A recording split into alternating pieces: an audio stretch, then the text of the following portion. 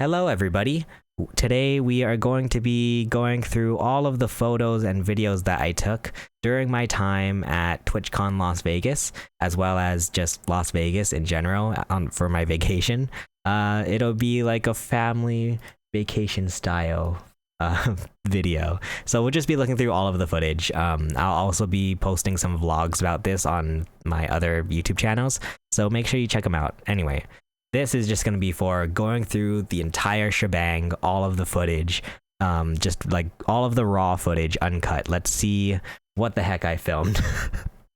I'm a little bit scared. All right, let's see what so this is day 1, October 17th, 2023. Oh wait, sorry, I lied. This is actually, this is actually October 16th, I want to say. Yeah, 16th. It was the day before we left. We had to go drop off the puppies. It was really sad. That was really sad. Aw. So yeah, we had to drop off the dogs to boarding. They stayed there a total of 16, 17, 18, 19, 20, 21, 22, 23. 8 nights, I think. Maybe, hopefully I counted properly, but I think they stayed in boarding 8 nights, and it was really sad. It's the first time they ever stayed in boarding overnight, so I felt really bad for the puppies. Luckily, the boarding place that we went to, they had like a live camera that you could tune into, so we were like oftentimes just watching the puppies on the camera. And it looked like they were doing fine. The people, when we picked them up, the people said that they did fine. So, that was nice. Yeah, very sad though. This is the morning that we left. So this is actually October 17th now. Our flight was at 7 a.m. Hawaii time, I want to say. Right before. So funny story. So yeah, it's 4:50 when I'm recording this clip. Funny story. Right before, the night before we left, I decided that it would be the best play to stay up late so that I could be tired in the morning and then fall asleep on the plane. So I was like, okay, I'll try to stay up as late as I can, maybe like 2 o'clock in the morning before we leave or something.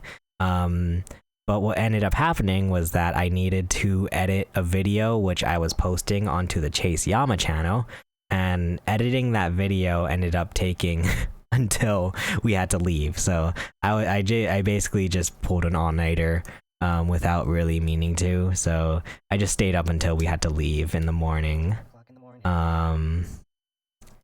And this is my fit check. Fit check for the airplane. I wore a Coca-Cola t-shirt. Oh, so also worth noting here too. So actually in this clip, so right before I left for Vegas, I got some kind of a cold or something. I had like congestion in my throat and like coughing.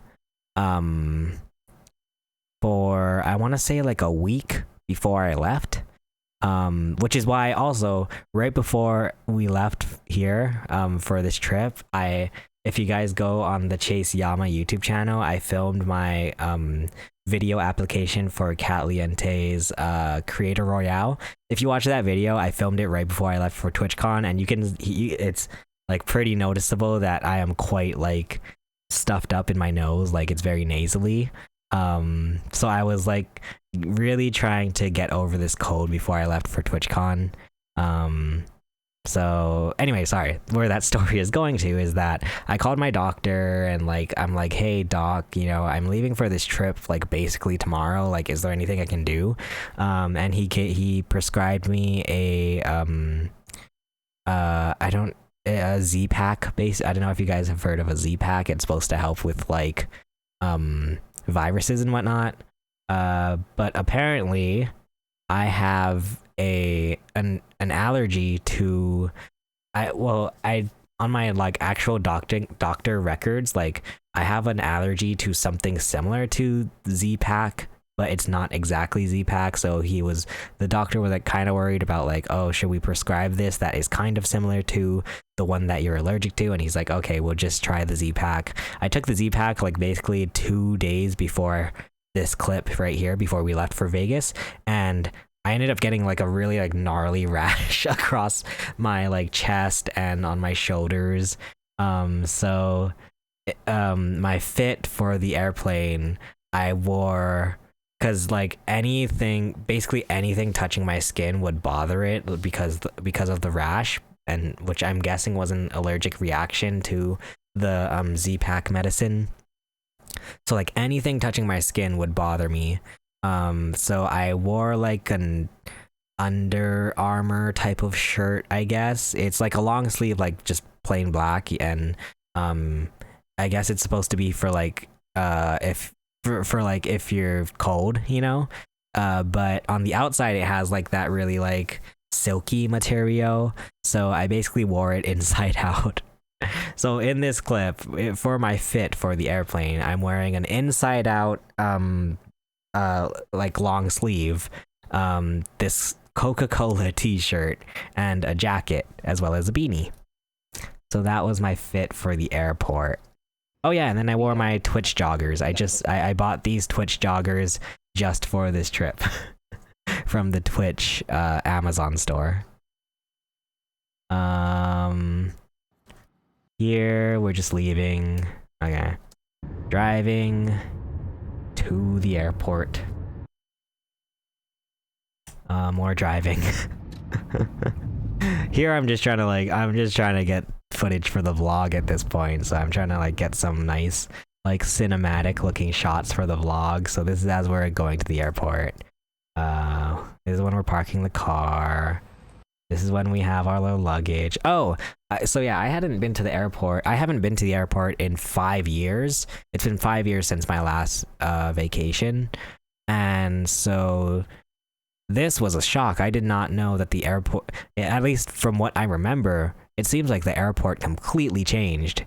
Like it's like a pretty like classy looking airport, which I'm not used to. Sorry, also. Excuse me, sorry. But yeah, we basically watched the sunrise. I'm trying to think if there's anything interesting that happened in the actual airport. We went through security. I will say, going through security at airports is the most stressful thing in my life. I hate going through security in the airport. Yeah, it's just so stressful. I hate it. So, and like luckily in Hawaii, what I will say in general, I guess, is that most people in Hawaii are pretty like understanding. So like, even like the TSA agents in Hawaii, for the most part, like they're fine. Like the lady that was like helping me with my security stuff, I mean, she helped me, but she was still kind of like, I don't know. I feel like there must be some kind of like a clause on TSA agent applications where it says like that you must be just like grouchy and like, very rude. But luckily the Hawaii people were like okay, which I think is probably a lot to do with the fact that it is Hawaii, where a lot of times people are a lot more understanding. So for me, what was worrying was not the Hawaii security, but the Las Vegas security, which we will get to later on in this video. But anyway, here's us waiting for the airplane. Yeah, we're just waiting at the gate here. This is us going on to the plane. So, funny story about our plane experience. Mama Chase had a bunch of rewards points. Had like a bunch of rewards points saved up for Hawaiian Airlines, which is the airlines that we took. And so she used her points. Since it was just me and Mama Chase, she used her points to upgrade us to first class, which was like wild because it was my very first time riding first class at all. So I was interested to see what the first class was going to be like. There's going to be a vlog on the ChaseYama Plus channel where I talk all about it. But yeah, so this is us walking up to first class.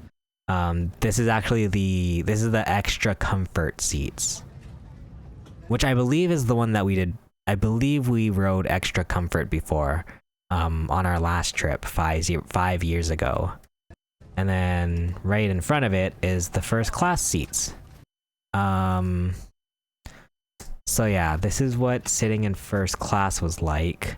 They served us, you could get like a bunch of cocktails or guava juice. I got guava juice. But yeah, so, sorry, there's a lot to unpack in this picture. First class was pretty interesting. So that's a footrest. I was not tall enough to be able to reach the footrest, at least in the sitting position here. You have a cup holder on the bottom. There's also, if you guys kind of look carefully by the water here, like over here, that's a USB port where you can like plug in your phone. And yeah, there's the oh wait, there's me. But there's the outside of the plane. Look at me go. Oh, actually, you can kind of see here. So funny story. I'm also I have a lot of sensitive parts of my body, but like I hate wearing the regular, like, what is it, M95 or whatever, something 95 masks, where the strings really pull on my ears. I have really sensitive ears. I have like a weird like thing with my ears, so I basically had to double up masks. I have the regular whatever 95 mask with a cloth mask on top of it and held together by a bobby pin. Now you might say, why don't you just wear one cloth mask? Because I don't like the feeling of the cloth mask inside of my, like, touching my face. I don't know, that also is like a weird like triggering thing for me. So I need the paper of the cloth mask touching my face, but the outside of, wait, no, sorry, the inside, the paper of the whatever, the M95 mask touching my face, and then the cloth outside going around my ears. Oh wait, also, it's not even going around my ears. I ordered these things on what was it, Etsy. I ordered these things on Etsy where you can put it on your glasses and then you put the mask on top so that it doesn't have to even come in contact with your ears. That's kind of cool.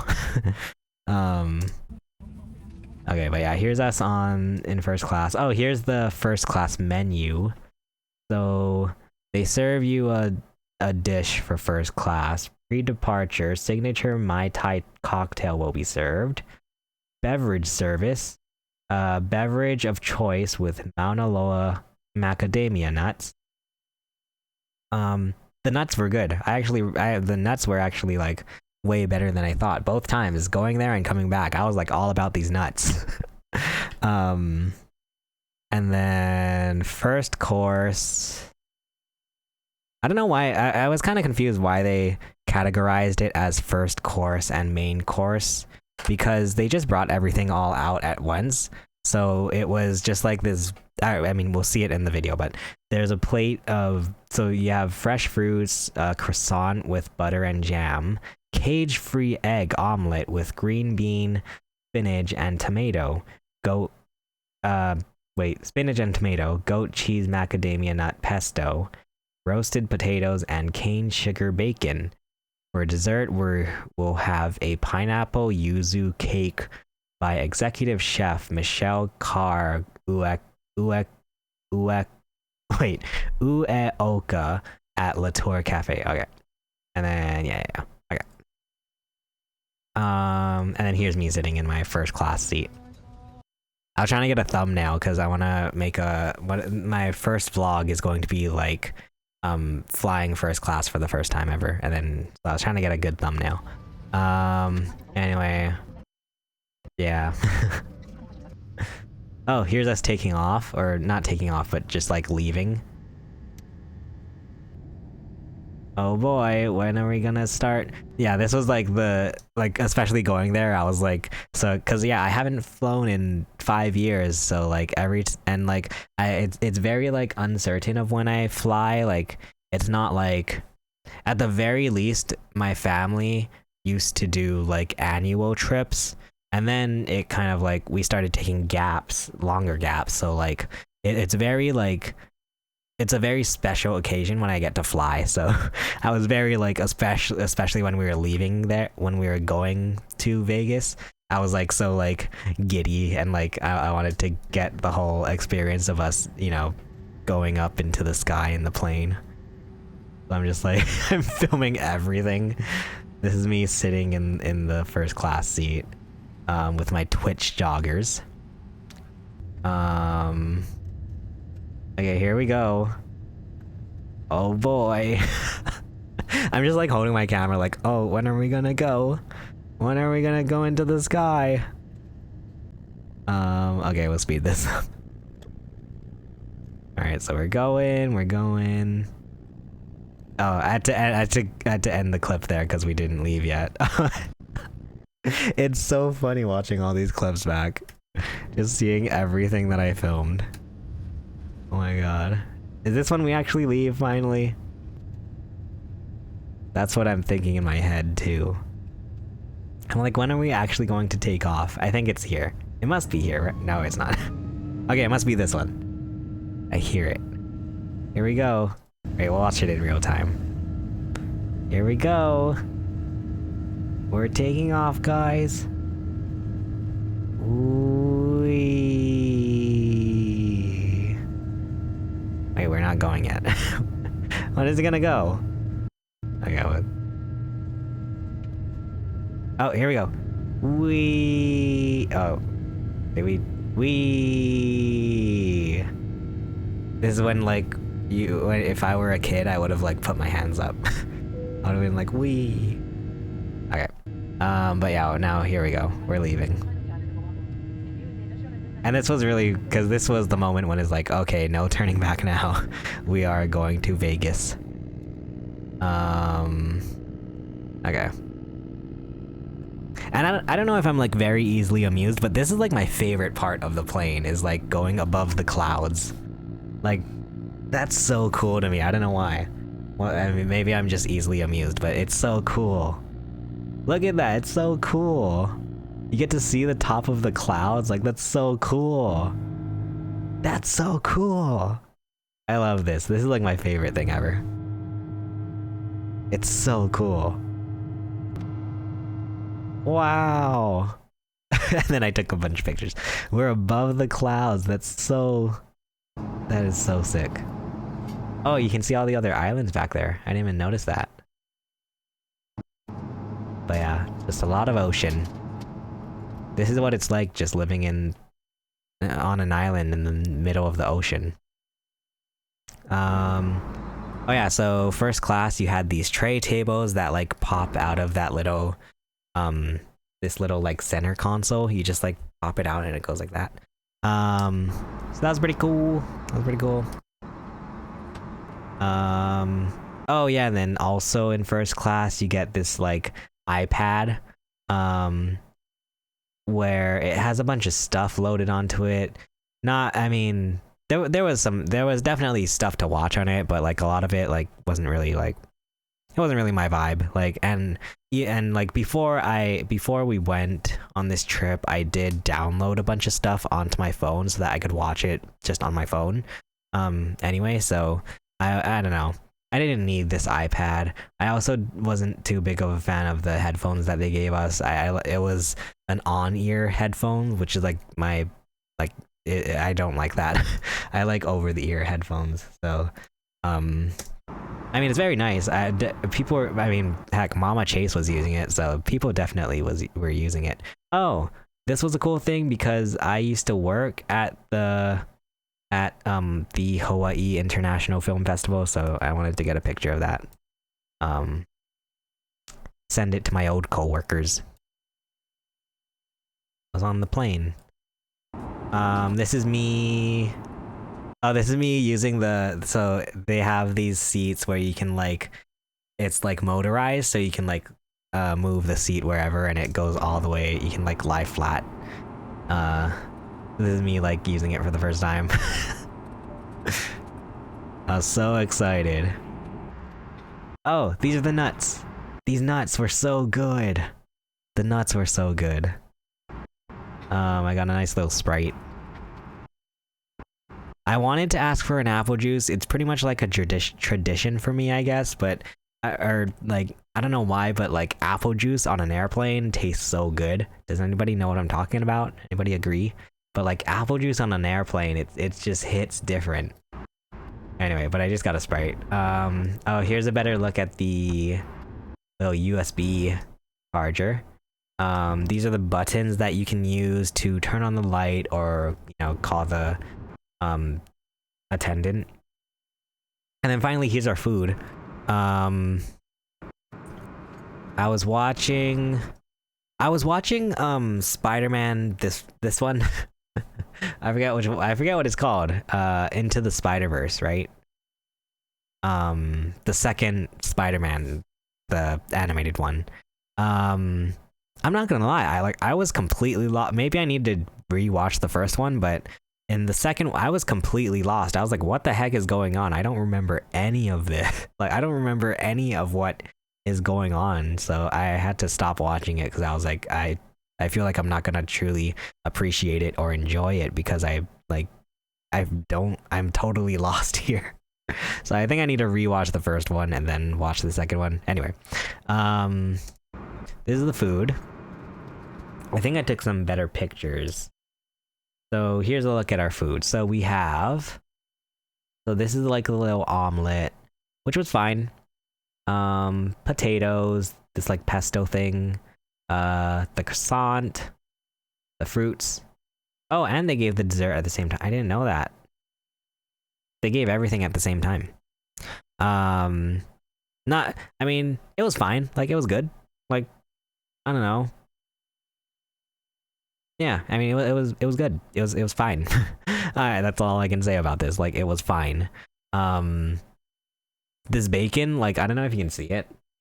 I'm not gonna lie, I was not about this bacon. It was, like, there were parts of the bacon that were okay, but, like, if you, I don't know, I hate, like, chewy bacon. Like, a lot of this is just, like, straight up fat, and I don't like that. The omelet was, like, fine, I guess. It tasted like, actually, the best way I can describe this is, like, it tasted like fast food breakfast. Which, you know, if you're really, like, looking for breakfast, is fine. And, yeah. There we go. Oh, I filmed so this is a video that I'm gonna be posting onto the ChaseYama channel. I wanted to make a video about, like, Switch games that you can play on the plane, so I was doing that a lot. Mario Wonder was, like, about to come out. So yeah, here, we can skip through all this because this is gonna go on the ChaseYama channel. But yeah, I ended up playing my Switch on the plane for a little while.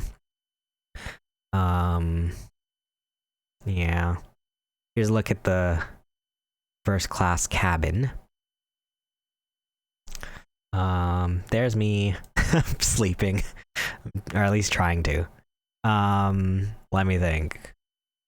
I was trying to go, so for me, Scott, funny story, Scott the Woz is like my sleeping, like, tactic. Like, whenever I need to go to sleep, I turn on a Scott the Woz, mainly the, like, Scott Stash channel. I'll turn on one of those videos and just kind of, like, put it by my ear, and then I'll, like, go to sleep.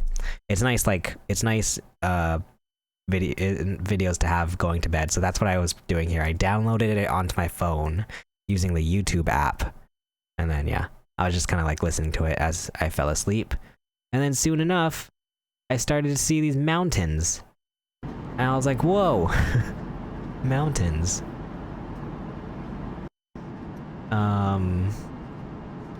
Yeah. Oh, I was trying to film this. Shoot, it kept focusing on the glass, but you can kind of see it. There was like a thing down here, and I was like, is that like an alien? You know, like, is that like an Area 51? Like, is that like an alien thing? Because it was just like in the middle of nowhere with all these like deserts and mountains, and just like this like patch of grass that with like a building. It's like, is that like an alien thing? Anyway, here we are. Here's the plane. Yeah. Ooh, and then we started seeing some highways or whatever. Are these highways or freeways? And then there were like little cars. They look like little ants. And then I think that's a train. I was like, that's a long heckin' train. I've watched a lot of Thomas the Tank Engine. I've never seen a train that long. That's a long train. And then we started to see more stuff, and like I'm just like, I'm getting all excited. So we're like getting closer. So I was filming a lot here because I'm like, oh, when are we gonna see the strip? Where's the strip?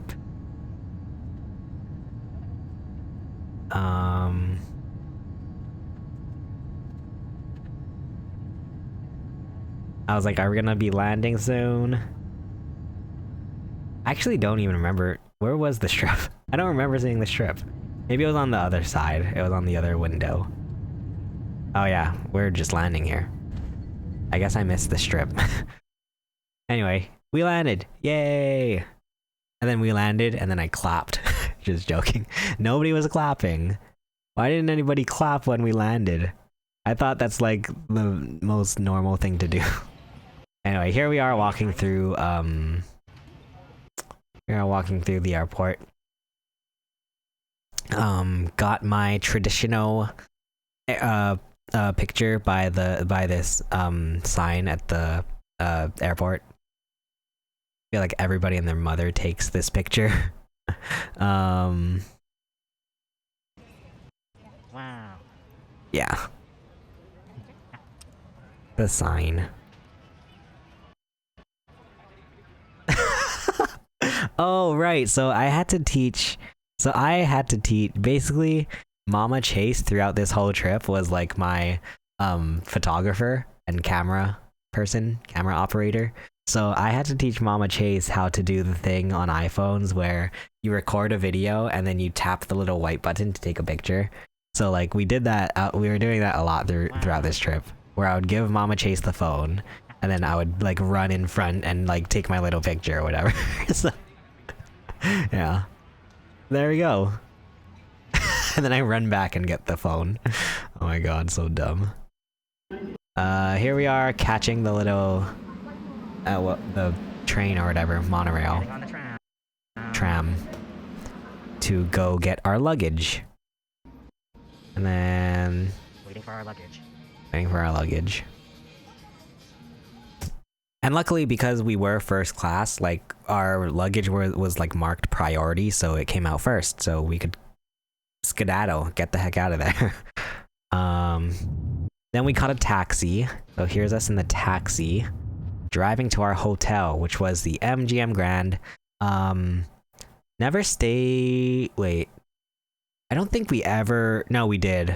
We had to stay on the strip one time, but we usually don't stay on the strip. Whenever my family went to Vegas, we usually stayed at the Golden Nugget.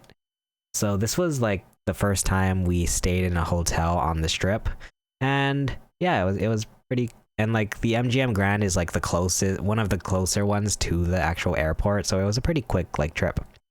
Very nice. Here's the MGM Lion, as is tradition. What's going on? This is us walking to our hotel room. Right? So, oh yeah, funny story. So, here, funny story about our hotel situation. So, I used the MGM app to book our room and to get the tickets. Like, I used the MGM app to sign it, to check in. And so when I checked in with the MGM app, it gives you like a digital key so that you can just hold your phone up to the scanners or whatever, and then that's your key for your room. And so when I checked in on the app, it said like your room is on the 3rd floor, I think it said. On the 3rd floor, and it's whatever room. So I was like, okay. So I was like, okay, cool. So 3rd floor, room 17 or something. So then we walk around. First off, we have to walk around this hotel and find out how the heck to get to the rooms. It's like a maze in here, trying to get to the elevators. We walk a bunch and then go to 3rd floor, go in the elevator, and the elevators require you to use a key to press the button to your floor. So I hold up my phone to the little key scanner, and then it beeps red, and then I can't like press my room floor. So I keep like doing it. I'm like holding up my phone, pressing the room key, and then it's not or the room floor, and it's not working. So I'm like, what the heck is going on? And I'm like freaking out because we're just standing in this elevator, you know, taking up one of the elevators, like trying to get this stupid mobile key to work. And then we have all our luggage. We have like 3 suitcases for just the 2 of us, and then like we're carrying it around and everything. And then so I'm like, okay, let's go. I gave up, and I was like, let's just go back to the front desk and talk to the people. So we get in line, and then I once again check the MGM app, and then all of a sudden our room changes. Now we're on the 18th floor, room 317, I think. And I was like, what the heck? Like I literally opened the app and it changed right in front of my eyes. So I was like, what the heck? Like, no wonder it's not working, because this isn't our floor or our room. So we get in line anyway, and then I asked the guy for physical keys, which, I mean, that was the play. Like, if you're watching this video and if you're watching the stream and you're going to MGM, just get the physical keys. Like, as futuristic and cool as using your phone as a room key seems, it's not worth it. Just get the physical key, because then once we got the physical key, it just worked. Like, it just worked, and like we were set for the whole time. So that was just ridiculous. But yeah, it eventually sorted out after walking like 10 bajillion miles throughout this goddamn hotel. And apparently MGM Grand is the biggest hotel, so like it was not a short walk at all. Anyway, now we're going to our room. Let me see if I actually did I record the inside of the room here?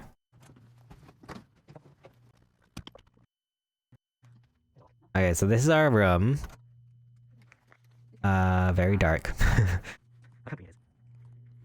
Yeah, so this was like interesting because so I didn't realize this until I saw. So yeah, if you know the MGM building, you'll probably know that it's just like this big green monstrosity. And so at first here I was like, oh, so the windows are green, that's weird. Like you have just the green, like this feels like my room back at home. That's literally what I said. I was like, this feels like I'm back in my room at home with green walls. And we have this green window. But apparently, at least from what I saw, once I looked out the window, it's just green lights pointing upwards. So it's just kind of simulating a green building. It's not actually a green building, it's just, yeah. That was pretty wild. Pretty wild. Oh wait, oh, and then this is when we left. Okay. But yeah, we had 2 beds, one for me, one for Mama Chase. Yeah. And it's a pretty like bare bones basic room. Like it was fine. And then we went to get dinner. Because at this point it was what? I forget what time it was. It must have been like 8 o'clock. But yeah, so we walked right outside of the hotel. This is us on the strip. The MGM Grand is right across the street from New York, New York. So we decided to go get Shake Shack. That was on like our list of like the restaurants that we just had to go to, because we don't have a Shake Shack here in Hawaii. So we were like, we have to go to Shake Shack. And luckily, the Shake Shack was at New York, New York, right across our hotel. Sorry, my butt is hurt. Okay, so yeah, walking across the street to New York, New York. And yeah, I got to play tourist for a little bit here. Like, this was really like cool to see. You got to see like the strip. And like it's like, you know, a bunch of lights and stuff. I love lights, like I love LEDs. So I was like very just overwhelmed and overstimulated. Yeah, this is me playing tourist in Vegas.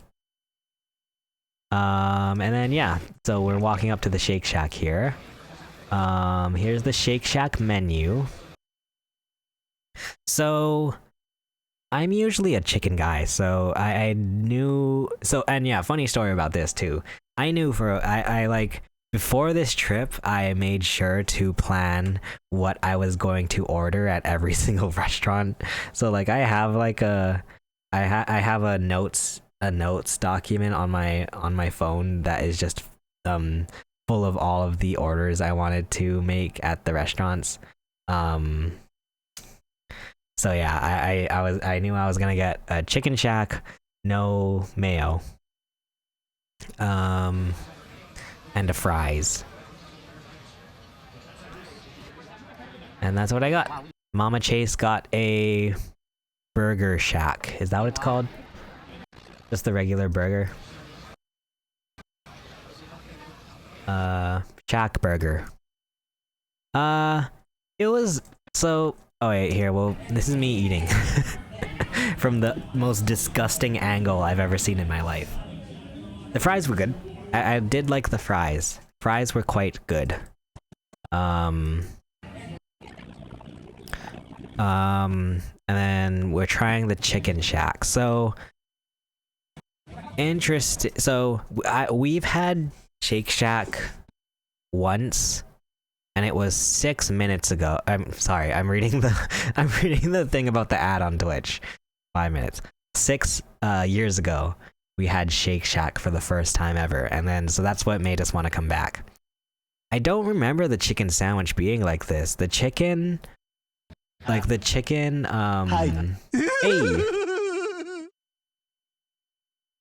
two-way grain. Thank you so much for the follow. Thank you. Super duper appreciate it. Thank you. Hope you're doing well. Yeah, this time the Shake Shack chicken was a little bit different. I don't know, it was a lot more, what's the word I'm trying to look for? It was a lot more like battery, I guess. Not battery like a AA battery, but like batter. It had a lot more batter on it. But it was like the chicken itself was actually totally cool. Like it was good. Very good. And then the fries were good. Yeah. Shake Shack. Oh, and then I asked Mama Chase to take pictures of me eating, but like it turned out so bad. Just terrible pictures. Oh my god. And then what did I get? I got a ginger ale, I think. Got a ginger ale. This was right outside the Shake Shack, and it looked really pretty. And then we went inside Hershey's Chocolate World. Which, not gonna lie, was quite like underwhelming. I thought it was gonna be like a whole cool thing, you know, like the M&M world. But Hershey's Chocolate World was not as cool as I thought it would be. Anyway, so now we walk back to the hotel across the same bridge. I'm just I like watching this at double speed in fast motion. Cause it's so dumb. I'm just like looking at everything and zooming in. It's so dumb. Anyway, this is the bathroom tour. Do I have anything to say about the bathroom? Oh, let's talk about the shower. The shower in the MGM Grand, not good. Because you would turn on the water and then you would get like literally just like a sprinkler of water, like just a sprinkle, a very soft sprinkle. And then, so, you know, obviously you would turn the handle more so that you would get more pressure from the water. But then the water becomes like scorching hot and you're like burning yourself. So there you would either have like, you know, regular temperature water, but it's just like dripping out of the thing, or you get like, you know, actual shower pressure, but it's burning hot, so it was, yeah, not a great shower. Thumbs down for the shower. Anyway, what is this? I think this is just me saying that we're going to bed. Okay. Oh wait, this is edited pictures. And yeah, so that brings us to day 2. Jeez, we're an hour into the stream and we're only on day 2. October 18th. Okay. There we go. So October 18th was our first full official day in Las Vegas. And we did not wake up until I think it was like 10 or 11 o'clock in the morning. Like, we were tired. But yeah, the sun was out. Like, this is what our view looked like during the day. It looked pretty cool. I don't know. Very cool. I'm trying to think like what we did. Oh yeah, of course I took pictures. Oh, this was the day Mama Chase likes to do stuff in downtown Las Vegas. So we had to take a bunch of Ubers, which was quite expensive. It was quite expensive to take a bunch of Ubers everywhere. But we did, so we took some Ubers. This is us taking an Uber. So the first place we wanted to go to was, what is it called in downtown Las Vegas? Fremont Street, right? Anyway, wait, here. So we're driving. So yeah, Fremont, right? Fremont Street. My mom likes to go to this beef jerky store every time. I don't know the history of this beef jerky store, and there are a couple beef jerky stores too. I think they're like Hawaii based, right? Does anybody know the history of beef jerky store? I think it's like a Hawaii thing because they had a lot of Hawaii stuff. So yeah, and obviously they have a bunch of beef jerky here. Yeah. Oh yeah, so they had like some Hawaii stuff, like Spam. Like, they just Spam. Here's Spam for $5.50. You have a little musubi maker. I don't know. I got pretty excited. I was like, Spam, that's like the one we have that's like what we have at home. We have Spam at home. So yeah, that was pretty cool. I do like Spam. Oh, and they had Aloha show you all kinds of stuff. They had these card cookies, which I always used to get as a kid. It was like my favorite thing ever. And then we start going on to actual Fremont Street. And it has like the big thing in the on top. Is always like really cool. Yeah. They have the like zip lines that like people come down on every so often, which is kind of cool. This is us just waiting at the stoplight. Oh, and some random person walking across. Cool. Yeah, the thing in I really like the ceiling. It's really cool with the lights or the whatever. Oh, and then I don't know. I thought this was interesting. Pink Box Donuts, because there were a bunch of signs all over Vegas about this place. And then I don't know. I just thought the presentation was kind of cool. Like it's like a pink donut. Like that's kind of cool. We ended up going there, but I didn't end up getting anything. Oh, also what happened in this, so sorry, first off, possible content warning if you're kind of squeamish about like gross things. As we were standing here at this particular crosswalk, there was a homeless person eating the food off of this trash can. You can kind of see there are some fries here. There was a homeless person eating these French fries off of this trash can. And there were also some police officers around, and they told this person, stop eating the trash. And then the homeless person got all mad, called one of the officers the N-word, with a hard R, and then walked away, which was honestly quite scary. It was like, oh no, I was like kind of scared. Not gonna lie. Anyway. And then, yeah, this is me getting a picture with the little downtown Vegas thing. Oh, and at this point we had gotten our jerky, and it has the Hawaii Islands on there. Yeah. All right. What is this? What am I recording? Oh no, this is Mama Chase taking the pictures with the video. That's funny. Okay, and then we're catching another Uber. Where are we going? I'm guessing, I think we're going back to our hotel. Oh no, wait. Oh, maybe we did. I think maybe we went back to our hotel, dropped off the jerky, and then went to Trader Joe's. We caught another Uber to go to Trader Joe's. Because yeah, once again, we do not have Trader Joe's in Hawaii. What am I filming here? What's going on? Wait. Why is... Sorry, all this footage might be out of order. I did film some stuff in Trader Joe's, but it was like, I had to be very like discreet about it, so I didn't want to include that because I think the footage is all just like shaky and stuff. I'll have to try to fix it and put it in the vlog. But yeah, we went to Trader Joe's, bought a bunch of food to bring back home. And then, so now we're going to the... Sorry, also this is the wrong way, but we're going to the monorail. So that was another thing. Since neither myself nor Mama Chase wanted to drive in Vegas, because it seems scary. It seems scary to drive in somewhere where you're not familiar with.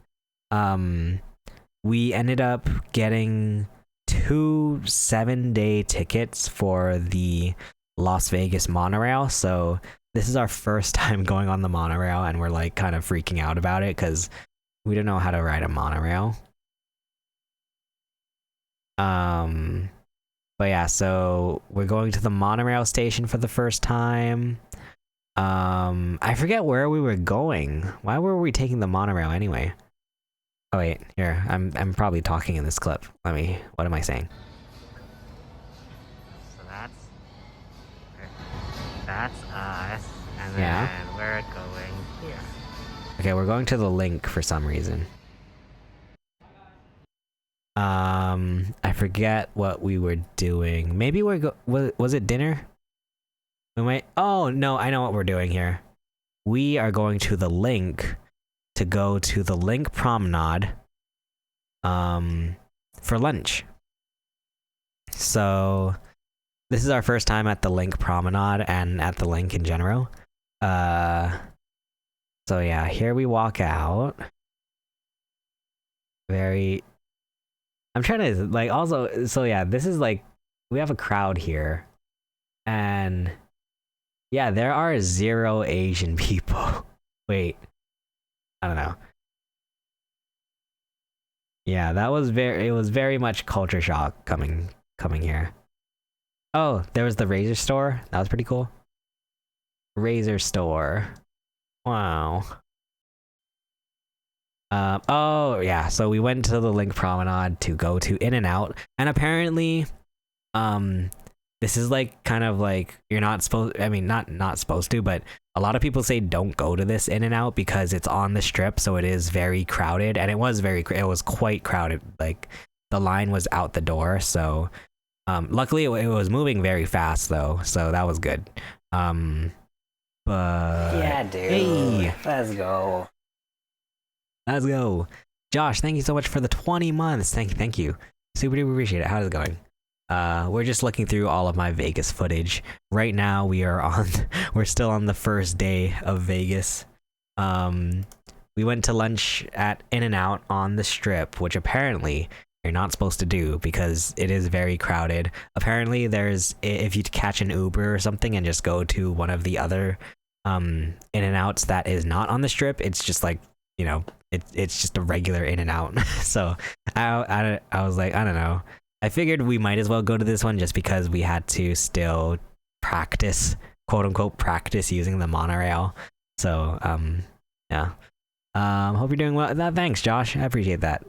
Hope you're doing well as well. But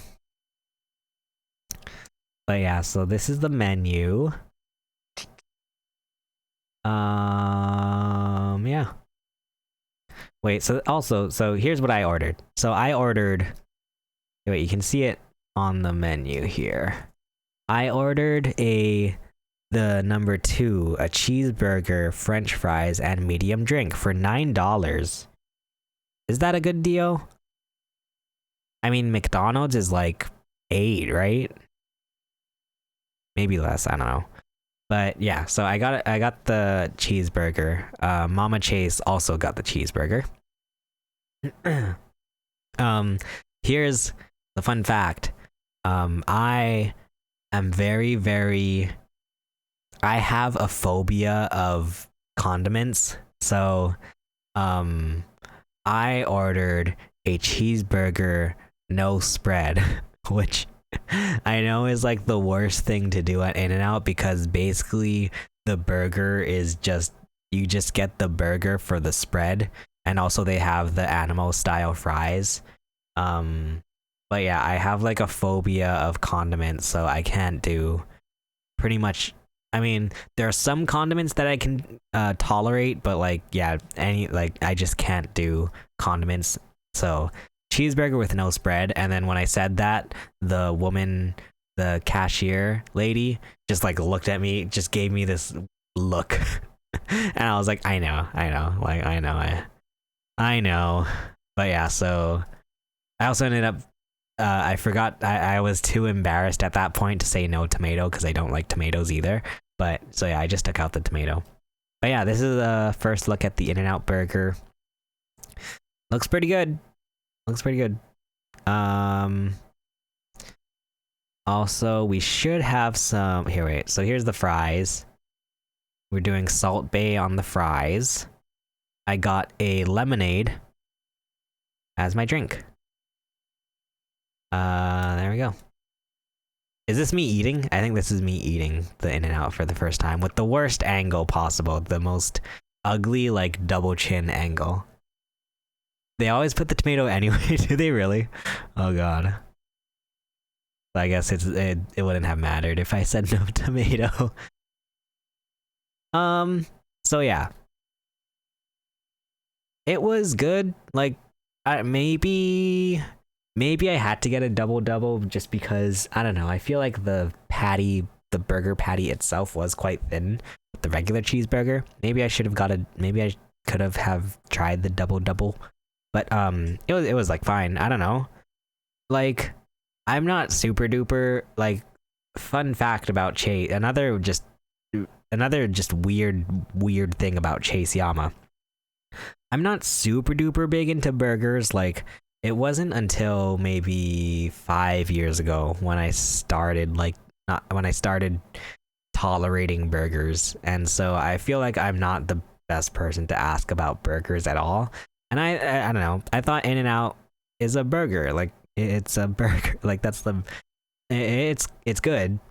But yeah. The one thing I can say, Jesus Christ, these fries are terrible. When people who say, and I know like In-N-Out gets a bad rap for their fries, and like, yeah, these fries are terrible. Jeez Louise, it's like eating cardboard. Like, for the most part, I feel like the fries are tolerable. They're like fine as a side for your burger, but especially like I feel like you have to eat it hot. Kind of like what fries are like that? Kind of like, I want to say Five Guys, or no, kind of like what's the chicken place? Shoot. I'm thinking of a chicken place. Wingstop. I don't know. Wait, is Wingstop a regular thing? Wingstop fries, you also have to eat when it's hot. In-N-Out fries, definitely you have to eat it when it's hot, I feel like, because once it goes cold, that's when you enter that's when you enter Cardboard City. I mean anywhere in general. I always ask for no tomato, but it seems like no matter where you go, they always add it regardless. Aw. That's so sad. I feel like for the most part, when I ask for no tomato, they usually take out the tomato. At least, I mean, the only place I can think of, well, actually no, I think Jack in the Box I asked for no tomato, Wendy's I asked for no tomato, I think McDonald's I asked for no tomato. But yeah, that's so sad. Maybe they just know. They must know. Like, if Josh comes here, just troll him with the tomato. The tomato gods are following you. Crystals has horrible fries. I've never heard of Crystals. What is that? Crystals? Crystals.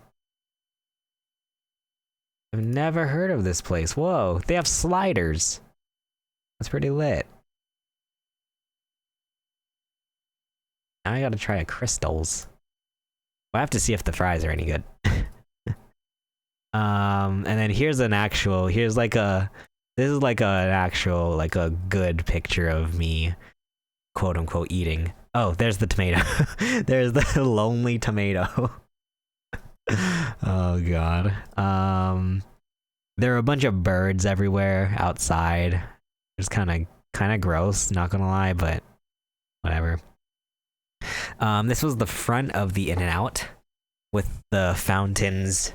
So I think it was the Link Promenade where I was reading before, because yeah, I was prepping as much as I could before this trip. Like, I was doing all kinds of research and stuff, and then I read, because I wasn't sure if we were gonna go to the Bellagio fountains, and then I read online on the Link website that they were like, oh, we have fountains, we have like a fountain show, and I was like, oh, okay, cool, maybe we can go to the Link fountain show instead of the Bellagio fountain show, and then it's this. So I'm glad that we didn't settle for the Link fountain show, because this was, I mean, they are in fact fountains, but you know, it looks like it's like a pool.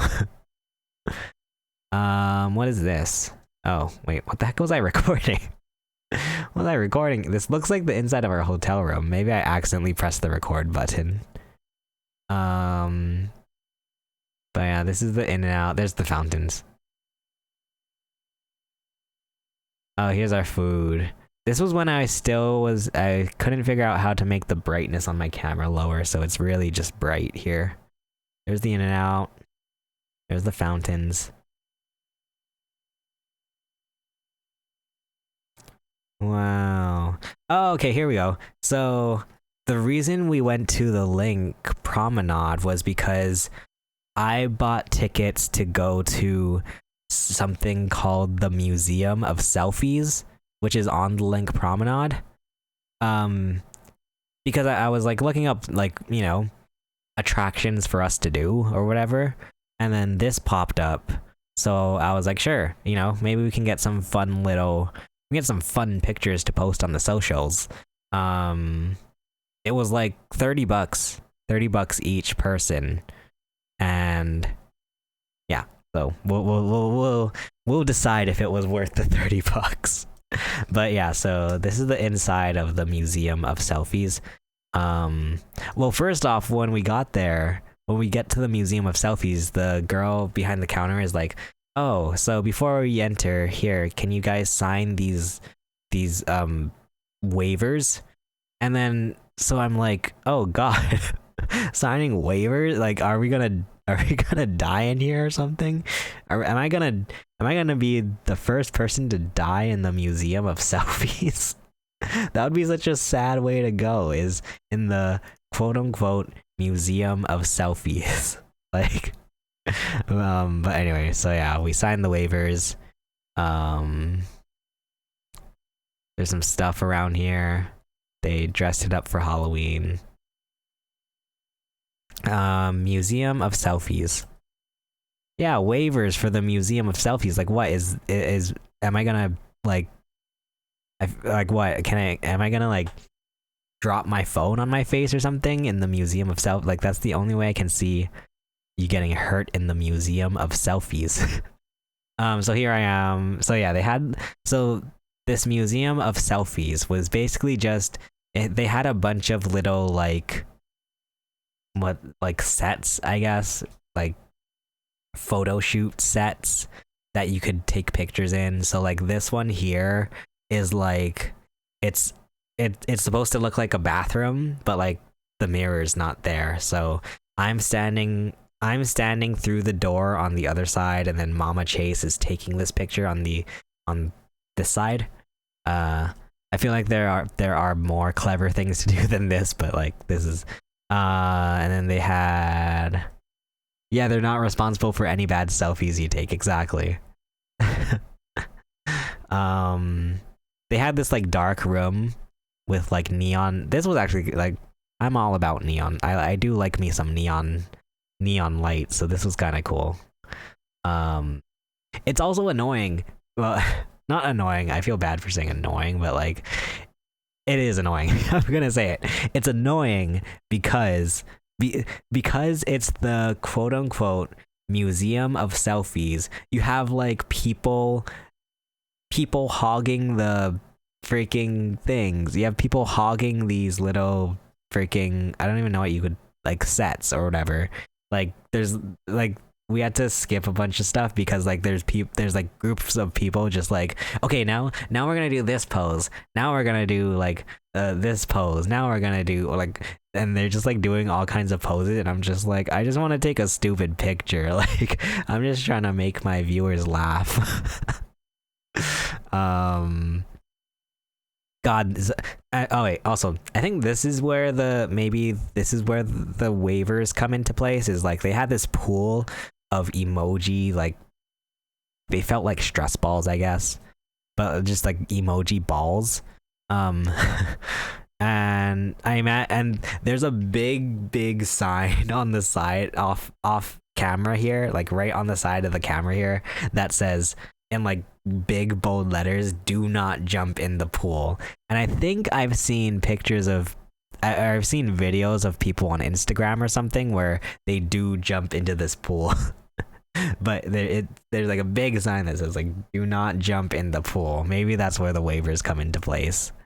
But yeah, so I took some like I don't know, I took some pictures, and I was like so like scared, not scared, but like I was just like, I was so just over this emoji pool, just because like, first off, look how like discolored these emoji balls are. So like I was like, there's probably so much disgusting crap literally in this emoji pool. I wanted to get out as soon as possible. So I was like, hey, Mama Chase, just take the picture, and then I'm gonna get the heck out of here because this is disgusting. There's that. They have like some little like signs that you can take pictures to. Yeah. There's this chair. I think it's supposed to look like Game of Thrones ? I took some stupid pictures in here. There's this one where it's supposed to look like you're flying on an airplane, I guess. They have like, you know, the infinity room that you see everywhere and everybody posting. We didn't know how to do it. I couldn't figure out how to get a good picture in this room. I don't understand how people do it. Like, because there was no place where you could stand with the phone or the camera where it wasn't visible in the mirror. So like, I couldn't figure it out. I don't know how these rooms work. It's like magic. It's like Chris Angel type of stuff. Sitting on a bench. Oh, and then there were these like statues that are like gradually tipping over that I took a picture with. I thought it was kind of funny. I don't know. I thought this was kind of silly. Like, this was like, okay, now we're getting kind of goofy. It looks like I'm knocking it over. That's kind of cute. Okay, so this is the thing where the people were like hogging it. They were taking so many pictures with these stupid wings. And then I'm so short, if you look here at the bottom, I'm so short that I had to stand on a stool just for it to actually look good.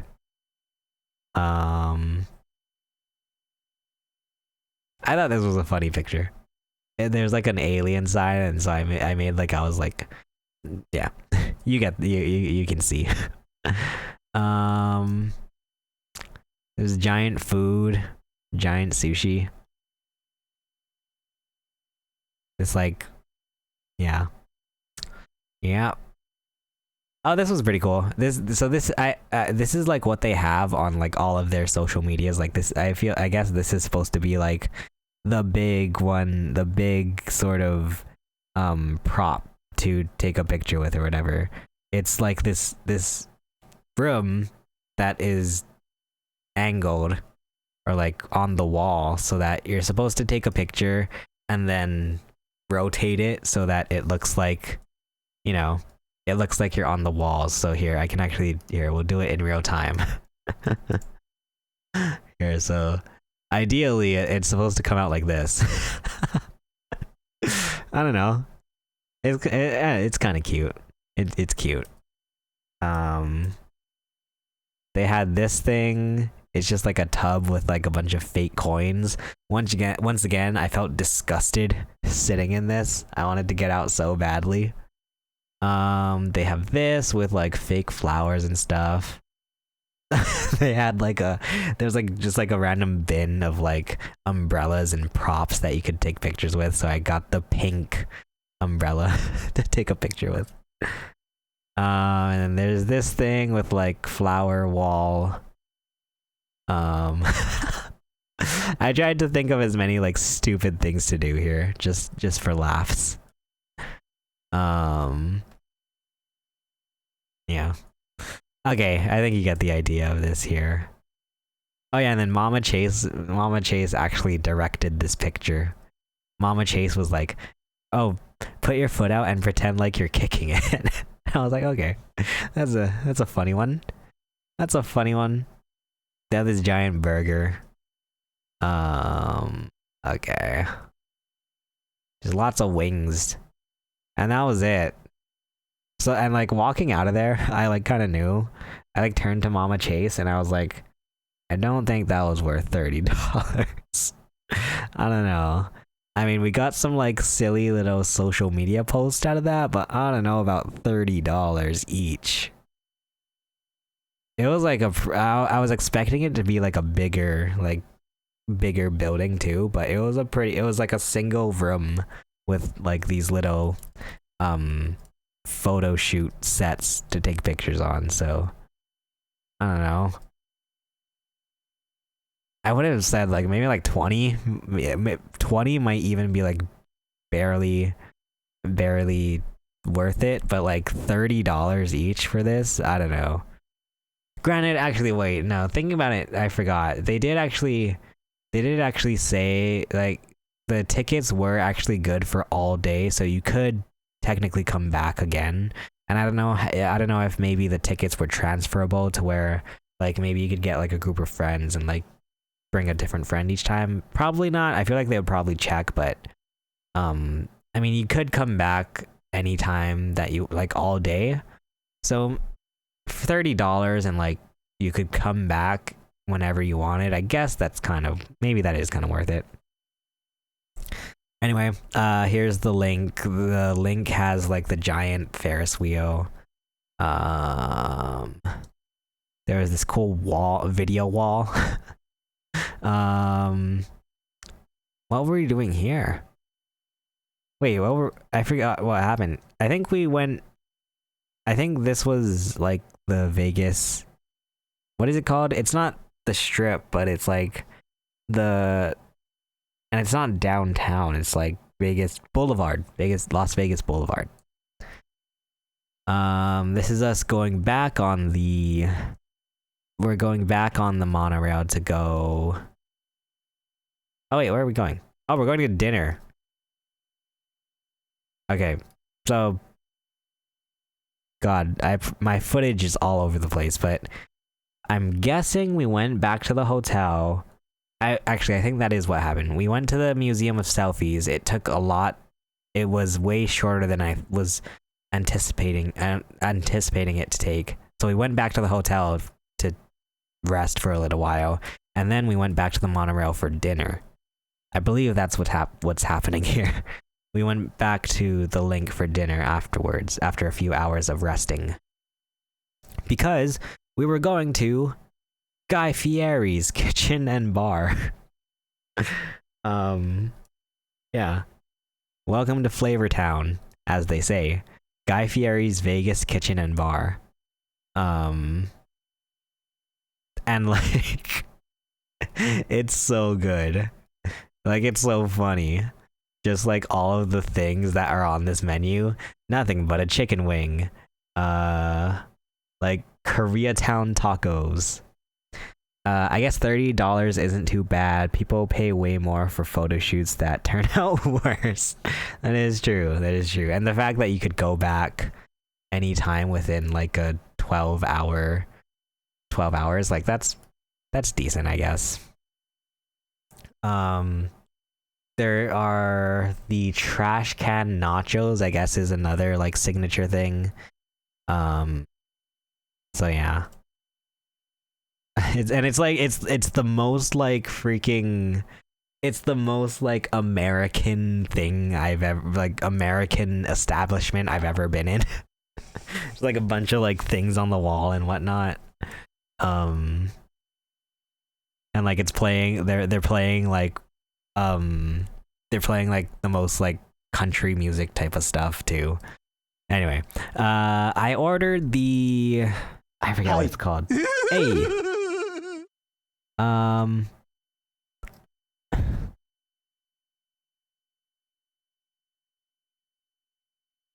gonna say Pinocchio or Pincio. I'm so sorry. I'm terrible with names. Thank you so much for the follow. Super appreciate it. Thank you. We're just going through all of my we're going through all of my photos and videos from Vegas for TwitchCon. So yeah, for dinner I had the Motley Q pulled pork, which is like this sandwich, and it's a regular sized bun, and it's a tiny pretzel bun on the top. Very weird, and it's like freaking like packed with this pulled pork, which I guess is good just because you get your money's worth for it, but geez Louise, was it a lot. Which, like, honestly was not the best thing, just because there was so much pork in there that the sandwich would just fall apart. Like, it wasn't even a sandwich by the time I was like nearly done eating. Like, by the time I was like halfway through with it, like it was not even a sandwich. I had to like eat it with a fork. Like, there's so much stuff inside. My brother paid like $30 for a couple of blurry roller coaster pics at Dollywood, so it can get a lot worse. Oh no, that's like my worst nightmare, to take pictures and then it's blurry or like out of focus. That's like my worst nightmare. And then this burger came with like, or sandwich came with fries, but it was like a medley of fries. Like, there were some like potato wedges, there were some waffle fries, and like I was like, wow, this is I'm getting a little bit of everything here here in Guy Fieri's restaurant. So yeah, it had like a bunch of pulled pork, barbecue, and coleslaw. There's me when I was done with it. Like, it had all fallen apart. Looking back at this now, it was pretty good. I think this was good. And then, since we were at the link, we went walking once again on the link promenade.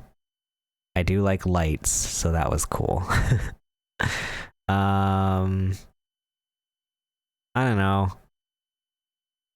I don't think we even bought anything. We just kind of like walked on. We looked at some of the places, but I'm not the biggest shopper. I mean, the only time I shop is when it's for video games. So that's the only time I shop is for video games. And then we went back on the monorail, back to our hotel room, I believe. Oh yeah, and then there was a Froyo place in the MGM Grand. So we got this frozen yogurt a couple times. This one was actually pretty good. It was actually like decent. This was cake batter. It was actually pretty good. It was pretty good. Nice little dessert. And then so that's that day. So that was day 2. Now we're on to day 3, October 19th, 2023, which I don't know if anybody's keeping track, but October 19th is one day before TwitchCon. So in the morning, we went to go get our TwitchCon badges. So here we are at the monorail at, gosh, I think, when did they open? I want to say they started giving out badges at 10 o'clock, maybe? I could be wrong. So we're here, like, in the morning, basically. Oh, this is when we saw the big sphere on our way there multiple times. So, like, we would always, like, pass by the sphere, the monorail, and there would be, like, different things projected on the outside, which was, like, kind of cool. Kind of cool. Yeah. Oh, right. So before we went to go get the TwitchCon badges, we went to go get breakfast. And the original plan... So, yeah, also I should mention, I made a whole itinerary because I was like, I want to make sure this trip actually works and it's not a big fat failure. So I made a whole itinerary, like I did all the research, I made the reservations, whatever. So before we went to go get the TwitchCon badges, the original plan was that we were going to go to Hash House A Go Go, which is a breakfast restaurant at the Link. Well, Hash House A Go Go does not take reservations.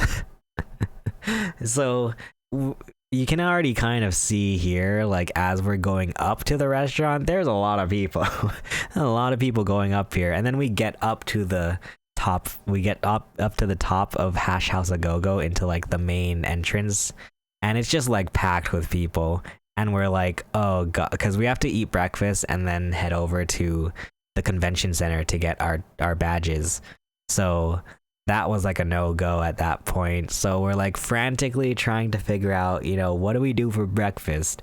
Because I don't think anything was planned. I believe the plan was that we would go to Hash House A Go Go, eat a hearty breakfast, and then wait for dinner. So we did not have lunch.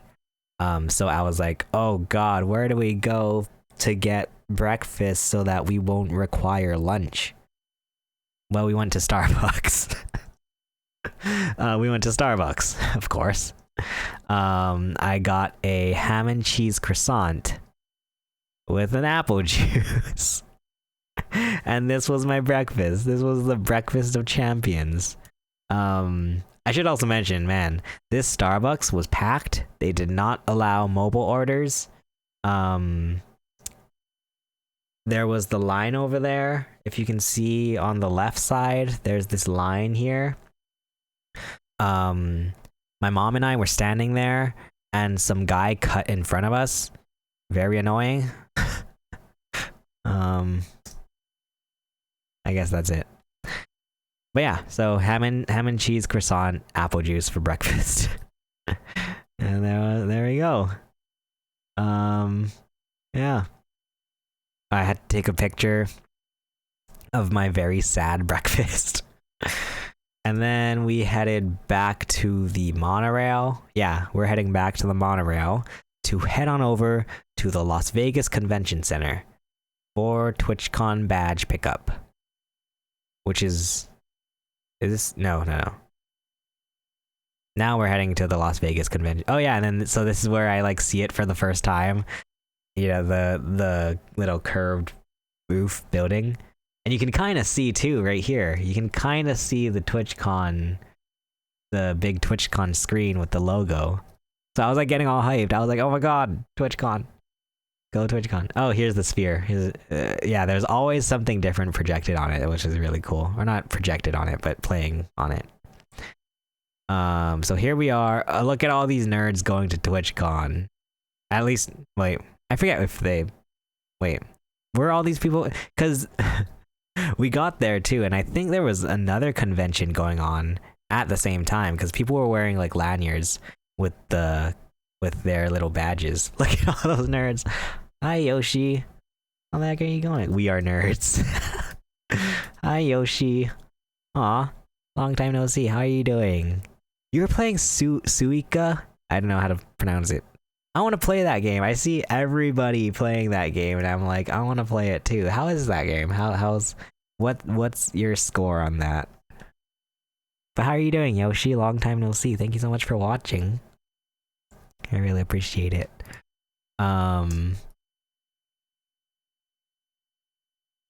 Oh, 2500?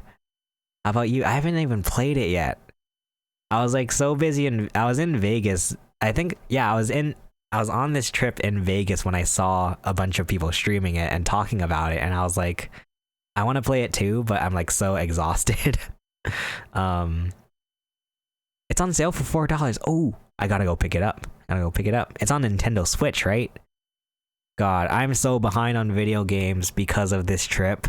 There was Mario Wonder, Spider-Man 2, and now Suika. So gosh, I have a lot of video games to catch up on. And yeah. But hope you're doing well, Yoshi. It's really nice to see you. But yeah, here we are on our way to TwitchCon. So yeah, the monorail station was actually quite a ways away from the actual, because TwitchCon was at the West Hall in the Las Vegas Convention Center. So it was quite a ways away from the monorail station. And so here we are. And then here's like our first look at TwitchCon. I got so hyped when I was like, oh my god, TwitchCon. Like, that's where I'm going. This way to TwitchCon. And yeah, look at all these nerds. All these nerds going to TwitchCon. What a bunch of losers. Just joking. Oh, and then this is when... Can you see it? Oh yeah, you can see it here, right by this little palm tree. You can kind of see the TwitchCon logo. And I was like, that's the one we're going. Oh my god, TwitchCon. I was so excited. And then TwitchCon take the loop to West Station. So yeah, I wasn't sure about this because I saw people walking to the convention, to the West Hall, and then but they also had this sign saying to take the loop, which so yeah, we'll see the loop here, which was like a really weird, really interesting thing at the Las Vegas Convention Center. Did you have fun at TwitchCon? Was it expensive? I did have a lot of fun. It was super duper fun. I actually forget how much I paid for it. I got the 3-day pass. I want to say, well, I shouldn't say, but I mean, I shouldn't try to guess. I want to say it was like what, 100 or 200 maybe. I forget. Let me try to find my TwitchCon tickets. How much was it? Oh, it was it was quite expensive. It was $230 for a 3-day pass. They also had single day passes for, if it was $230 for 3 days, it was probably like $120 for a single day. Did you go alone? It was me and Mama Chase, my mom. Me and my mom went to TwitchCon. And my mom was basically just my camera person, my photographer. It was kind of cheap flying, just worried about hotels. Oh, yeah. I don't think our hotel wasn't super duper insane. I think because also that was the thing about this whole trip too, was that I was so worried about something going wrong with it that I was planning this trip since like July or something. Like I was planning it really, really far in advance. So so our hotel wasn't too crazy because I booked it so early. But as the convention got closer, the prices did get pretty expensive. I think like because we weren't sure if my brother was also going to come with us.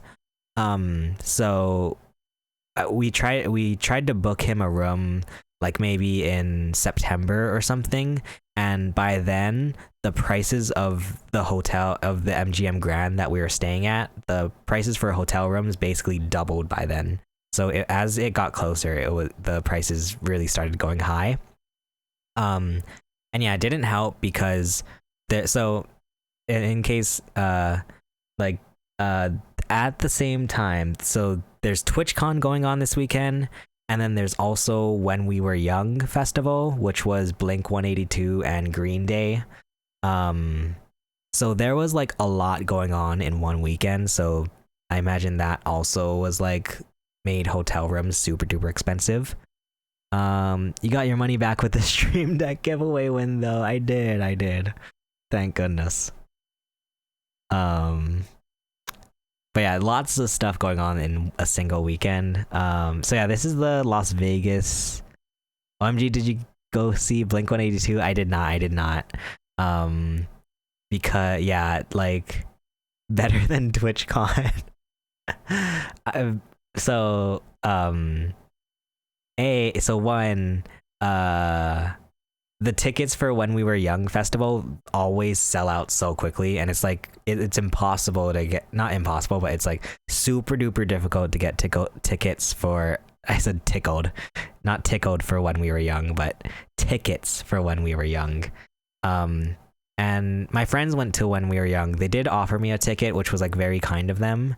But I said no thank you because I did want to like spend my time at TwitchCon. As much as I wanted to go see Blink 182 and Green Day, I figured I should just spend the time at TwitchCon, especially because I already like paid for the 3-day passes. So yeah. But I saw a bunch of people with like Blink 182 shirts walking around. It was really cool. It was a mix of TwitchCon people and When We Were Young, like, you know, pop, like punk people. Like it was really like a weird mix of people. Yeah, so this loop, Las Vegas loop, is basically just, so it's the station underground with a bunch of Tesla cars. So there's like 8 different stations of Tesla cars that drive you to different parts of the Las Vegas Convention Center, which was like really like crazy. At first, I wasn't sure if it was Teslas driving themselves or if there were people driving the Teslas. Here, we'll do a review. Is it going to be automated test? What are your guys predict? Can I run a prediction? Anyway, is it gonna be self-driving cars or is it gonna be someone driving? What's it gonna be, guys? It's someone driving. So yeah, you get in one of these Teslas and then you go in these tunnels. Well, it's like a freaking Disneyland ride because they go in this station and then they go through these tunnels. Sorry, I just spit on my microphone. They go from these stations and then they go into these tunnels, and then all of a sudden they just like slam on the brakes and you're going like 40 miles. You go from like 15 miles per hour to 40 in like 5 seconds, and it's like a Disneyland ride. But yeah, it goes through these tunnels in a bunch of Teslas. And then yeah, soon enough you're at the convention center. So yeah, there's like a convention center station for these Teslas that drive you around. And then so here's when I first get to TwitchCon for the badge pickup on Thursday. So I'm just like filming the outside of the convention center because I'm all excited. There are some food trucks, which was like really cool. I think these food trucks ended up staying at TwitchCon, like they were a part of the actual convention. Like they were selling food during the convention, which was like kind of cool. Oh, and this was when I saw these like pillars for the first time with TwitchCon on it. I got so excited. I posted on my Instagram stories standing next to it here. I took a picture with these pillars, and like that's how excited I was about it. Oh god. Oh yeah, and so yeah. This is when so this is just for the badge pickup. They made us stand in the sun, which was I was very surprised about. Cause you know, you hear about like you hear about like TanaCon where people were like fainting in the sun. So I was really surprised that they made us stand out in like the parking lot of the convention center to get our badges. It was also quite sad because I'm obviously an affiliate on Twitch, but Mama Chase obviously is just a community member. I mean, how funny would it have been if Mama Chase is just like low-key an affiliate on Twitch? But no, so I'm an affiliate, and then Mama Chase is a regular community member on Twitch, so we had to go in separate lines to get our badges. And like, you know, I made Mama Chase's Twitch account just so that she could get a badge. Like, she doesn't know anything about Twitch, and so she has to stand in line by herself in the community line to get her TwitchCon badge. And like, she doesn't know anything about Twitch. Like, she doesn't even know what her username is. I felt so bad for Mama Chase. Fancy Tesla ride to stand in the hot sun. Yeah, exactly. It was wild. Oh wait. I wonder if this is the guy telling us where to go. I'm affiliate, and she's the regular one. The regular one? Okay. You gonna go to the third one? She's gonna go to the fourth one. Okay, thank you. Uh-oh. I said, uh-oh. Wait, did your mom need the Twitch account? Yeah, so in order to get the TwitchCon tickets, you had to have a Twitch account. So you had to like sign into your Twitch account, and then you could buy the TwitchCon tickets. So you would have to have a TwitchCon account. Or sorry, a Twitch account. So oh yeah, so here's all the lines. So there's partner badge pickup, there's affiliate badge pickup, and then community badge pickup down there. Which I thought was really cool, or like really funny, because I was like, ooh, like as I was standing in line for my affiliate badge, I was like, oh my god, am I gonna see some like, you know, am I gonna see some famous partners in line as I'm waiting for my badge? But alas, I did not see any, at least not any Twitch partners that I knew. So yeah, this is us going into the lines. Our respective lines. And yeah. Okay, so 11:30. So it must have opened. Oh yeah, I think it opened at 12. Also here, so you can get an idea of what we're dealing with here. So it's 11:30. The badge pickups open at 12, and it's 83 degrees in the sun. And then so yeah, here I am walking into my line. And so we have to wait for 30 minutes in the freaking hot sun. Yeah.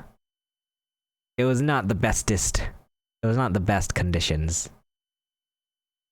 And I mean, from what I heard, I think people just like could walk up later in the day.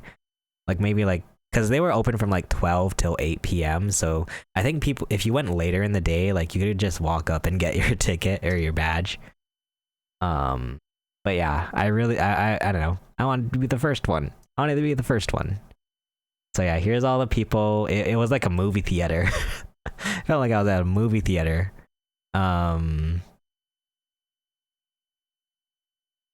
Oh, this is, alright, we should turn on the sound for this, because I think this is when I'm going into line.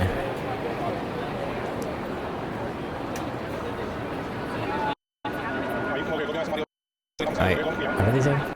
You come over here, go behind somebody over there. Okay.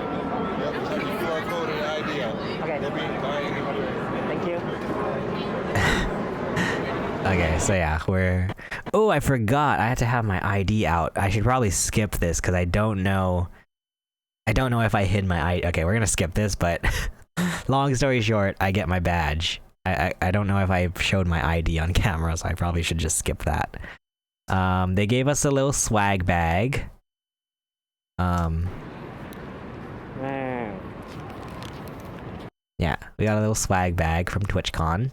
There's my badge. ChaseYama affiliate. Wow, they even did like capitalization, which was kind of cool. But yeah, got my badge. So this orange, like reddish orange one meant 3-day pass.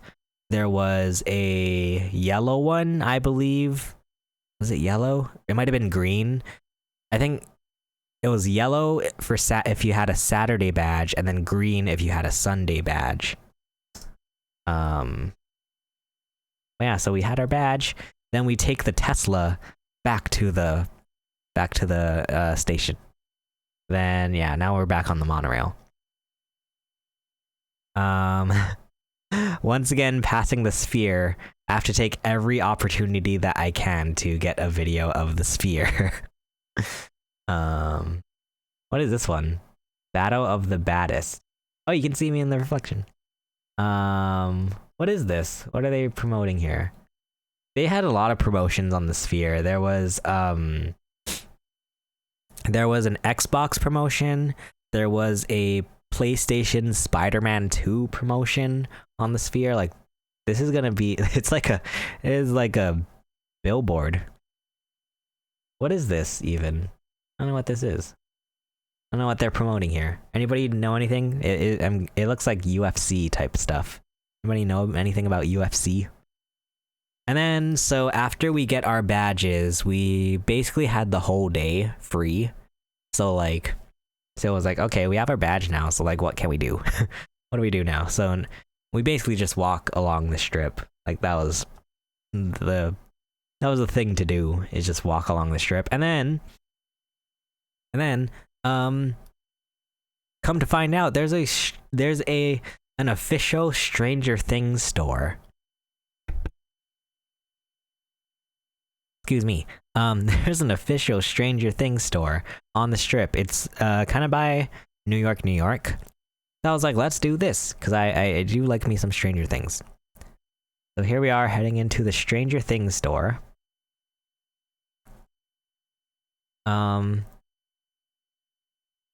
Wait, is that girl looking at me? Looking at me. Okay, good. And then right off, yeah, it's really cool. So right off the bat, they have some like photo ops. So there are these two giant Funko Pop figures, 11 and Eddie, and then there's the bikes on the right that you can take a picture on.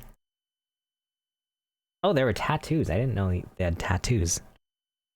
I'm guessing they're temporary. They can't be real tattoos, right? They're temporary, I'm guessing. Stranger Things. Oh yeah, so I took some pictures by the giant Funko Pop. I was trying to do the 11 thing here. I was trying to pose like 11, but I did it wrong. I didn't realize I was doing it wrong. I forgot what 11 did, but she kind of does this, right? She kind of like grabs stuff with her hand. I thought it was just like I was straight palming it, which was not right. So that was embarrassing. That was so dumb. I felt like an idiot.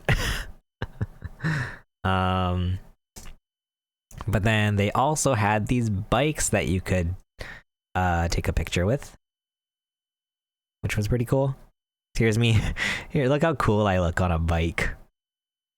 Wow. So yeah, right off the bat, we have two really cool photo ops. Possibly, I mean, it's already even better than the Museum of Selfies. Right off the bat, we're doing better than the Museum of Selfies, and this is free.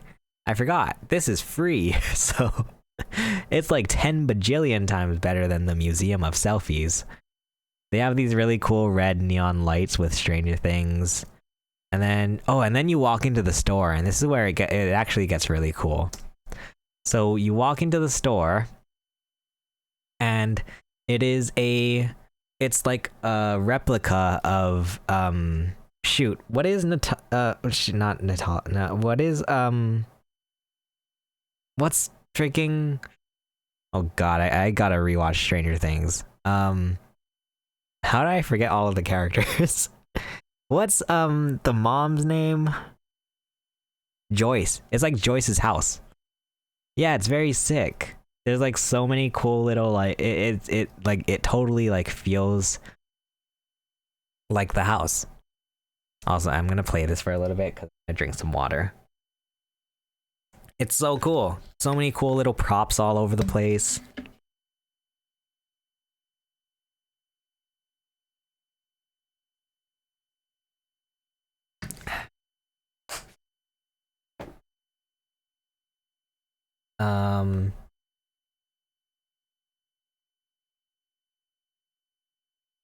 Yeah. That's worth $30. Exactly. This was free. And it's already better than the Museum of Selfies. It's so cool. They have like the letters on the wall. Will, sorry, I just remembered. Will's mom. Oh wait, I should probably skip this. So I took some pictures. It's so cool. And then you walk even further into here, and they have like, oh wait, I do have to use this. I do have to look at this video. Because there are some stuff that we missed. There's like a whole shopping area here. You walk further into the store. You can buy like the high school like jerseys and whatnot. And it's like, you know, it's like a locker room here. Really cool. Very cool. And then there's also another room that's like the arcade from the show. They have like neon lights. It's like, you know, black lit. It's so cool. Actually, wait. I don't know if, I wonder if these, I feel like these machines probably work. I don't know. I don't want to, but you have Dig Dug and Centipede. It would have been really cool if they had Dragon's Lair like in the show, but hey, still cool. Arcade machines. And then they even had this claw machine. It said it was out of order, so I don't know, maybe, I don't know if that's like supposed to be out of order, or if it's like, I think you could win stuff from there, which is like really cool, and it was like Stranger Things related stuff. So yeah, it was so cool. Like, so much detail. And then, so I ended up buying this, I just ended up buying this tote bag. That was my thing for going to Vegas, was like, I wasn't too worried about like, buying, oh no, ad. Alright, I'll wave to the people in the ad, and we'll stay here just so that so that people in the ad don't miss anything. But that was my thing with Vegas, was that I didn't want to buy, I wasn't too interested in like buying, you know, like t-shirts and whatnot. I mainly just wanted like souvenirs and like little like trinkets and stuff. Like, I didn't want to, you know, I just wanted stuff to remember the trip by, which I think is usually my thing nowadays. Like, I'm usually just like, I just want little souvenirs and like memorabilia stuff to remember our trip. So that was my main concern. So I ended up buying this tote bag, as well as a magnet, I believe. A magnet. But yeah, this was so cool. It was so cool. And yeah, once again, for free. You don't even have to pay $30, and I got like just as good, if not better, photo ops. So that was so cool. Highly recommend. I don't know. Well, now that I think about it, like looking back at the footage too, the merch itself. Wait, I have to look again. Like the merch itself, I feel like for the most part, it's probably like stuff that you can find online. Like they have the Stranger Things 4 vinyl.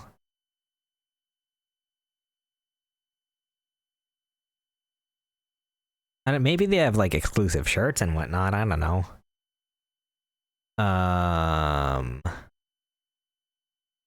But yeah, it was so cool. So, like I was like so like I was so happy, like I was so glad that we stumbled upon this.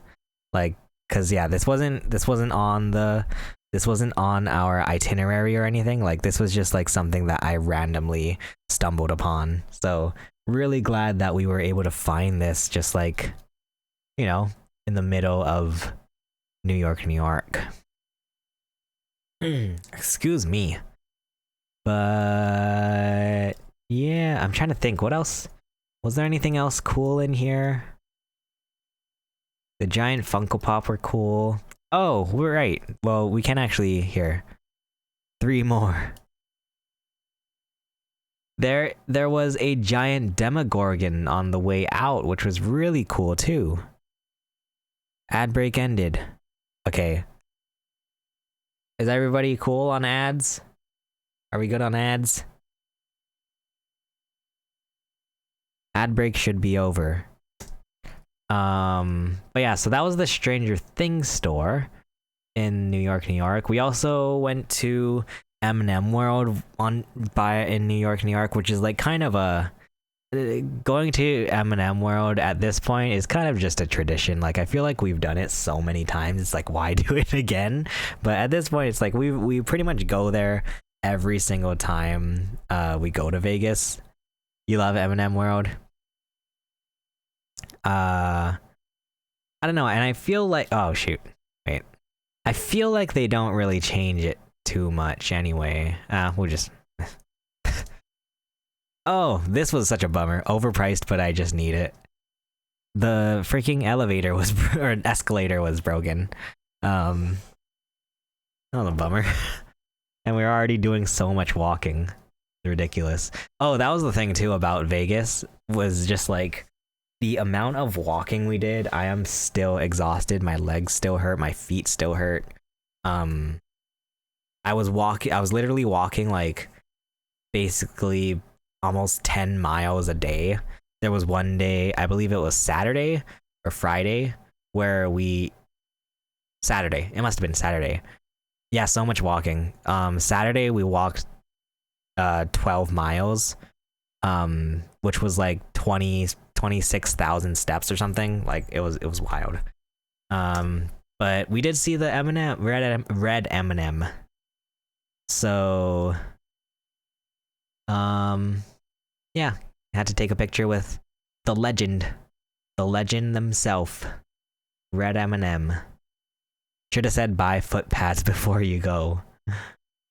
I think the biggest mistake I made in terms of feet and shoes was that I had just bought in new Vans to wear, or yeah, like Vans to wear for this trip exclusively. And like I don't think I gave enough time to break them in, so I was wearing new Vans. It's kind of a bummer. You're crazy. And then so here's a look at New York, New York.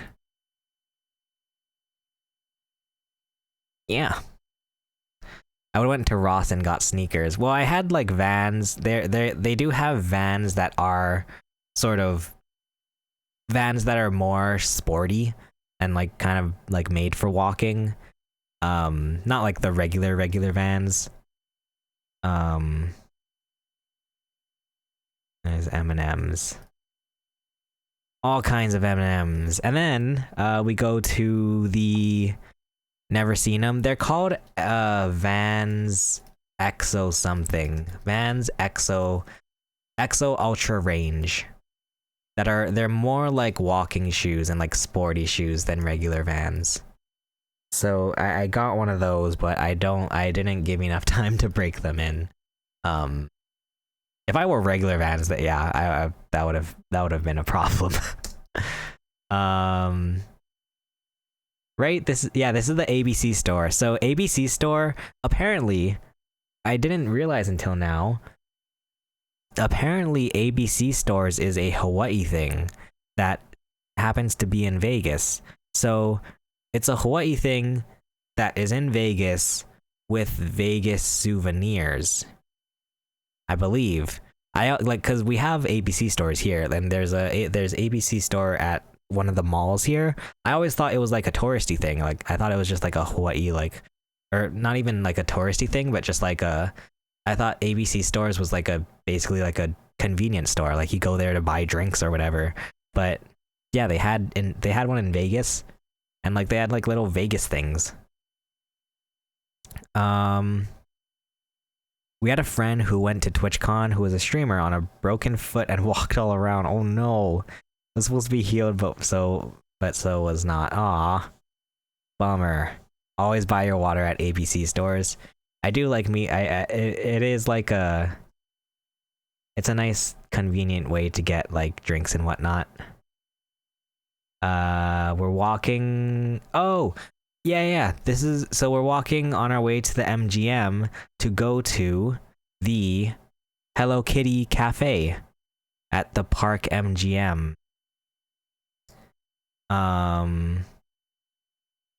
Because apparently Sanrio seems to be a big thing nowadays.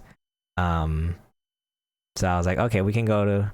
Yes, I love Hello Kitty Cafe. There, we went to the Park MGM. There was this old guy just staring at us that I hated. I wonder if I got him on video. I shouldn't. Never mind. I shouldn't dox him. But yeah, there was this. Oh, just know that there was this old guy sitting at one of the tables, just staring. I guess he wasn't staring specifically at us. He was kind of glaring at everybody, mainly the young people. I noticed. Anyway, there was this random kiosk selling like Nintendo stuff that I thought was out. As I went through Vegas, I was trying to find everything that was like gaming related or like Nintendo related. So I was like, this is Nintendo stuff. So here's the bag. Mama Chase is doing a little spinny spin of the bag. We ended up getting the cupcake, the Hello Kitty cupcake, and I think that's it. We just got this cupcake, I think. Unless Mama Chase ordered some kind of drink, I forget. But here's the cupcake. So it's a red velvet cupcake with like pink frosting and this little Hello Kitty like candy on the top. Oh, I got donut and cookies. Oh, nice. Nice. And this was pretty good. It definitely was a red velvet cupcake. The spoons were cute. They're like pink little spoons. Yeah. Hello Kitty Cafe. You look at the front. I ended up getting some little trinkets from here too. Actually, wait, no. I think I only got one keychain from here. I actually do believe at least I hope. I feel like I probably spent way less money than I had thought I would, because I like have a whole spreadsheet of my like budgeting and whatnot, and I think I probably spent way less than I delegated for. I think I left like around $350 of just like, you know, like walking around money, or wham. Where I could just like buy stuff from stores. I did not really buy pretty much anything from stores. Like I just bought like little souvenirs and whatnot. I think I did pretty good about like not spending too much at stores and whatnot, not too much shopping. Well, because you never know what you'll find around the next corner. Yeah, exactly.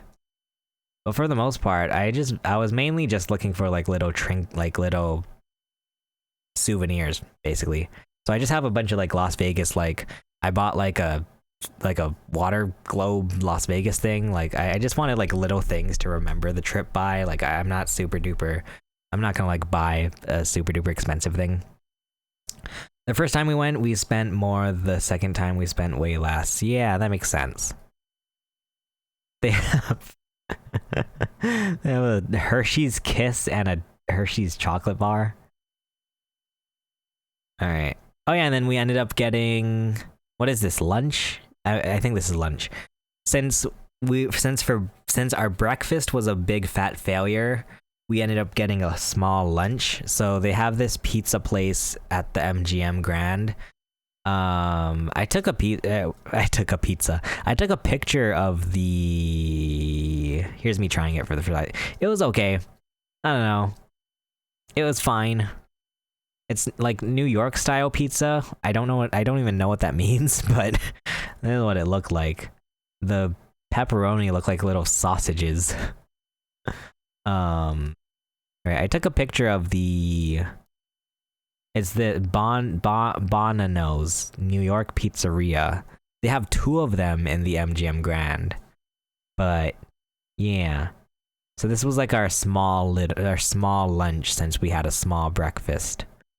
Oh, this is when there's a good place in Fremont. Oh, nice, for pizza. Nice.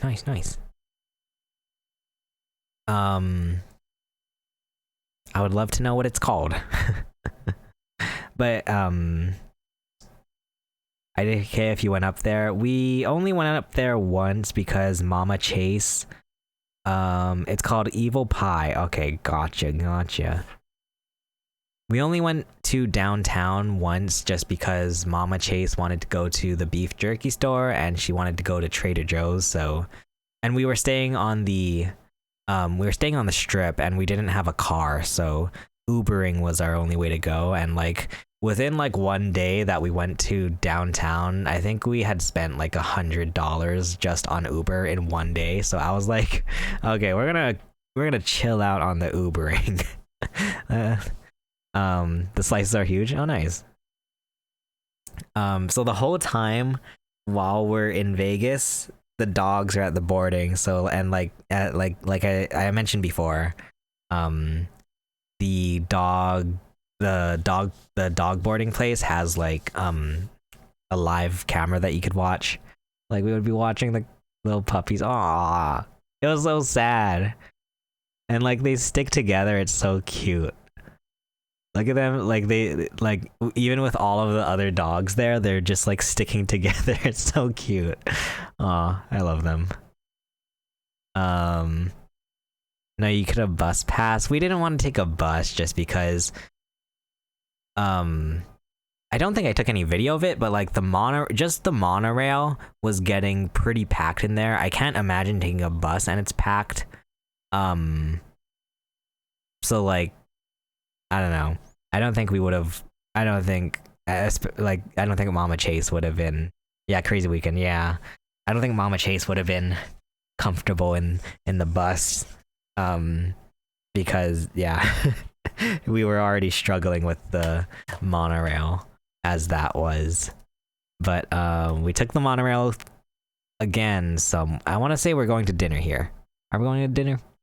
I think we're going to dinner. This is dinner. Yeah.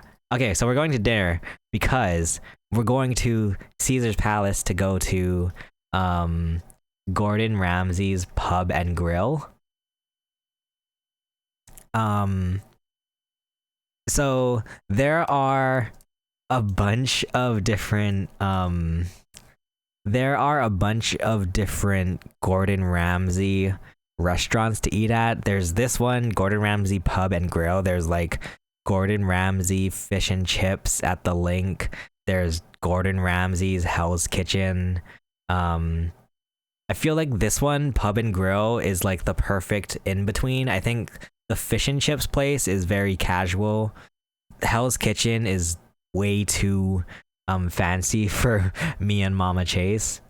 This one, Pub and Grill, is like the perfect in between, I felt like. So this is where we chose. This is also where we were walking, and I walked past Esfand, and he was streaming. Because Esfand is such a big guy, and so he's like very easy to spot. So like, and he like walks right by me, And I was like, oh my god, that's S-Fan. And I was like too shooketh to even say anything. Also, the Hell's Kitchen, you can almost never get a reservation. Need to go like 5 months in advance to get a reservation. Yeah. Yeah, I imagine. I imagine that place is always busy. So we were early for our reservation, so we walk around Caesar's Palace a bit. God, I don't like throughout this whole trip too, I was trying to navigate places based on what I remembered, and then I quickly had to like just be like, okay, I don't remember anything. Like I shouldn't use my memory for navigation because I don't remember, like, because this one is not the statue show that they do at Caesar's Palace, I believe. This one's not the right, because they have a bunch of these like statue things, and like this one's not the one with the actual show, I don't think. When did you last go to Vegas? The last time I went to Vegas was 2017, which we didn't even really go on this trip in 2017. The last time we did like really like, I don't know. The last time I went was 2017, but then like, I feel like the last time we really did touristy things, because when we went in 2017, it was way more casual, just like go, you know, eat wherever, or like go hang out wherever you want to go and whatnot. The last time we went to Vegas and did like, for example, like this that we're looking at, like Caesar's Palace type of stuff, God, it's been way too, like I can't even remember. Baby Chase. Hi. Hey. One story apt. Thank you so much for the follow. Really appreciate it. Thank you. Fountain of the Gods, that's where we were. And then we found this store. So God dang it. Aw, I thought it was a real follow. Okay, what was I saying? Oh, so we found this store because we were looking throughout this whole trip, we were looking for stuff to buy for my little niece. So we would like try to, there's not, I feel like, I don't know, maybe we were just looking in the wrong places, but I feel like there is not a lot of like kid friendly, like toy, like baby places to go. Like even like the Las Vegas kid, like welcome to Las Vegas kids store, there wasn't much there to, like, we were like looking everywhere, and where we ended up finding the best stuff for my little niece was Walgreens, out of all places. We just went to a Walgreens and there was like a slot machine toy that we felt like my niece would love. So like there was like, it was hard to find toys for toddlers. Guitar time? Oh wait, do you is oh god, wait, is the guitar, oh shoot, sorry, wait, that was supposed to be a surprise. I mean, that's not supposed to be there yet. No, don't do I didn't know, oh, I didn't mean to make that live. Wait, sorry. That was supposed to be like, I was gonna do that later. Oh, oops. I was literally doing that right before stream. Okay. That's so funny. What did it say, guitar? No, it's okay. It's okay. No, you're good. You're good, Yoshi. You're good. You guys are good. No worries. That's so funny. I was setting that up before stream because I knew I want to bring, I'll be bringing back guitar time as a point redemption. I think I'm still thinking about it, so it wasn't it wasn't supposed to be there. Esmic808, hello, welcome. Are you also from Hawaii? I'm guessing. Yoshi has 50k. Jeez Louise. I'm sure you guys have just ridiculous amounts of yeet coins. I'm thinking that's I mentioned on the Discord, but like going to TwitchCon has made me very excited about streaming again. So I'm hoping to do a lot more on Twitch nowadays. Pizza Party has more than that. Oh gosh. Yeah, I'm sure I'm sure you guys have just like ridiculous amounts of points.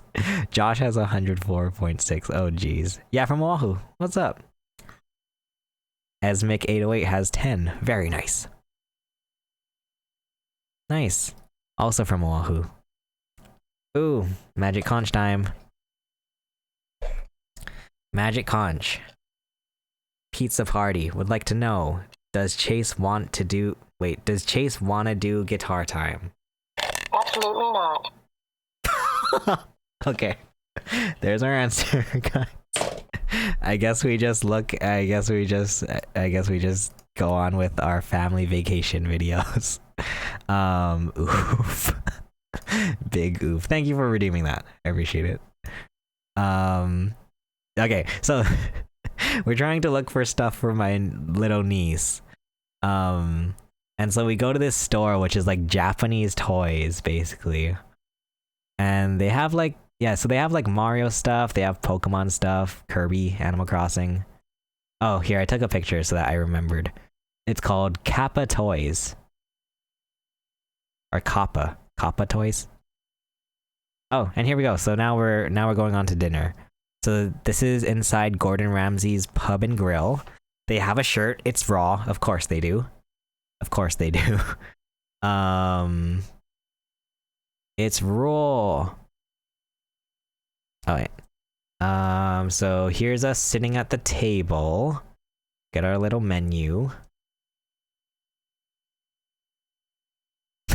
Oh gosh. That's what she said.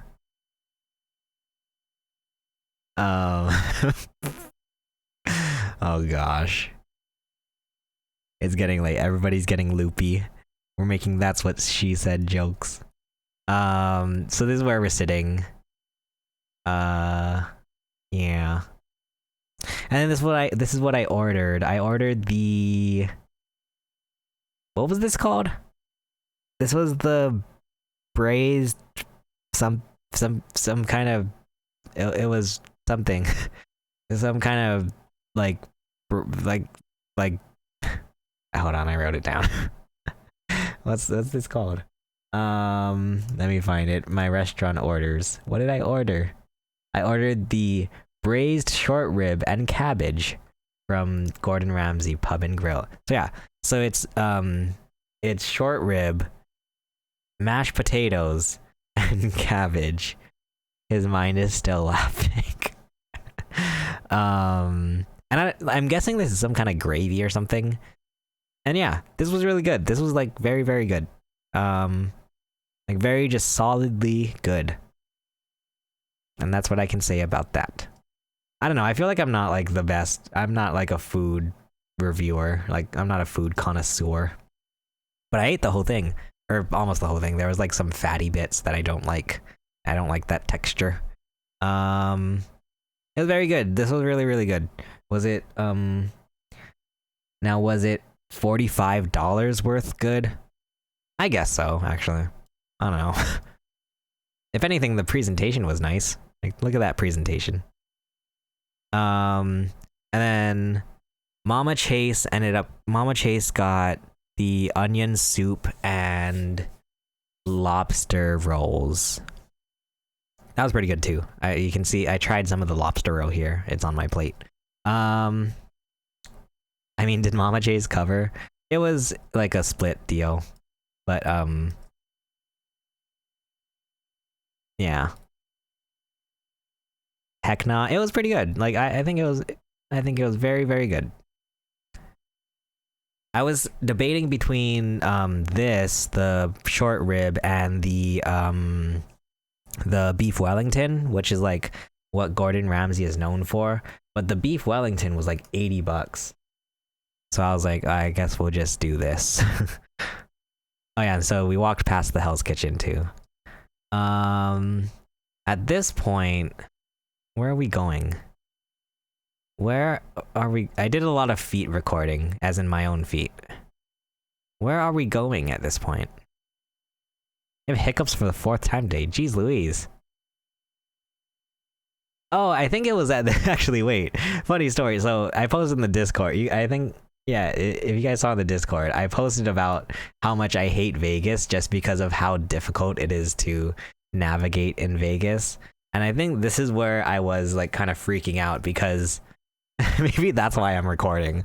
But I was freaking out at some point. It might have been here where I'm just like, because you walk around these freaking casinos and you're just like, how do you get out of here? Like, I'm just trying to get out of here. Like, where's the freaking exit? Like, how do I leave? Like, it feels like a freaking escape room trying to get out of these gosh dang darn casinos, which obviously they do on purpose so that you spend money. Like, you pay, you play in the casino or whatever.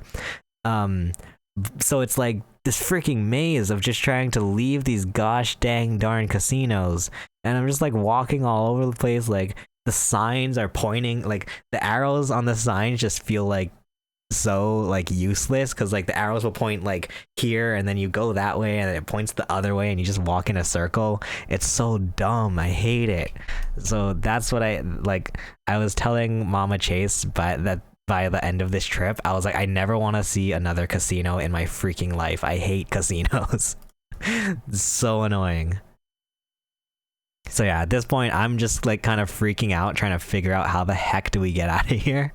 And then I think at this point we get to the monorail station, and there's the sphere. They have this like face on it.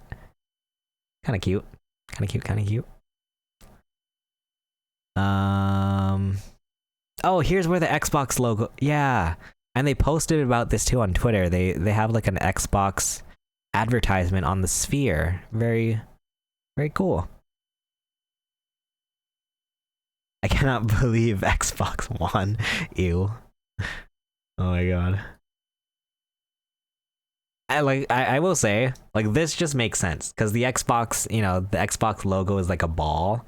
So like it makes sense that they put the Xbox like ball onto the sphere. Like that's pretty cool. Ew. And then day 4. Ooh, this is where things get exciting. Now we're finally getting into actual TwitchCon times. Day 4, October 20th, 2023. TwitchCon day 1. I should have put that in parentheses.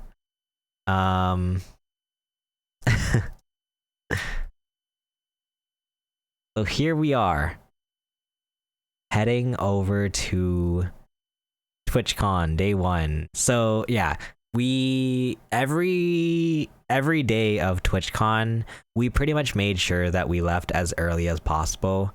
I think especially this day, on the first day, we left especially early just so that we knew how to get there, like get around. Because doors opened at 10. We probably left at like 8:45, maybe even 8:30 on this day. Hey, there's me. Look at my badge. Oh my god. I miss TwitchCon. I wanna be there again. I miss TwitchCon. So we rode the monorail. And yeah, so at this point, it's Friday, so at this point it is TwitchCon and When We Were Young going on at the same time, which is like also very like, ooh, we have to make sure we beat the crowds. Oh, there's the sphere again. Oh, and yeah, there's a big TwitchCon ad on the, what is that? Resorts World. And then, so yeah, we take the Vegas loop again with the Teslas. Oh, wait, did I record here? I think I recorded here. Sweet. I think I recorded when the Teslas just randomly take off in the tunnel and it's like a Disneyland ride. So you're just like going, you know, you're going, and then brr, like it's just so sudden and you're just, yeah. You like go from like 15 miles per hour to like 40. I think this is when I tip the guy. I wanted to show everyone that I'm a nice person and I tip people. Oh, thank you. Thank you. Be sure to exit this way. You can leave that way, but Okay, thank you. Alright. Oh, and then this is also when we get to see the line for the first time. And it's just woo tipping, yeah. And look at all the people, oh my god. I was like, holy cannoli, that is a lot of people. The lines were crazy. Look at all the freaking people, oh my god. So I was like, thank god we came early. Because yeah, these lines... Oh, this is where we're just trying to figure out where the heck to go. I would have brought a chair. I wish we could bring a chair. But they had a strict policy on bags. I don't know how, like, some people did actually bring chairs. It was probably like very small folding ones. But I don't know how they fit that in their bag. Because it had to be like a 12 by 12 by 6 bag, I believe. But yeah, at this point, I guess I didn't film much in the line, in the actual waiting line. So I think this is when we're moving at this point.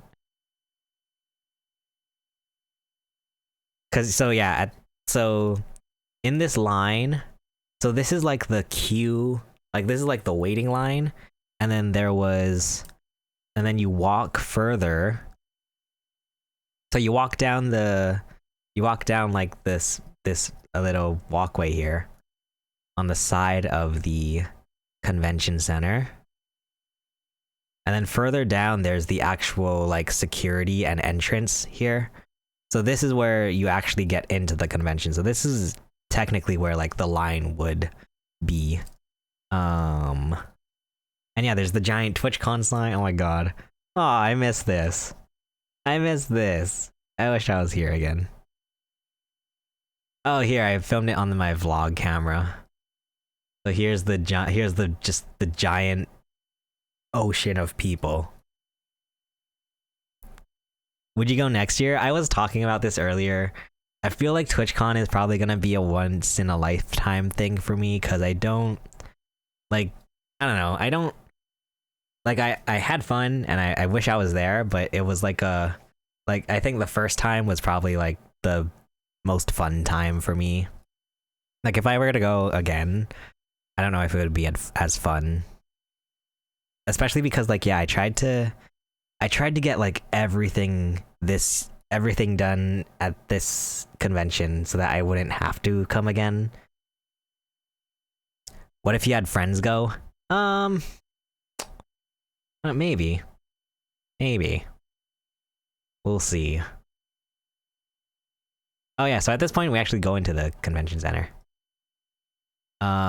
So there's a food court with a Dunkin' Express. I was a bit worried, cause yeah, I couldn't find for the life of me if there was food at the Las Vegas Convention Center. So there's a Dunkin', and there were a bunch of like food courty type of places. And then so this is us going into the expo hall for the first time, which was like, well, we'll see here. It's like freaking massive. Like, so I've only ever been to conventions here in Hawaii, which is at the Hawaii Convention Center. And I thought those were big, but so coming to here, I was like, holy cannoli, this is massive. So, oh yeah, you can hear me? I'm like, wow.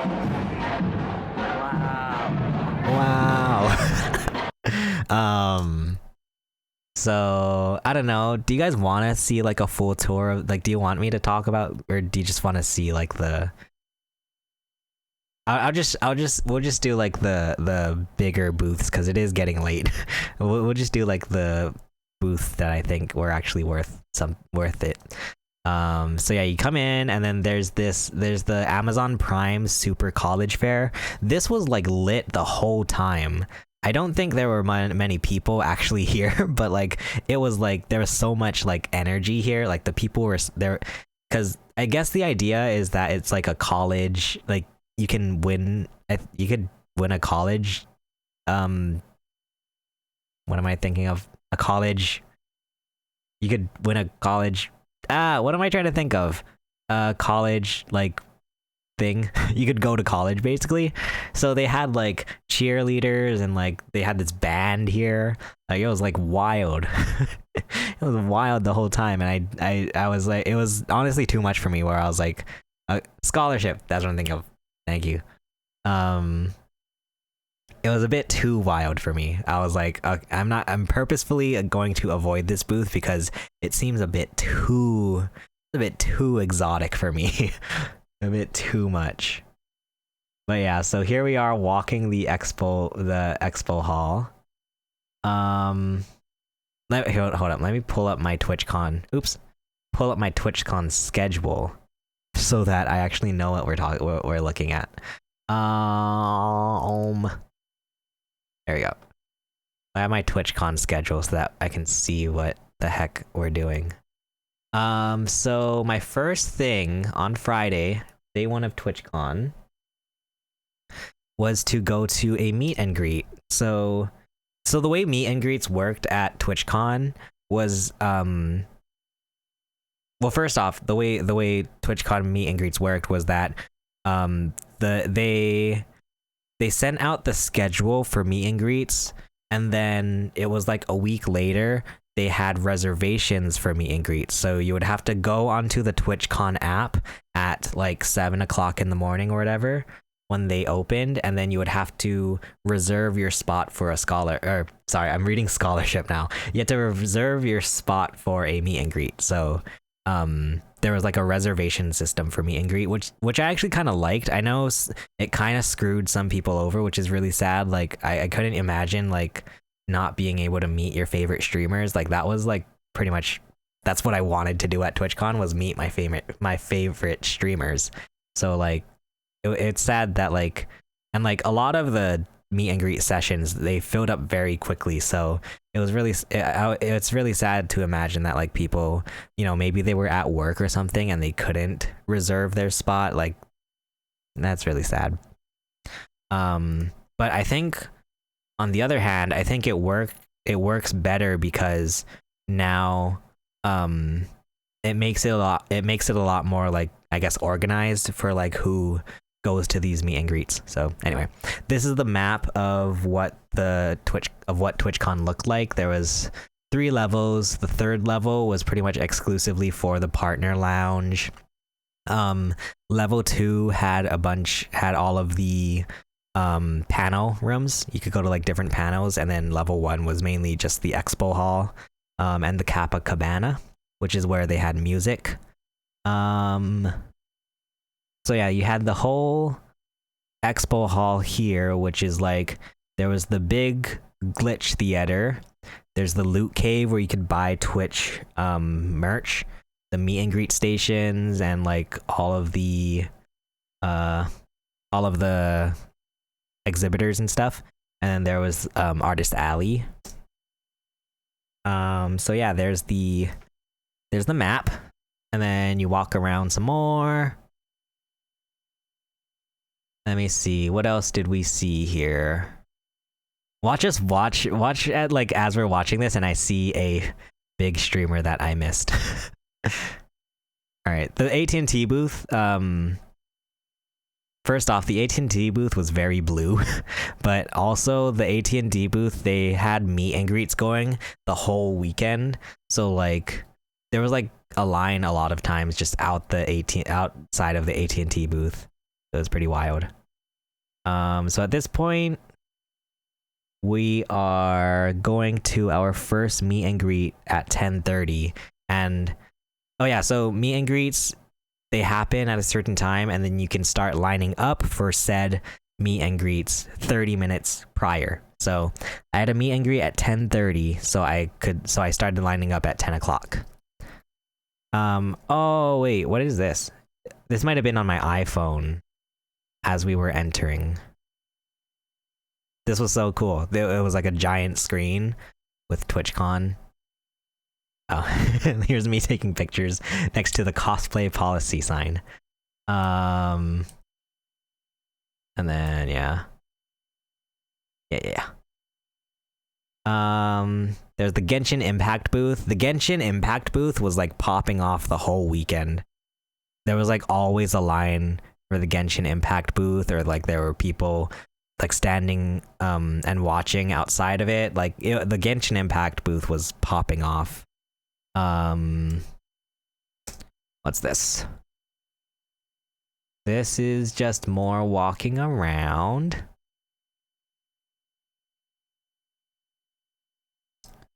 Oh wait, no, this is us. This is me trying to find out how the heck to get into the meet and greet. So this is the exit for the meet and greet. So we had to go to the entrance for the meet and greet, which is on the other side. So there's this line here to get into the entrance of the meet and greet. I'm just like holding the camera, like trying to like find it, like look at everything. All right, so now we're in the line for the meet and greet. Lots of lines, just like standing around in lines. But yeah, there's the Genshin Impact booth. I thought it was a cool little photo op. Oh yeah, so here's our first meet and greet. We're gonna meet Angels Kimmy at 10:30. And luckily, with every meet and greet, you could have a +1. So I would be going to the meet and greet, and then Mama Chase would be my +1, so that she could take videos for me, which was very nice. All right, so we're just walking into. So you go through the entrance where they check your app to see that you have reservations for the meet and greet, and then you go into another line to actually go into the meet and greet. So there's basically like 3 lines that you have to wait in. Oh, here we go. Ooh. Let's see what was said. Because like a lot of this just ends up being a blur for me. So like I luckily have these videos.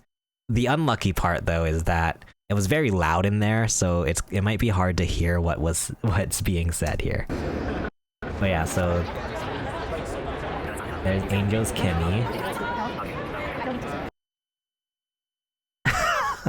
So this is Mama Chase filming at this point.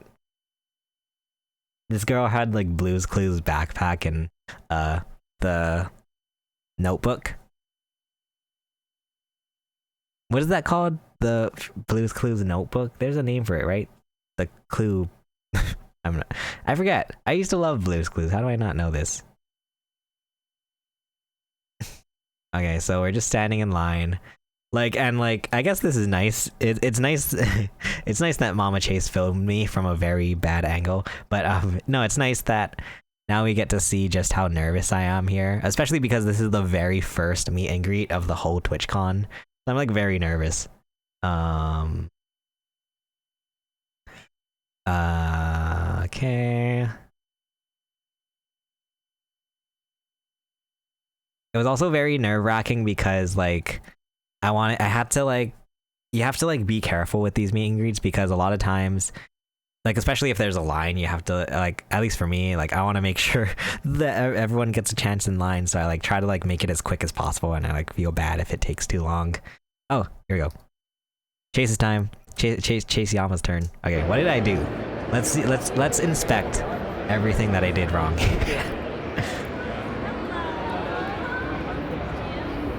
Oh, we did the hug.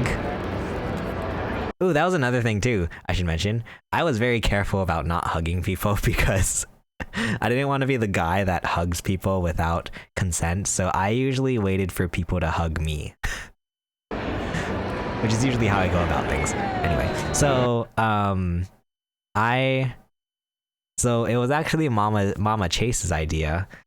She came in clutch with the ideas of so I went to one of the local stores here, and I just bought like a bunch of Hawaii themed keychains, like basically Hawaii souvenir keychains, to give to the streamers that I would be meeting as a gift. And then she said, why don't you also put your business card in there? Which looking back at it now, I don't know, I kind of wish I didn't do that, like, I don't know. But it was the thing where it's like we didn't have any label, or like we didn't have any labels to put. So I felt like, I don't know, business cards were the closest thing to labels. And at least it has my email on it. Maybe they want to email me. So it's so silly. Yeah, so I would so the play for every meet and greet I went to was, okay, give the little Hawaii gift, and then I also printed out Polaroids for every streamer that I was going to meet at TwitchCon. So like, for example, this is one of me, but so I had this like template where it was the TwitchCon logo for Las Vegas, and then I would put the streamer on it. So it's like a custom Polaroid, and then I would ask them to sign it. So I would have like a collection of Polaroids by the end of this. My original idea was that I wanted to do trading cards, but trading cards was too hard to print, so I just did Polaroids. But anyway.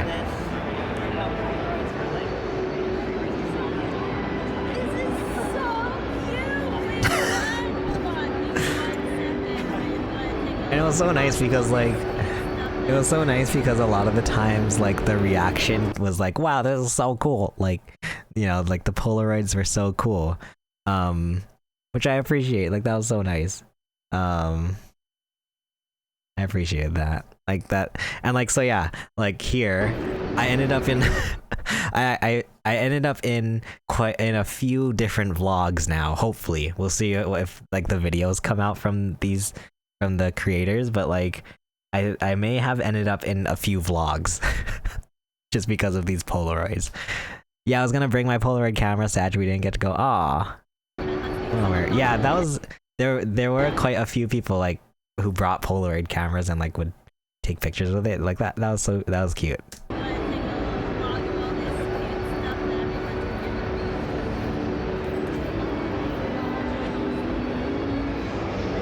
Look at me just awkward. Oh my god, I hate myself. I don't hate myself, but oh my god. Aw. I'm like so stressed out at this point. Aw.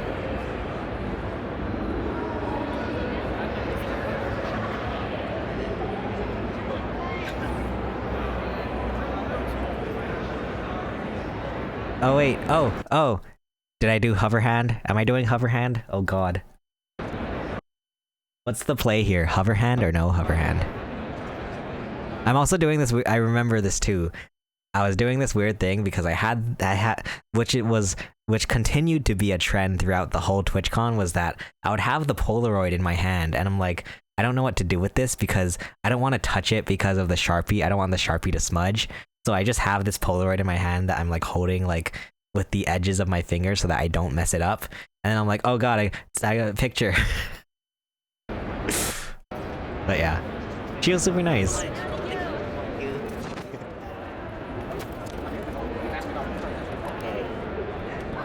We did it. Yay, so yeah, we got Angel's Kimmy. We got the Angel's Kimmy Polaroid. So yeah, my idea now is that now that I have all these Polaroids signed, I can print out Polaroids of me with the streamer and then put this next to it. And then we'll have like a big collection of like streamers and Polaroids. And I'll put it in like a little photo book, a photo album.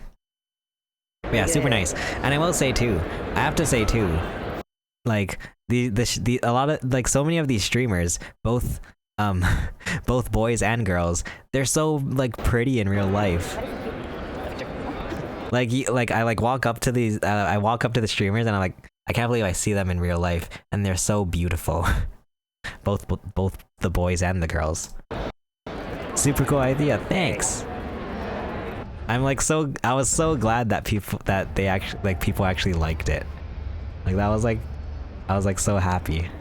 Oh, so yeah, and it was really cool too because like since they had all of the meet and greets lined up, I would like see other streamers that I know too, but that I didn't have a meet and greet for. But like I was like, wow, I'm like in the vicinity. I'm in the vicinity of other streamers too. So there's Celine Star Smitten. Point Crow is next to her. What else is there? Oh, this is when Angel's Kimmy arrived. Oh yeah, so cool too. When we were in line outside of the convention center, and then I saw Angel's Kimmy, and she was just like standing like on her phone or something. And I was like, oh my god, that's Angel's Kimmy. We're going to her meet and greet in a little bit. But yeah, it's like really funny to imagine that streamers are just regular people. But yeah, she was super nice. So nice. Everybody was super nice. Well, I don't know. Was everybody nice? Find out later in this stream, in this video. We'll find out soon enough. But yeah, she was super nice. I walked by the Yamaha booth because some of my friends are actually sponsored by Yamaha, so I took a picture and sent it to them. Here's the Genshin Impact booth, the front of it, where they had I think like trailers and tournaments, and they even had like a band playing at one point, so there was a lot to do at the Genshin Impact booth.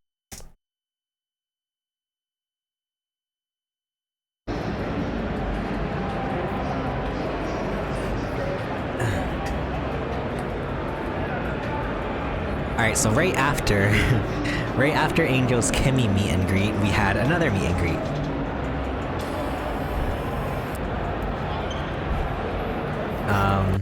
Because yeah, basically the whole, like, my main thing was like I wanted to meet as many streamers as I could, so that I, you know, if this is the only TwitchCon I ever go to, at least I met all of the streamers that I would want to meet, like the ones that I really like watch and like kind of look up to.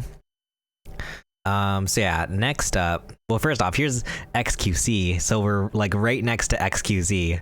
Wild. Completely wild. But yeah, this one we're in line for is Arya Saki. I like her streams because, oh, there's Cup Toast. I like Arya Saki streams because she streams really late hours. So a lot of times if I'm up late at DGen hours working on something or playing video games, her stream is usually on and it's nice to have in the background. Alright. Anyway. It was so funny because I had to explain to my mom VTubers. My mom was like, why does this person have a box on their head? And I was like, I guess I have to explain that to my mom. But yeah, there's XQC. Oh, is he actually there? I think he's there at this point. Yeah. So we were right next to XQC. Wild. Absolutely wild. Yeah, there's XQC. Oh my god. That was crazy. Yeah, more line footage. Oh, and then here's Arya.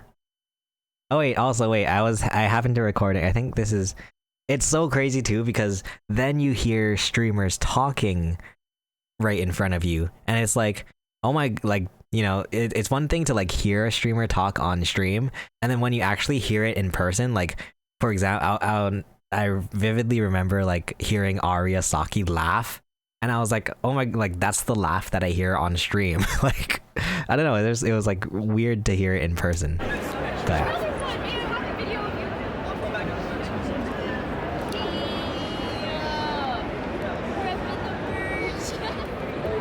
oh yeah, so yeah.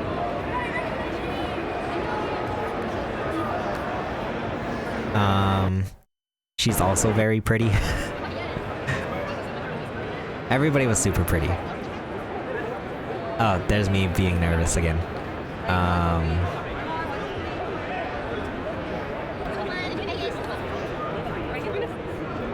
Oh god, oh god, oh god, okay. What did I say? What the heck did I say?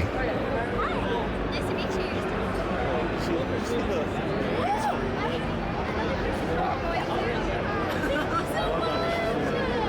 I'm gonna fast forward this because I'm super embarrassed.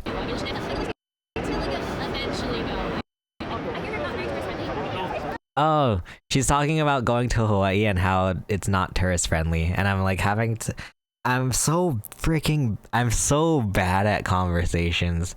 Like I'm trying, like, whenever I'm having conversations, especially in these kinds of settings with like people who I like, don't really know personally. So like I'm playing like 4D chess in my head, and I'm trying to figure out like what's the best answer I can give so that it actually makes this like 1 minute that I have worth it. So anyway, she's like, oh, I hear that it's not super tourist friendly, and I'm like, yeah, well, I don't know. Oh god.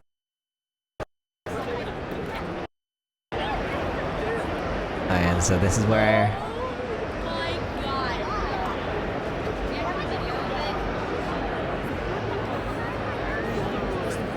so she has a video of the Polaroid.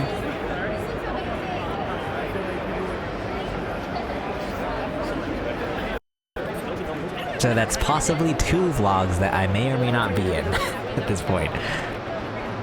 Or I might not even be in it, but like something that I made might be in it. I'll be in it by proxy.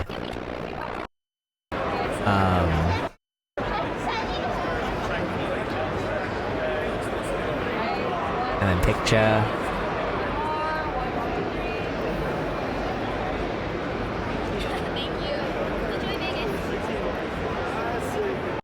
Yeah, she was super nice, super pretty.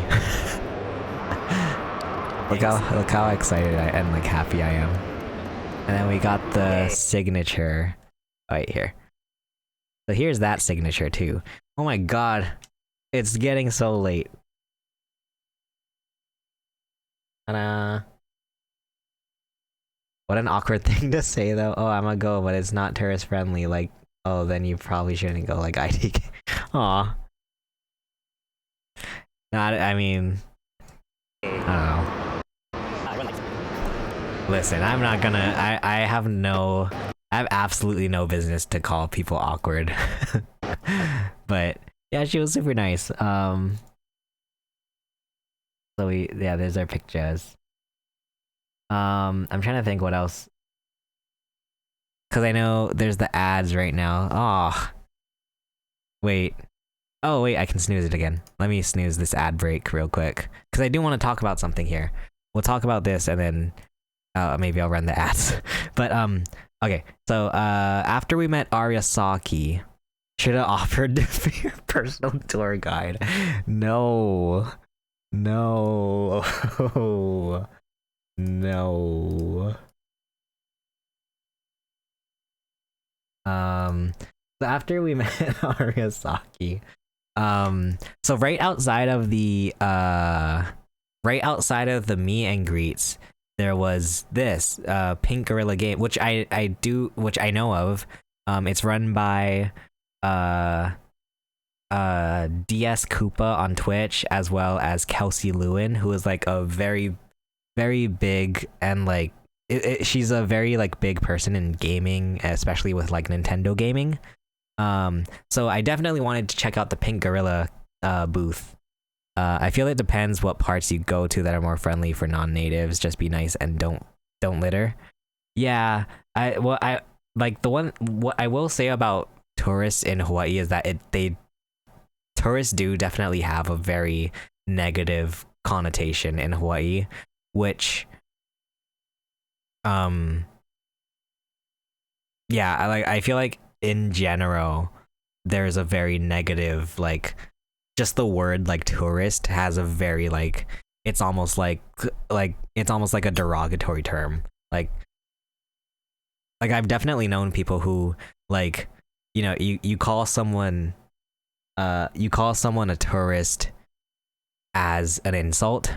So like, yeah, I don't know how to explain that in like a minute to somebody. But yeah, so Pink Gorilla Games. Oh my god. I was so excited to go here. 3 locations in Seattle, Washington. So yeah, they have a bunch of games. Yeah, retro, import, and modern. So yeah, definitely want to check out this booth.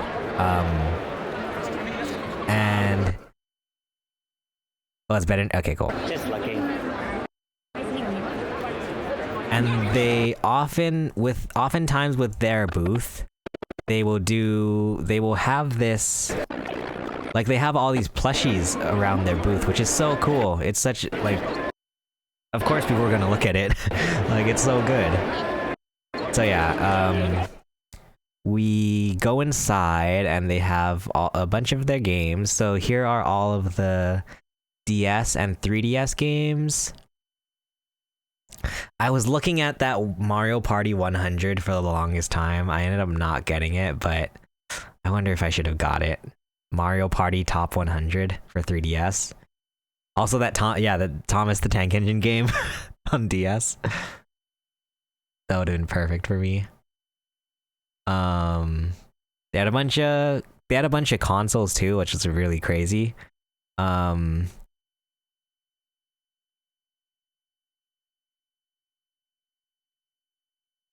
Sorry, wait, I'm trying to...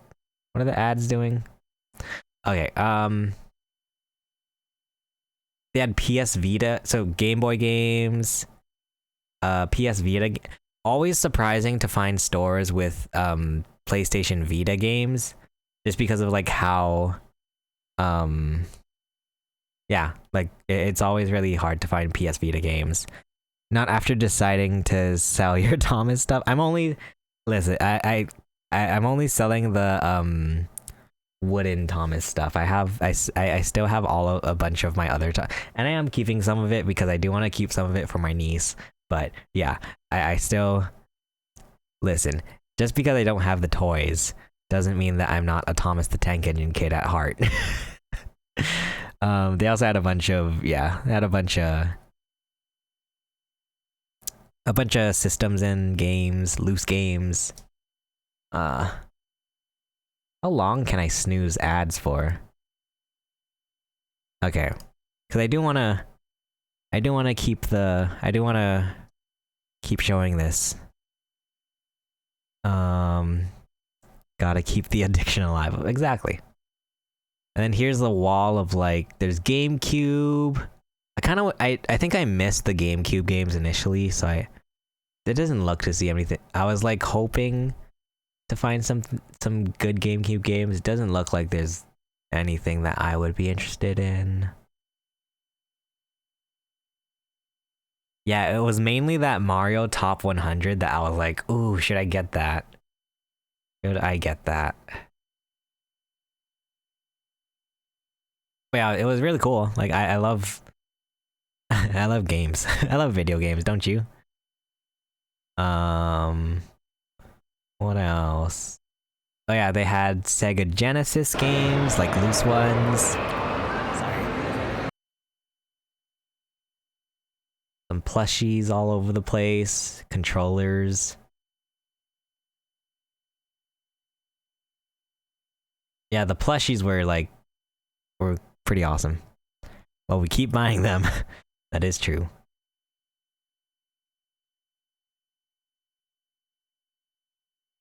And then they also had games on the outside too. So there's Famicom, NES, SNES. Oh, they have the Gold Zelda. Yeah, they have like controllers and stuff. It was a really sick booth for like, especially if you're into like retro gaming. Shoot, and then the display case that these people are looking at also had some really cool stuff. Specifically, like, I was super duper close to buying a Wii Mini for $75, but I was like, I don't think I'll be able to bring that home safely. Oh, I'm pointing here because I want this pink gorilla plushie.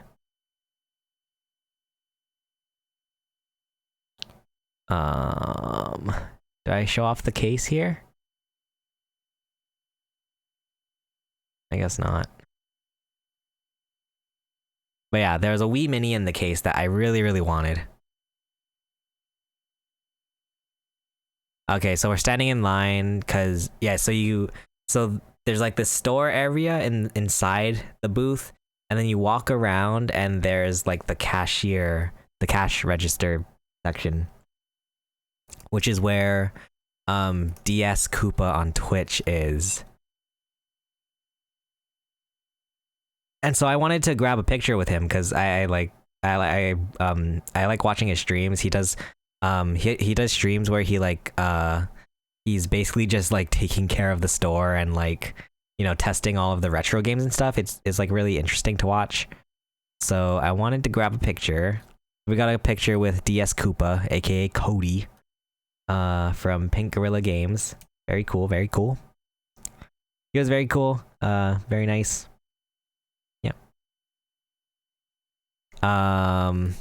Yeah. Okay, if the ads come on, unfortunately, I no longer can stop it, so we'll just have to deal with the ads, unfortunately.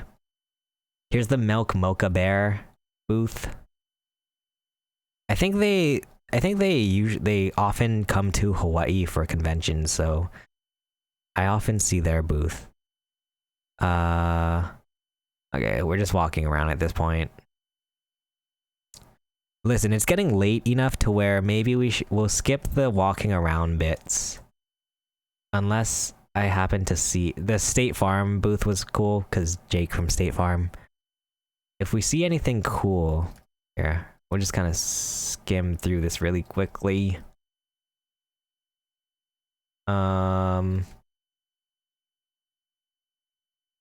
What? Oh, the Dunkin' booth was like super duper colorful and bright. Almost like an eyesore. Just joking. Okay, so at this point we're just walking around. We can kind of skip through here. Yeah, there were quite a few booths where their thing was just like, oh, you can sit down and rest, which I thought was really awesome. I thought it was really cool.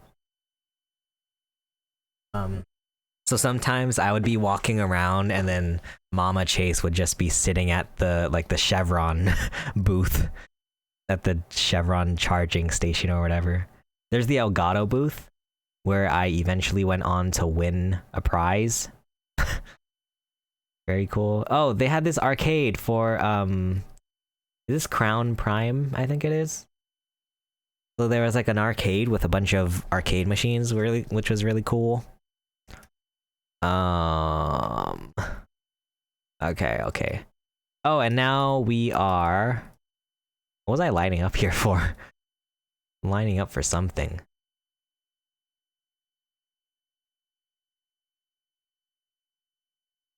Huh. What am I lining up here for? I don't know what I'm lining up here for. Alright, so we're going to the AT&T booth here. So this is the schedule. So the ones that I was most looking forward to... So Friday here, which is where we are right now in this video. Friday they had Peter Park doing a signing at 1 o'clock to 2 o'clock.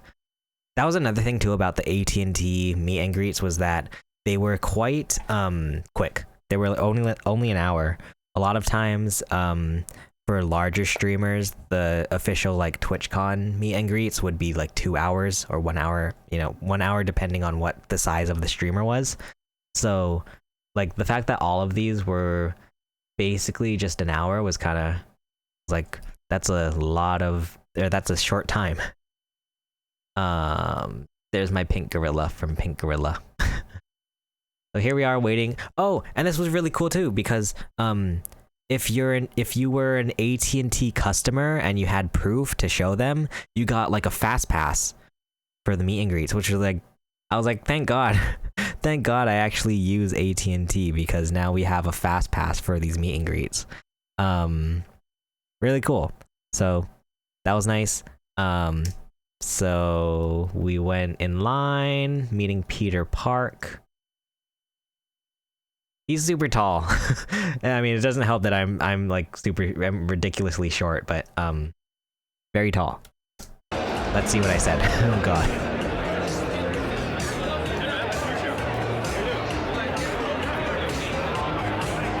He reminds me of my cousin, and I think it's so funny.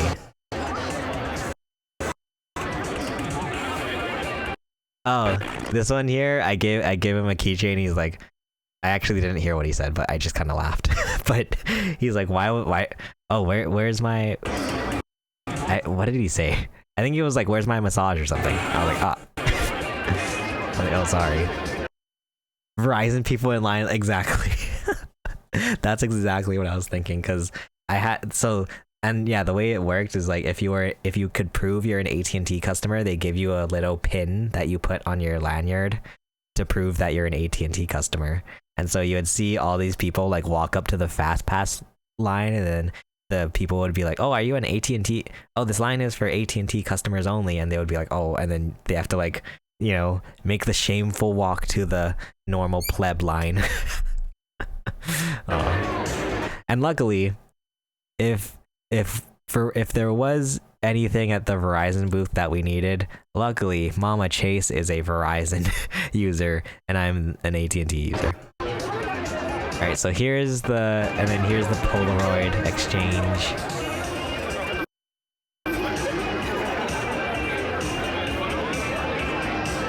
Oh, and then this was awkward. Oh, okay, this is where my awkwardness comes in. So Mama Chase is holding my vlog camera at this point. I have my phone in my back pocket. The AT&T person, the AT&T lady, has the timer in her hand. Because, yeah, that's what... So the AT&T people, I guess, were actually kind of smart because they had like a timer for how long each meet and greet interaction could be, so that, you know, the meet and greets don't go over time. So they would time you. So like the AT&T lady had the timer in one hand, and then I'm like grabbing my phone and I'm like, oh, like here, we can see how awkward I am, like trying to figure out what to do. I'm like frantically looking for someone to take my picture for me, and then luckily Peter Park is like, oh, we can take a selfie. So yeah, there we go. And luckily he is very tall, very, very, very, very large guy, which is nice because it makes the selfie look a little bit better and farther away from my face. But yeah, he was super cool. Very nice guy. Very funny. Yeah, that was awesome. And then, yeah, more pictures. Oh, I have a funny story about the Doritos booth. So the Doritos booth, I guess there's some kind of Doritos collaboration happening in Fortnite. Does anybody know about this? There's some kind of a Doritos collaboration happening in Fortnite, and so their booth. Also, wait, I need some water. Jeez Louise. Their booth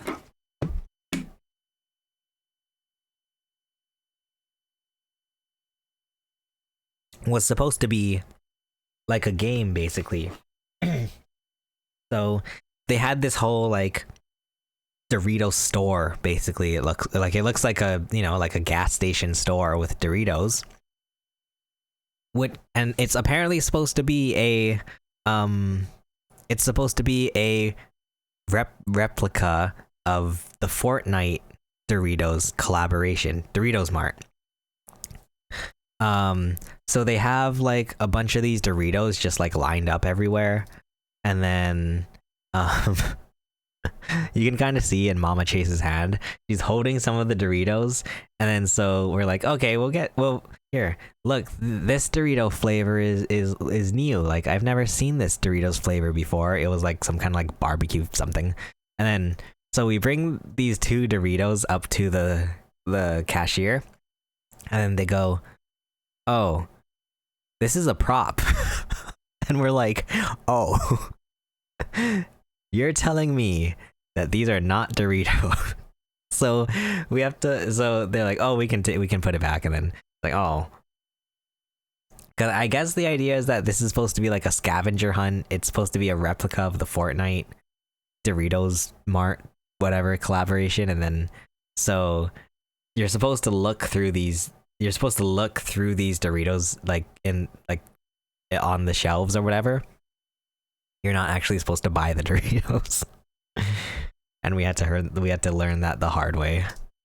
And yeah, so now we laugh about that a lot. The Alienware booth had like Smash tournaments happening a lot of the time. Oh, I walked by Extra Emily. That's Extra Emily. But I saw that there was a big line for it, and also there was I had a reservation for the Extra Emily official TwitchCon meet and greet, so I was like, okay, I don't want to bother her. Like, there's a line, and she's like streaming at the same time, so I was like, I don't want to bother her. I feel bad. So, but yeah, it was really cool to see her.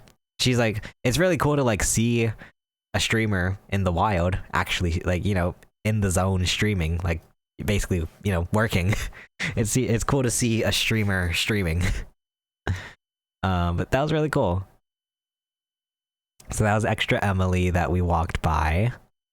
At this point, I think we're just doing more walking, which turned out like Mama Chase hated that about Twitch, about I guess conventions in general, is how much walking around you do.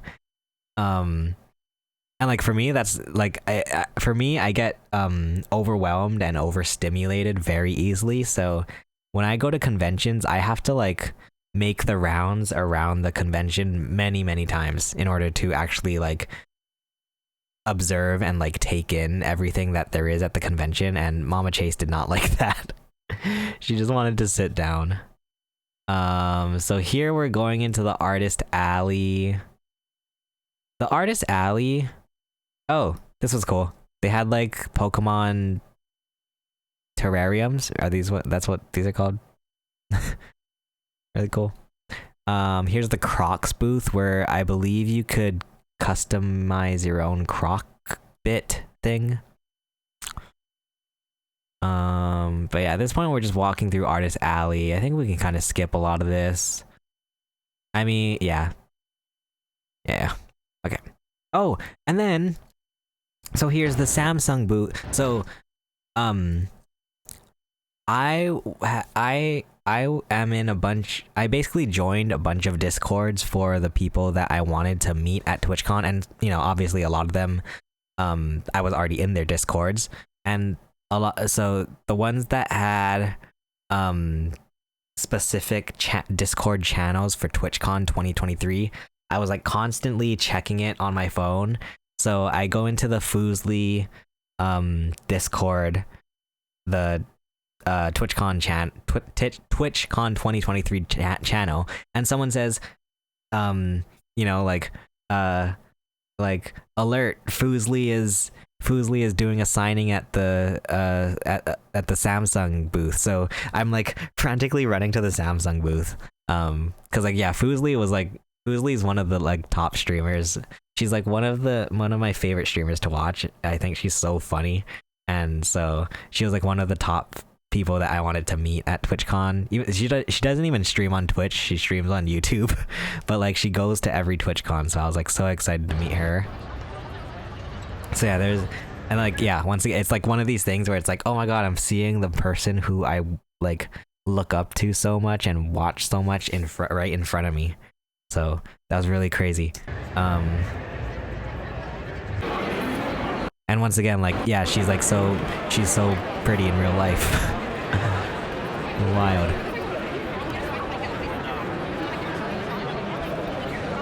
Blau and Foozly. Yeah, so Blau, it was Blau and Foozly. And if we wait a little bit for the next clip, Blau, Foozly. Wait for it.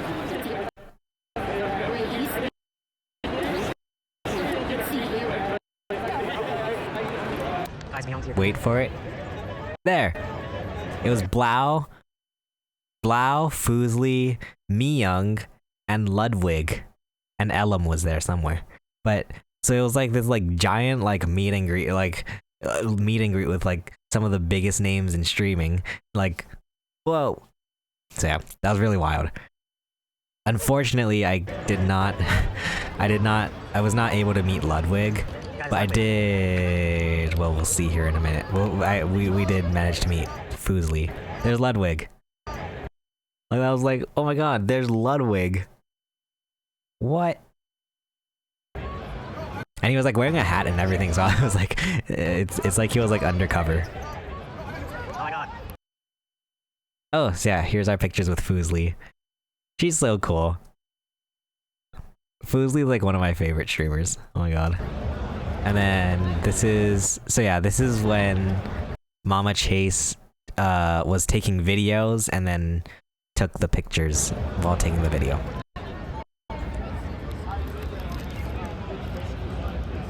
Like, and she's like she's so bubbly and like friendly, so it was like it was nice for me because of like how like soft spoken and like shy I am, so it was nice that she's so bubbly. And there's Ludwig.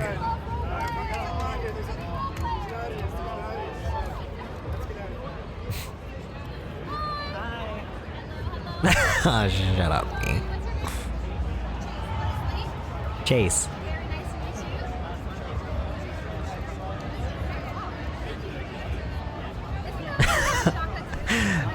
I love that too. Whenever I mention, whenever I was like giving my little Hawaii keychain or whatever, and I would mention I'm from Hawaii, and like a lot of times people would be like, "Oh, you say mahalo, right?" And then they would like do like a shaka. I'd be like, "Yeah, like, yeah, that's right."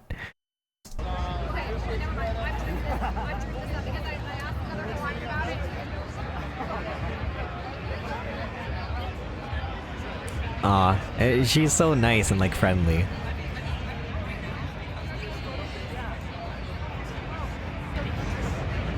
Oh yeah, so I'm gonna, well, I don't want to get too excited, but I may or may not be in Foosley's vlog. So this is where, so she's like, oh, can I take a video of this? And then...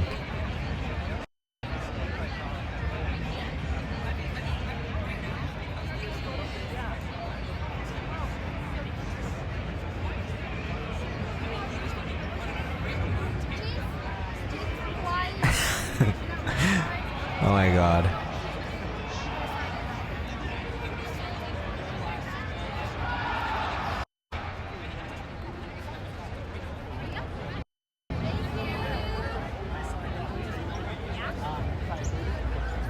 Oh yeah, and I was telling my mom about when we were in line waiting to meet Foosley. I was like, oh, I think we'll do it against these lights, these bright lights, so that I don't get super duper backlit. You know, so like I'm not like a shadow, so we'll do it against the light so it's pointing towards us. Yeah. So here's me trying to explain that to Foosley, and it's so funny. And she's like, he's a genius. Oops, sorry. Oh god, sorry, that was probably really loud. He's a genius. Oh my god. She's so funny.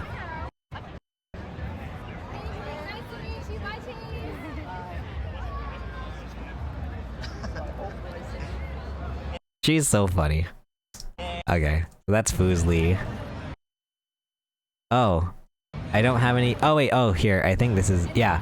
So right after we met Foosley, we headed over to the Elgato booth because there was a meet and greet for Catliente, who is a Twitch streamer and well, she's just like a creator, I guess, in general. She's like a content creator, and she mainly like, she does a lot of like Twitch stuff. She also does a lot of TikTok. Like I feel like if I were to show you a picture, if we look at the picture of her, I feel like if you're watching Twitch, you and if you stream on Twitch, you've probably seen her TikToks. Because she's popped up on my TikTok For You page many times, and like. So I feel like if you stream on Twitch or if you watch Twitch, there's a good chance you've seen her on TikTok. She was also on the Jubilee video where it's like, oh, people try to rank themselves based on how much money they make, or like based on their salary, I guess. So I feel like there's a good chance you've seen Catliente before. So she was doing a meet and greet at the Elgato booth. And so I wanted to go meet her, and she was super duper cool as well. Very, very yeah, very nice, very personable. I was gonna try to look for her. I was gonna try to look for her TikToks. But anyway, yeah. She was super duper nice. She gave me one of the tulips that she was giving out.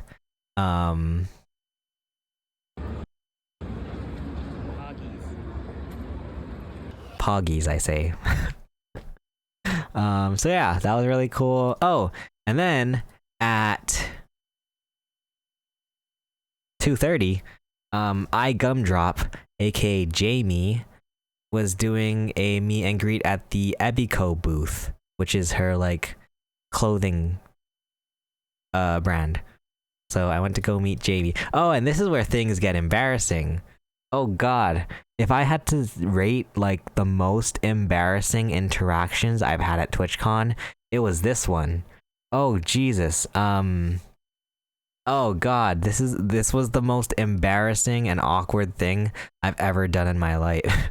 Maybe not in my entire life, but it's definitely the most embarrassing and awkward interaction I had at TwitchCon.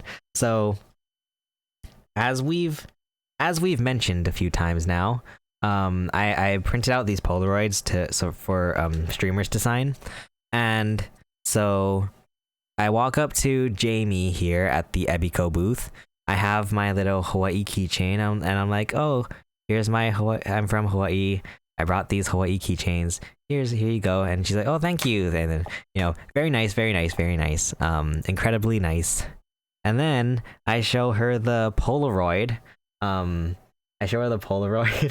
And I'm like, oh, I printed out this Polaroid for you. I was wondering if you could sign it.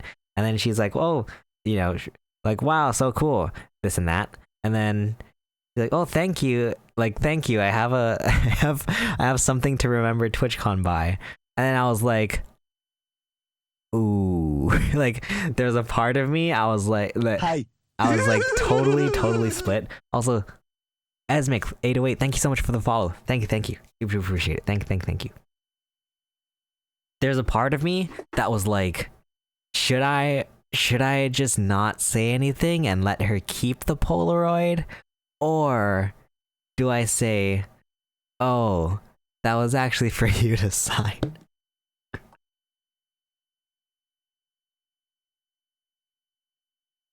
And considering that I have the Polaroid in my possession right now, you guys can probably guess what I ended up saying. I ended up saying, oh, sorry, actually, could you sign that? So we do have the signed Polaroid, but it came at the cost of the most embarrassing and awkward interaction that I had at TwitchCon. Because she thought it was a gift for herself, but it was actually something I wanted signed. Oh god. And I was like, oh, sorry, this is so awkward. And she's like, no, it's not awkward. And I'm like, breaking hearts. It was, oh god, I still think about that today. Like it's like burned in my brain now. Jesus. Oh god. But yeah. So yeah. The most embarrassing and awkward interaction I had at TwitchCon. Jesus Christ. Okay. Let's forget, don't forget about it, but let's move on. I walked by Extra Emily again, and she was by herself, just kind of like walking around. So I was like, oh, okay. Like, at least there's not a line up for her. She's not like, having to meet a bunch of people. I was like, oh, maybe I'll just run in and ask for a picture. So I did. And yeah, because I had the official TwitchCon meet and greet with Extra Emily scheduled. She was also doing a meet and greet at the AT&T booth with Emaru. So I was like, okay, I don't feel like super duper pressured to like give the gift and then ask for the Polaroid. Like I'll just ask for a really quick picture, because she was doing an IRL stream at the time. So I was like, I don't want to like bother too much. So I'm like, okay, hi. So I'm like, hi Emily, could I get a quick picture? And she's like, yeah, for sure. And I was like, okay, thank you. And I was like, oh, sorry for bothering. She's like, no problem. And I was like, oh, then I left. But yeah, she was super nice. I love her streams. Oh, this was the red versus blue.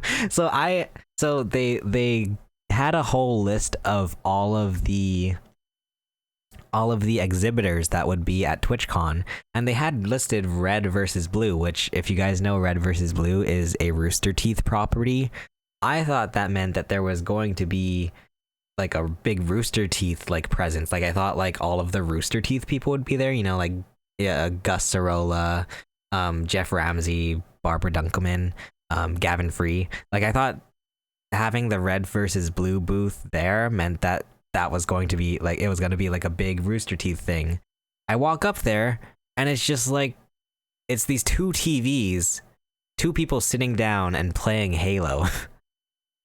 Griffball specifically. But so I was like, oh, that's weird. And I was like, where's the people running the booth? Like it was mostly just like people just sitting there playing Halo, which is cool. Don't get me wrong. Halo's cool and all, but yeah. And you could win a free Griffball. Anyway, they also had a Twitch affiliate. If you were an affiliate, you could get a free gift. It was on the second floor though, so I was like, oh god. I had to go up to the second floor, all the way in the back, and get my Twitch affiliate gift, which was these like keyboard caps.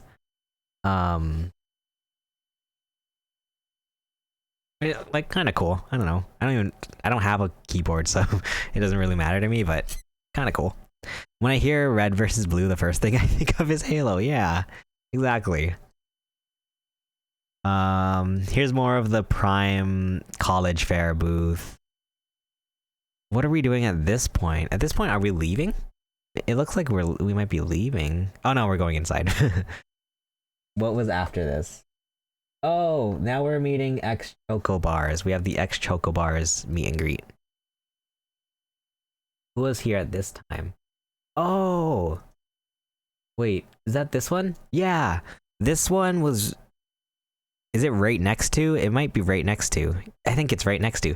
It's right next to Austin Show, Will Neff, and Hassan.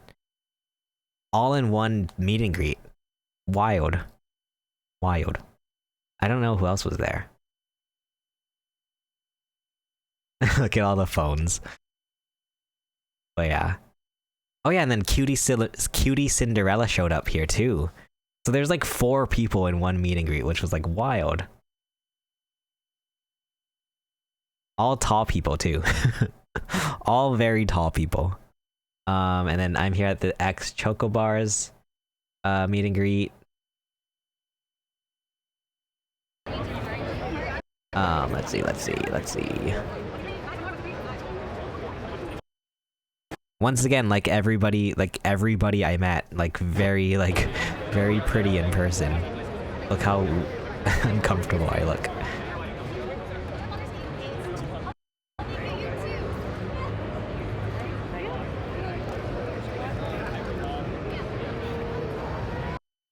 My mom actually likes her a lot because she was very personable here.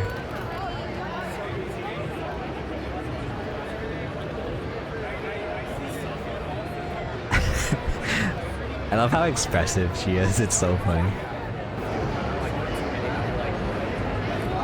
Hopefully the volume isn't too loud.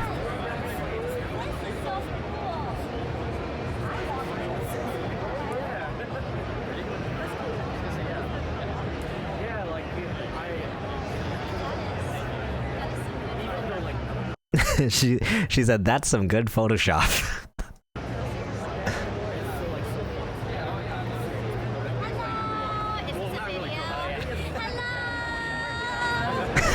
My mom really likes that. My mom likes that she did that. That's like her favorite thing. Oh, because also this is my mom holding the camera. That's why she liked it so much.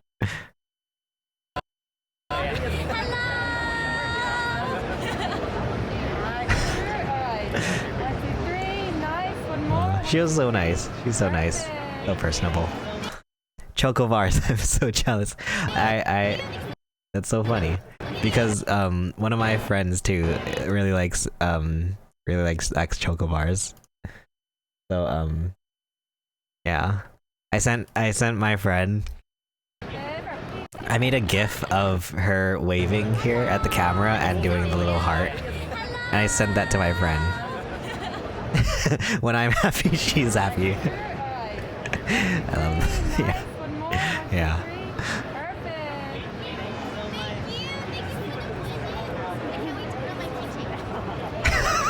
She's so funny. I don't know if you can hear it. She's like, thank you for the present.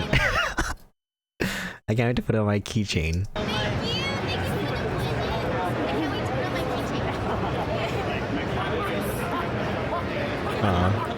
She's really nice. Everybody was really nice. Maybe. Find out more in this video. Ta-da. Okay, what else? Oh, here's the pictures.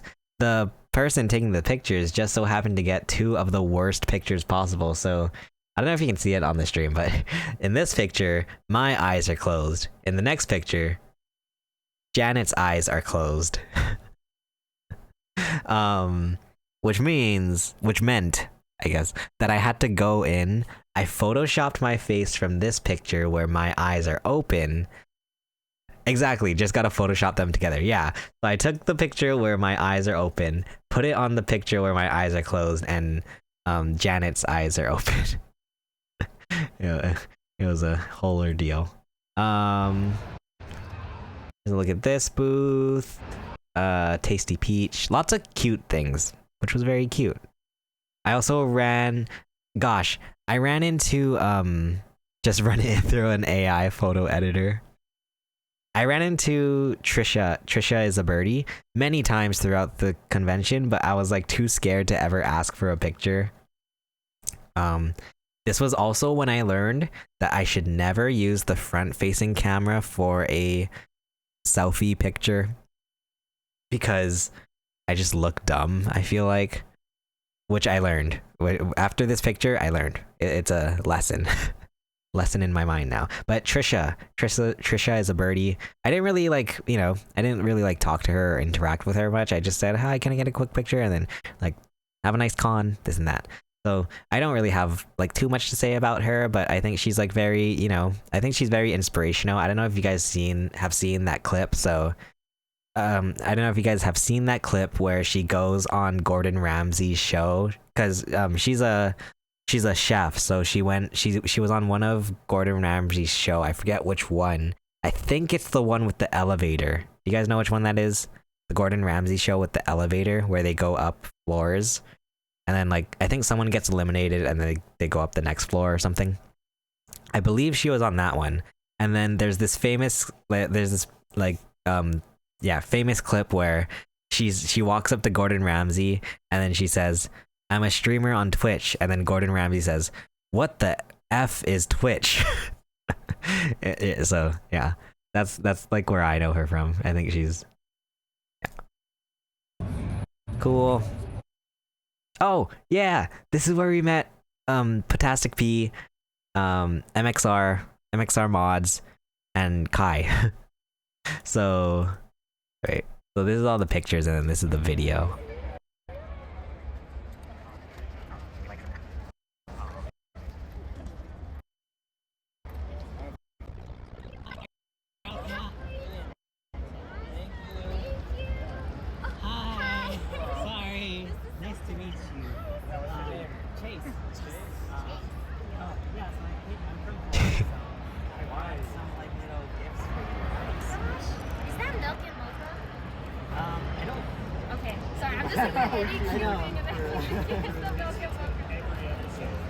I felt bad because at this point it was like, gosh, it was like 6 o'clock p.m. The expo hall closes at 7 p.m. And so they were like they had just gotten here because I think there was like traffic in Las Vegas or something. So they just gotten in at 6 o'clock p.m. and they had 1 hour to go through the expo hall. And I felt like I felt so bad that I was like walking up to them while it was about to close.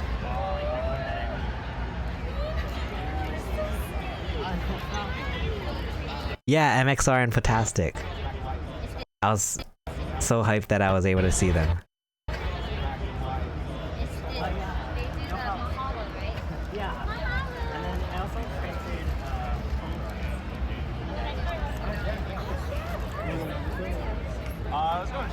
Oh god, I hate watching this too because I had to keep track of the Hawaii keychains as gifts. I had the Sharpies in another pocket, and then the freaking Polaroids. So I was like, I had all these things in my pocket, and I'm like trying to remember which ones are which, and then so yeah, it was god. Oh my god! Yo, this is sick! Hold on, can you see? Oh, you're giving them Hawaii keychains? Yeah, I was basically just giving like Hawaii like souvenirs type of things, as gifts, just like small little things. I figured I had to do small things because of they had like a bag requirement. Your bag could only be a certain size, so I had to like find a bag that was like small enough that matched the requirements, and then like gifts that I could match for the requirements, and like so keychains turned out to be the easiest thing. Henry, can you hold mine for a second? And then yeah, she's at like, we're trying to find her and like his sister right now. oh, yeah, I also printed one for Kai. Oh my god. no. No, she's probably around. We'll probably find her. Oh my god, and this was so bad. Oh, you can see it on the camera. So I think I'm holding on to the Sharpie cover, and I have Potastic P. I have Jeannie's Polaroid in one hand, and then Henry gives me the Sharpie, and then I put it right on the freaking picture. It's so bad. No. No. To the MXR one. Oh, sorry, Henry, can we also... So wait, where are these ones?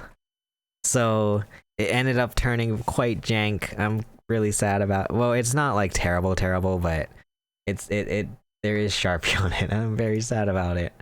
No, and it was my fault. I'm so dumb. That was quite unfortunate. And then we got picture. Rip Genie. Aw. Okay. Thank you so much. Thank you. Oh yeah, so this is where, and then we catch up with Kai and Henry's sister. Thank you. So you already saw that, right? Yeah. Oh, sorry. Quick picture. Yay. Alright, and now We got the whole collection of MXR crew. It's always refreshing too. I didn't even see. It's always refreshing too when I realized that it's nice to when I get to meet people who are actually relatively similar height as me, because a lot of people are, and it's like very easy because I'm very short, but like a lot of people just kind of like tower over me because I'm so short. So it's always like refreshing when like there's people who are actually, you know, similar sizes as me. Question: how tall is Chocobars? Ooh, let us consult Google. 8.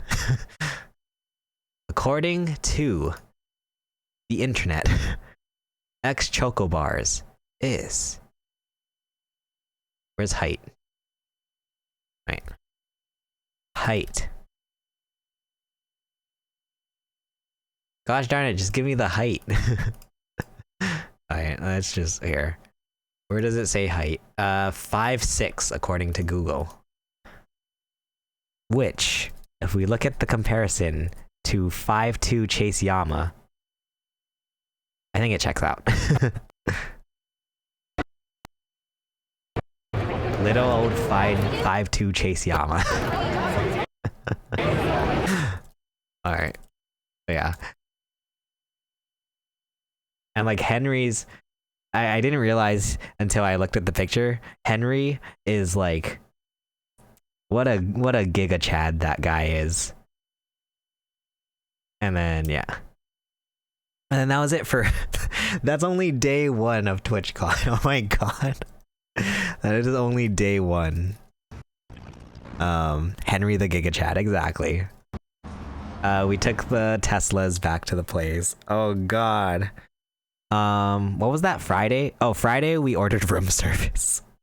We were so exhausted that like I just threw all dinner plans out the window and we were just like, let's just order room service. It's so much walking and standing around. So yeah, that's day 1 of TwitchCon. Day 5, October 21st, 2023, aka day 2 of TwitchCon.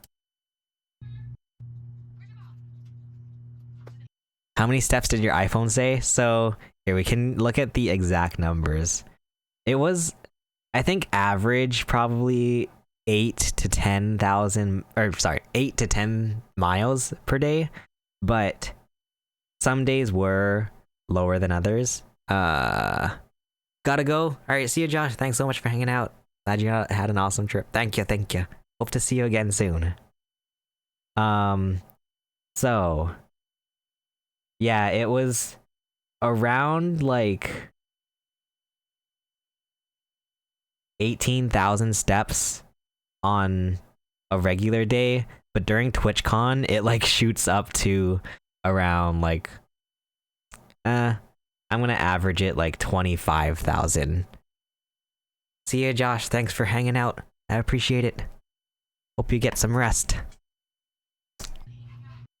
Lots and lots of walking. my legs. It's like the SpongeBob meme. My legs. Okay, so we rode the monorail. We've seen the monorail enough, I feel like. So we'll just kind of... Oh, this is when they had Spider-Man 2 on the sphere. Very cool.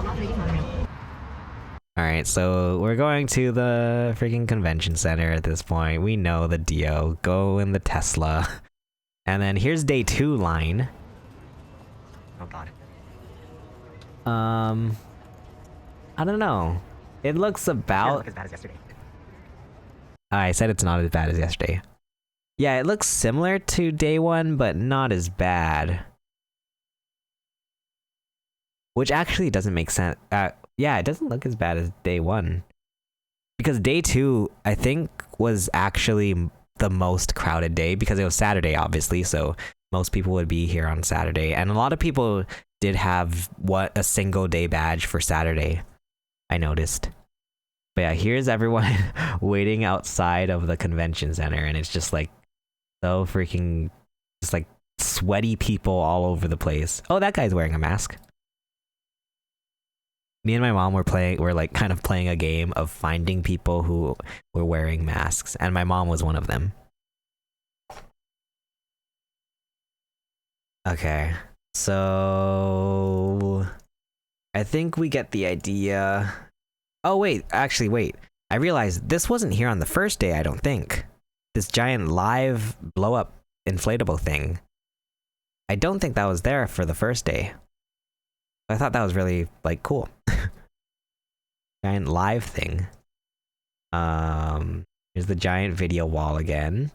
Oh! I'm glad I have this on video. Oh wait, we went to the food court, right? Okay. I'm glad I have this on video. So here, we are checking out the Loot Cave Twitch merch. They had like these mannequins with all of the, like a sign with all of the stuff that you could get from the Loot Cave. And I didn't like watch me film this and not even realize it. So I was looking at like, I wanted that t-shirt and the bear especially. But like there's all this stuff here. Right? Right, guys? You guys seeing this? But do you guys see something? Do you guys see something out of the ordinary? Wait, what am I saying?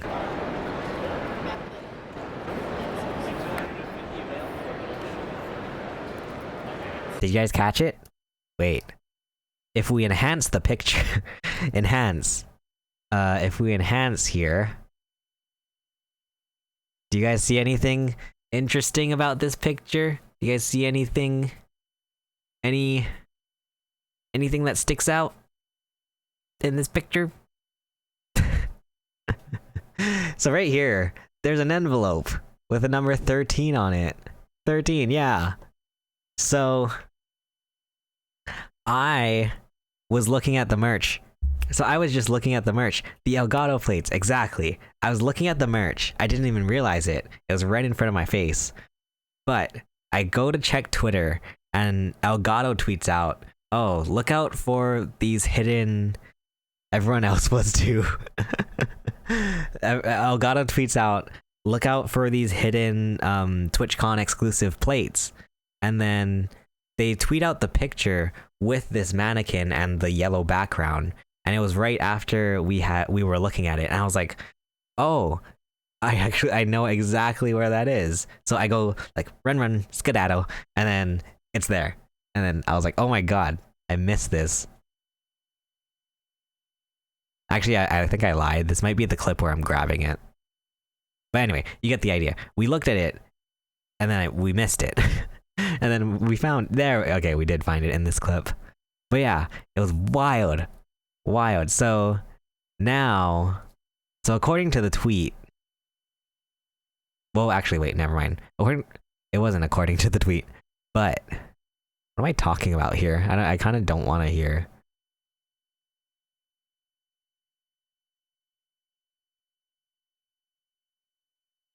But yeah, funny story about the Elgato plates.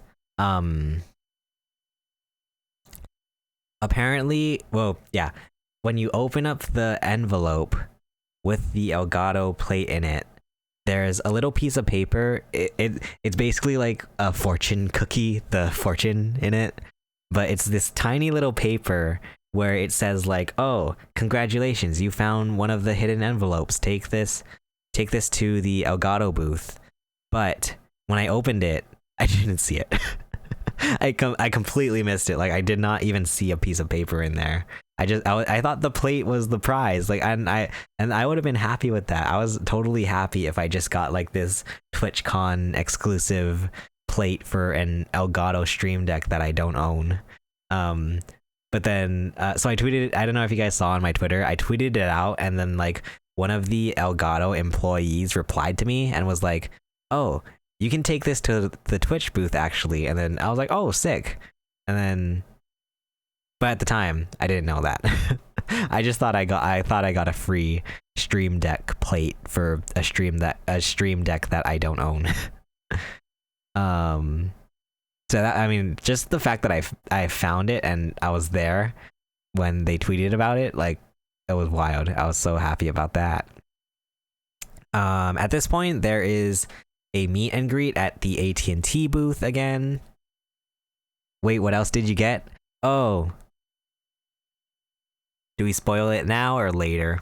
I guess we can spoil it now. So I take the so according to the paper in the envelope, if you take the envelope, what could you have gotten? Oh, do I spoil it now? No way.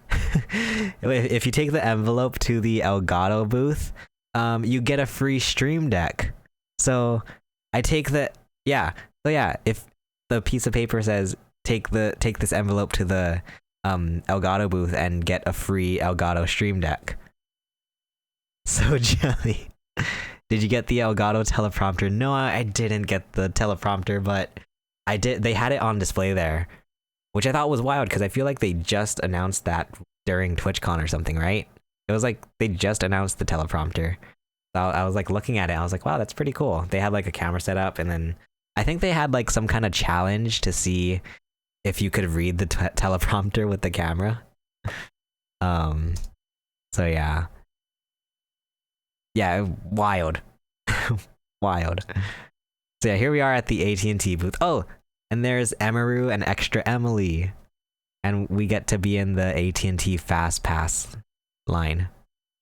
So yeah, we had for Saturday, which is where we are at this point, Emaru and Extra Emily, Hunter Wiz, Andrea Botez, Lily Pichu and Disguised Toast. There's that. Oh yeah, so here we go. So we met Emaru, Extra Emily. Sorry, I was gonna say ChaseYama. There's Emaru and Extra Emily. Oh, and it was so funny because as we're standing in this line, I don't know if you guys have. Hey, I don't know if you do you guys Extra Chase. I don't know if you guys know Emaru, but and I've seen some of her IRL streams. There's specifically an IRL stream I was watching where she went to Anime Expo and she was cosplaying as. I think she was cosplaying as a Genshin character, right? The red person.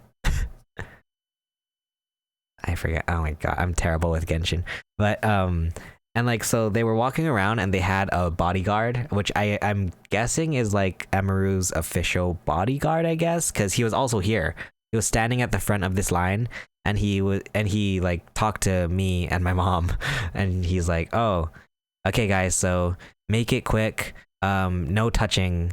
Like yeah, make it quick and no touching." I was like, "Okay." I was like, "Okay, thank you." Because there's this kind of famous clip where somebody goes up to Emaru and they take a picture and he does the over the shoulder and then the bodyguard comes in and takes his hand away. So I was like, okay, I will listen to you, of course. But what I will say is that there were some people walking up to Emaru and hugging her. And I was like, ooh, that's against the rules. That's not playing by the rules. Oh, like this person. I got it on video. And I'm like, oh, that's not playing by the rules. You're not supposed to put your hands on. But would you risk it for the biscuit? That's the real question. Asking the real questions out here.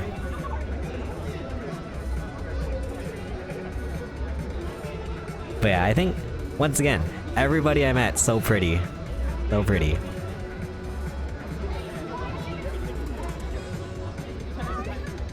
Okay, so... meeting people. My mom was giving me a lot of crap for, not gonna lie, might be worth being hugged by the bodyguard. I should have asked the bodyguard for a hug. What was I gonna say? Oh, yeah, my mom was giving me a lot of crap that I didn't get my badge signed. But I don't know. I don't know. In my opinion, well, for one thing, I didn't want to waste people's time. That was the scariest thing. I didn't want to be like, I was so stressed about like wasting people's time. I was like, I want to make it as seamless and like quick as possible. I don't want to be wasting people's time, so I wanted to do the Polaroids, and that was it. My mom was like, "Oh, you can ask for 2 things to be signed," and I'm like, "No, no, mom, you can't. You the real deal." I mean, if you call the bodyguard, if you call the bodyguard hugs hug. Oh, you mean like, yeah, I get you. Oh, this was awkward. Oh my god, I hate when I get awkward interactions on camera. So this is awkward. Look, so this young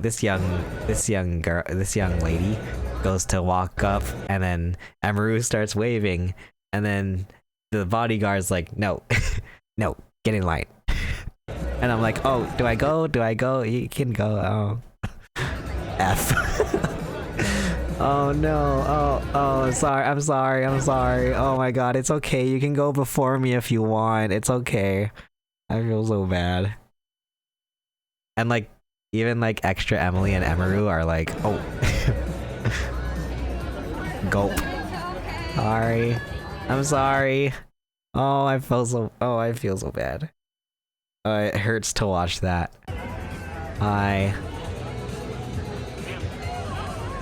I have my extra mayo bag that I got from... Where did I get that from? I think I got it from State Farm. Or not State Farm, freaking... Amazon Prime?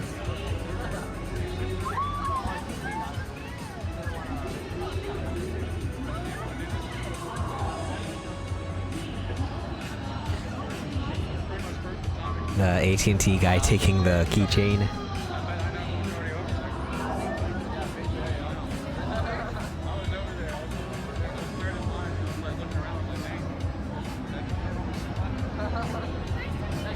Yeah, I asked my mom to take like landscape and portrait photos, and she did a good job.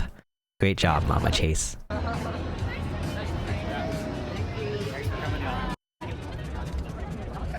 There we go.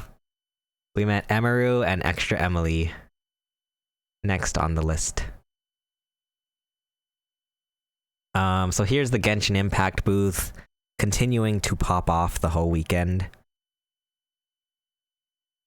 Oh, here's the clip where I walk right by it. Okay, yeah, here's the clip where I walk right by the... and I'm like, oh, cool merch. And then I just walk away.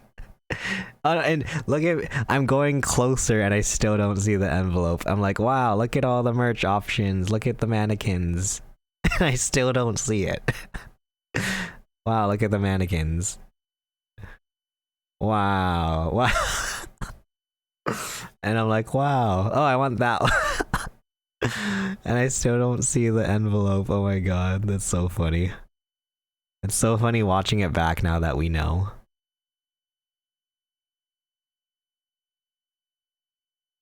But yeah, I mean, yeah, the Loot Cave merch, I did mainly just, I just wanted to get all the exclusive stuff, because like, you know, if I'm in TwitchCon, you might as well just get the exclusive ones. I didn't know how to get that pin. I really want this pin. I wanted this pin, but I didn't know how to get it. I didn't know if you had to like open these blind bags or what. Like, I just wanted the pin. Gosh darn it. I would have paid money for the pin, but I couldn't find it. Anyway.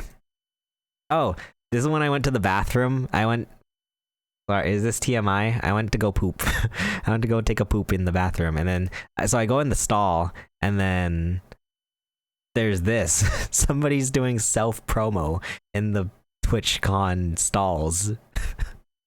Looks like it. I just wanted the TwitchCon pin. I don't know. I thought that was so funny. So shout out to Blitz Jackson MMA. Actually, I shouldn't give shout out because I don't know what kind of content they make. So never mind. Unshout out because I don't know what kind of a person they are. This is when... Ooh, sorry, I gotta bring up my schedule. This is when after Emaru and Extra Emily, I think I just walked around a bit. So we can kind of quickly skip through this. I don't think there's too much. Oh wait, no, I think that this is when I go to the loot cave. Right. They shouting themselves in the toilet might be poop content. Literally and figuratively. Okay, so this is where this is where I go into the loot cave, which is like the Twitch official merch area. I should have looked for more envelopes here or something. I mean, speaking of the envelopes, sorry, tangent. Gosh, I'm so bummed. We were in line for a meet and greet, and then when I checked Twitter, Elgato had tweeted out a picture or a video where they hid an Elgato Game Capture HD 60X at TwitchCon. So I was, and I've been wanting to upgrade to an HD 60X forever. But we were in this meet and greet line, and I was like, but I couldn't go get it. And then sure enough, like they tweet out another video of someone else finding the game capture. And I was like, I really want that. Because I'm still using my HD 60S Plus and it works fine, but the HD 60X would be nice because it has better latency. Anyway. Here's the Loot Cave merch.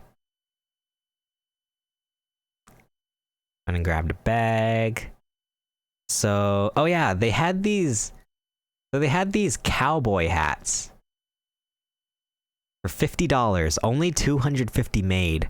I didn't get the top of this sign, but it said that they were switching out, they were restocking these hats every hour or something. So I was really conflicted. I was like, do I get the cowboy hats? But when am I ever going to use this? Like, when am I ever going to use a white silver hat with a Twitch logo on it? Limited edition, drops hourly until sold out. Only 250 made.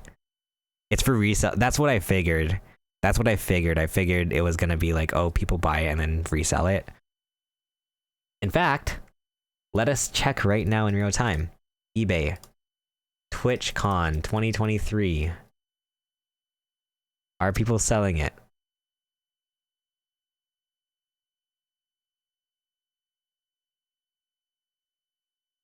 Wait. How do I find it? How do I do this? How does eBay work? Newly listed. Oh, people are selling like the swag bag and stuff. Oh. I do not see the cowboy hat. Okay. Let's check eBay, yeah. It's how you make your ticket price back.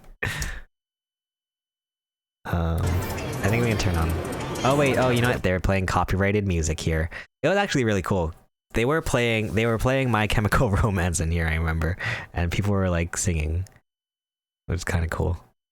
They're playing When I Was a Young Boy, My Father. So I ended up getting this shirt. I don't think I'll ever wear this because I don't know why I would wear a TwitchCon shirt in public, but I wanted to get it as like a souvenir, as like a memento. Yeah, took me into the city. Okay. Yeah, I wanted to get that bear. The bear was the main thing. Yeah. See the Black Parade. He said so. Okay, I better stop. I have to stop singing before I get DMCA'd. Okay, so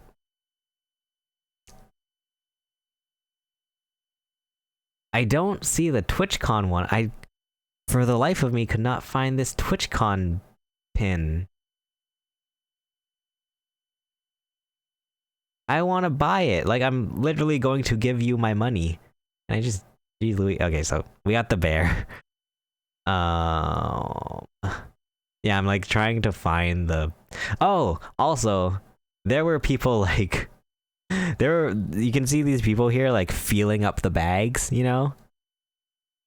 Which I was like, I mean, you do you, but I don't really care that much about it, so I'll just take whatever ones.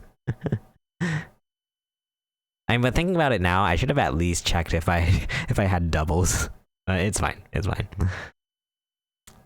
Okay, so we had the pins, and then I also wanted to get. I mean, there wasn't. I don't know. It didn't seem like there was a lot of like TwitchCon 2023 exclusive. Chase looking for that shoe swag. I wonder if they did that sort of thing, so you buy them and can trade doubles. Oh, that's true. I did want this zip-up hoodie, so I had to actually go to the like fitting room and try it on.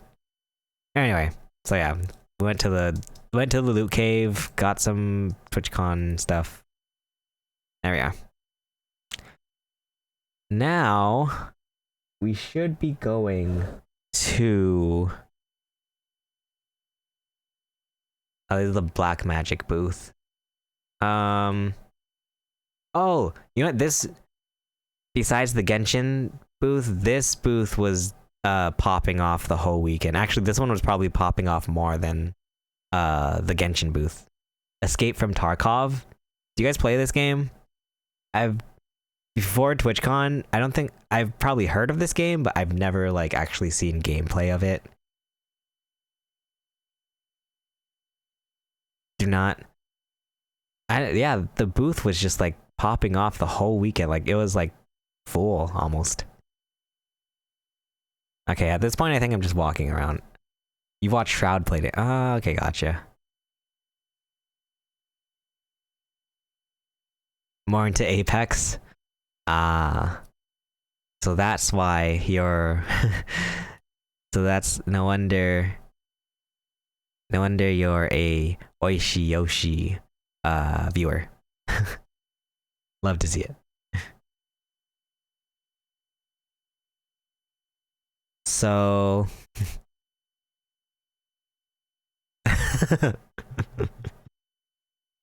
how you know?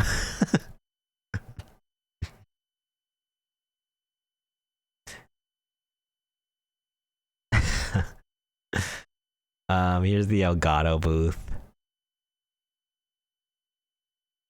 Cause I think I've seen Esmic 808 in Yoshi's chat, right? Am I just making things out? Making things up? I read called out.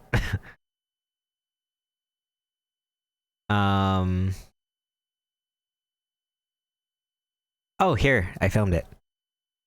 So here is the Elgato teleprompter. You guys are funny.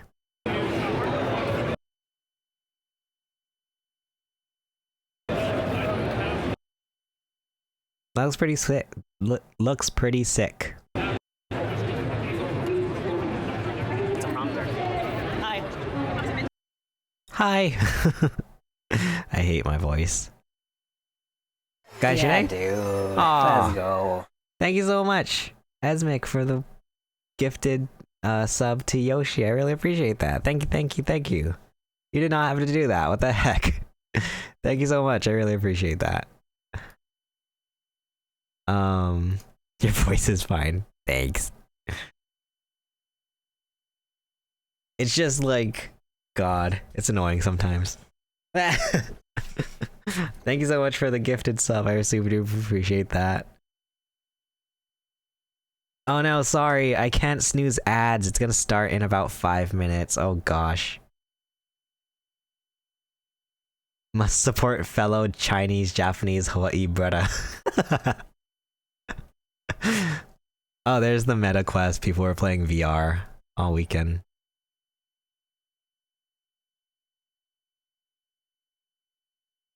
Oh no, sorry. I can't snooze the ads anymore. It's gonna start in about 4.5 minutes. Very sorry. Sorry. And it's getting so late that I might have to just keep going through the ads too. I'm so sorry. I have to go to bed. Oh wait, we're in the same time zone too. We're in the same time zone. Okay. So at this point, we're just walking around. I think I was just killing time because we have a quick little community meetup with one of our, I don't know, maybe not friends, but like one of our, you know, one of our close streamers.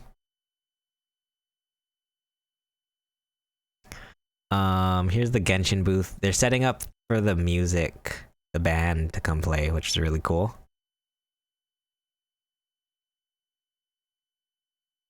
I feel like maybe the Genshin booth wasn't packed all weekend. It's just that there, you know, because there was the big open area in the front that, like, you know, people couldn't really go in, so they were kind of like outside the booth. It just kind of looked packed, but there was actually not a lot of space to do stuff inside. Okay, so at this point, I'm just holding the camera and walking around. Very awkward.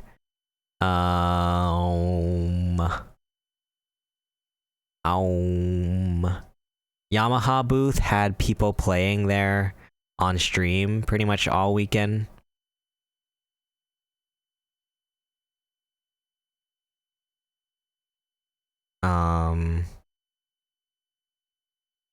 I love the extra Emily emo. It's so good.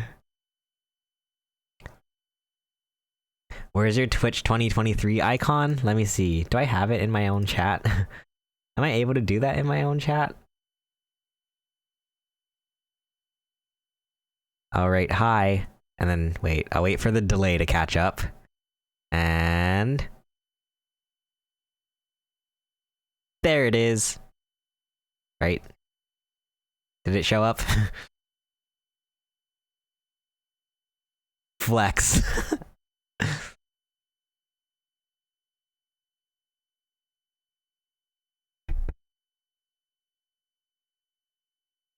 Excuse me. Okay. Alienware booth.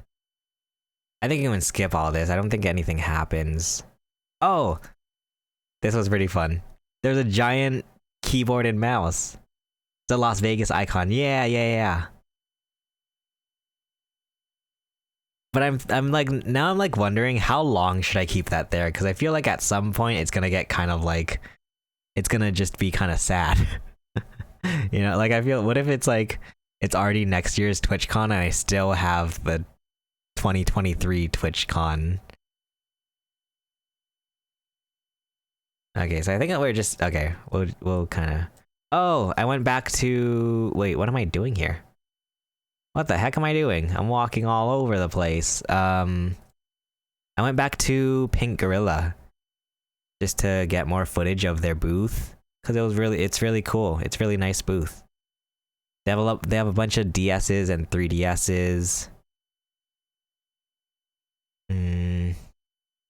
Oh, there I am looking at that Mario Top 100 again.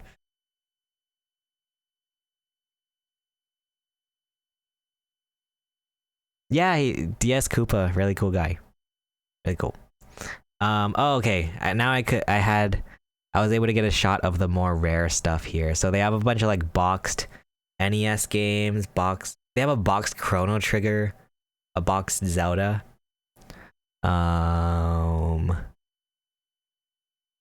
They have the Game Boy player for the GameCube.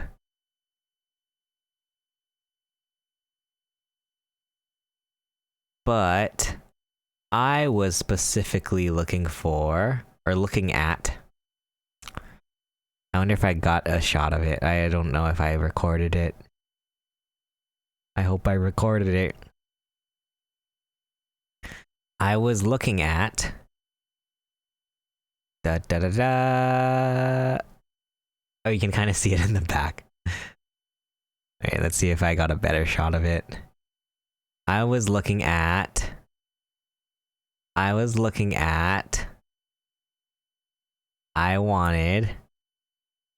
thinking of getting, would you guys rather have longer ads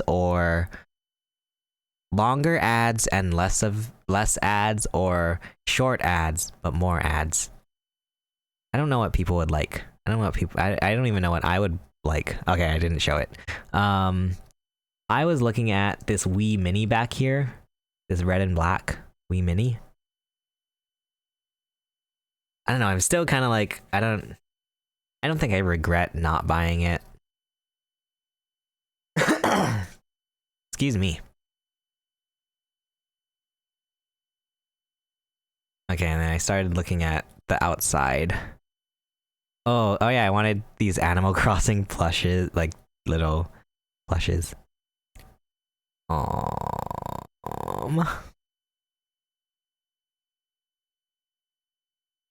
Jeez Louise. This stream is so long and I gotta pee. Okay, now we're on to picture. Oh, I was walking around and then I met Ginity. Ginity was doing an IRL stream.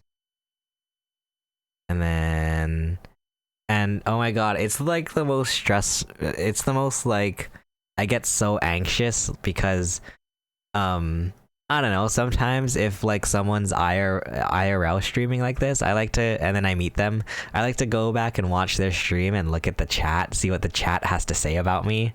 And like, there's this one particular chatter at this, from Ginity's chat, who typed, bro really wait, sorry. There's someone in Ginity's chat that said, bro really waited 3 hours, because it was like 3 hours into her stream, and I wanted and I was like, oh, I didn't wait 3 hours, I was just walking around and then I happened to see her. Like, what the hell? I wasn't waiting 3 hours. Anyway. There's that.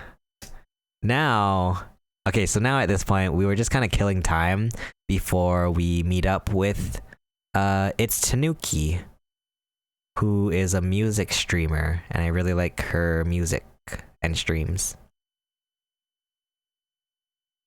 Wait, who was that? She looks fam. She's, Ginity. She does a lot of IRL streams, I believe. Yeah.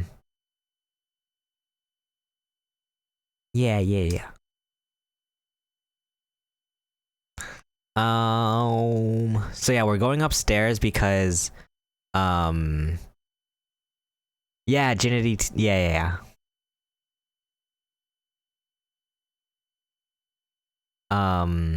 She travels. Yeah, I think she does a lot of like IRL type of streams.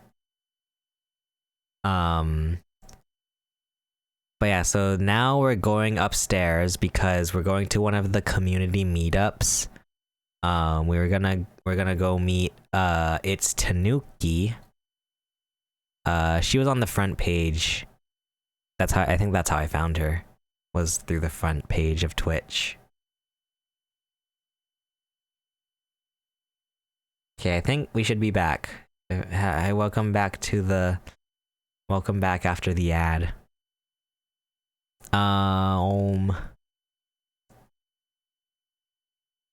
Yeah, it was honestly really like I would say it was honestly more I don't know. It was pretty stressful to find the smaller streamers that I wanted to find because, you know, obviously, well, not, but yeah, anyway, they don't have official meet and greets or anything, so I would have to like check the Discord to see if they would be doing some kind of a community thing. So when we met it's Tanuki, she had scheduled a meet and greet or a meetup in one of the community meetup rooms. I show up and it's a science and technology meetup. And so I'm like kind of confused, and the person that I'm talking to here was telling me that like, oh, there's people from like NASA. And I'm like, what? People from NASA here. So then later on I find it's Tanuki, and then she was telling me that they chose this community meetup room because right after this science and technology meetup there was a musicians of Twitch meetup. So that's why we were in there. But I felt like so out of place because like it was all these like smart people in like suits and stuff, and they're like, you know, it's like NASA and Apollo. Like what? Anyway, so it was me, Tanuki, and I think some of her mods walking around, and then Lily Pichu, TJ, is it TJ Brown? I think is his name, TJ, and shoot, I should know him. Charming Joe, right? That's Charming Joe, right? I think that's Charming Joe. Oh god, that's gonna be so embarrassing if it's not. But Lily Pichu here at the Yamaha booth, she was playing Dreamy Night. It was really cool to hear in person. So yeah. So after we met up with it's Tanuki, which was really nice. She was super cool. You know, like it's really cool, especially with like the smaller streamers who I'm like more like, you know, I feel like it's more easy to participate in smaller streamer communities. So it's really cool to actually like meet up with them in person, because I feel like there's more of like sort of, what am I trying to say? You know, it feels like closer knit when it's like a smaller community. Anyway. What are we walking around here for? What am I doing here? Because right after this, we're going to meet Yvonne from Offline TV. Yeah, so we show up to the BenQ booth because Yvonne was doing meet and greets at the BenQ booth all weekend. And yeah, we got a nice picture. So at this point, so right before this, Mama Chase is just sitting down on a couch somewhere because I felt she didn't want to walk around, so I felt bad, so I was like, okay, she can just sit on the couch and then I'll just walk around. And then so whenever there was another meet and greet and I wanted a video, then Mama Chase had to come with me. But here's me and Yvonne. She was super duper nice too. Yeah, she was super duper nice. They were also selling posters. So I bought a poster from Yvonne, and she signed it. Alright, are we going in here? Yeah.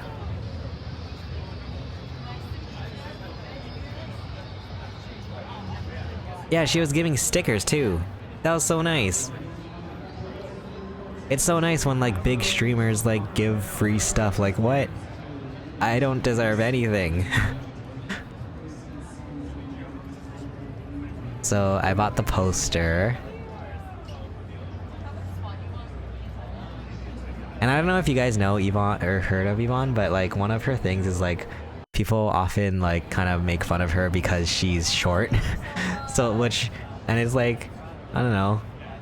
I like it's nice when I said this before, but it's nice to actually like meet people who aren't towering over me. And I think she is like 5'2" or something, which is like the exact, which yeah, I'm also 5'2", so it's nice to meet someone the same who also struggles with you know, height like me. And then yeah, so this is the Polaroid. Oh wait, sorry, I'm skipping over the dialogue.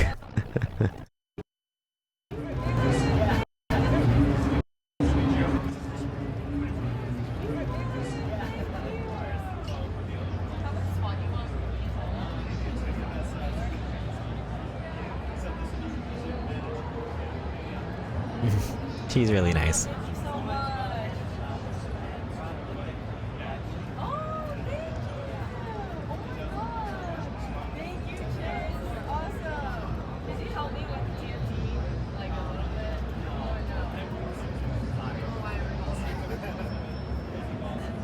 Oh, wait, did she say, does this help me with?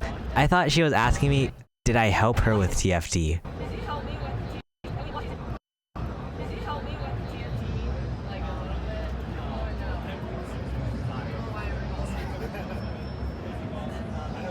Was she asking if it helps her with TN? I thought she was asking me if I helped her before, like if I helped her with TFT before.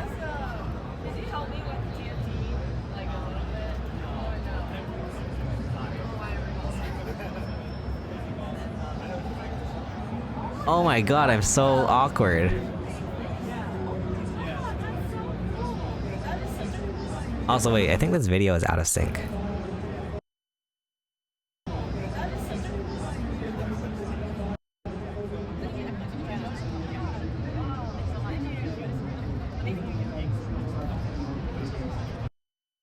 Oh my god, I'm so weird. Okay, so now, what are we doing? We're at the Lily Pichu meet and greet at AT&T booth. So we met Lily Pichu. She was very, very nice. This was also once again quite awkward because as we will watch here, oh god, this is so awkward. I give her a gift and then she goes to put it on the table. And then I ask her to sign something, and she has to go back to the table to sign it. What a jerk I am. Oh. I just felt so bad. Picture. But she's very nice. This is another one where I had to hurry it along because the line was really long. I had to really like rush it. God, we still have 2 hours to go and I'm like, it's late. Almost 1 o'clock in the morning. I have to pee. Oh god. Okay, let's speed run this. So there's the Polaroid. We're going to another meet and greet, this time for Bruce Green. Here's me meeting Bruce Green. I know of him from Funhouse, and yeah, he's like really funny. So I was excited to meet him.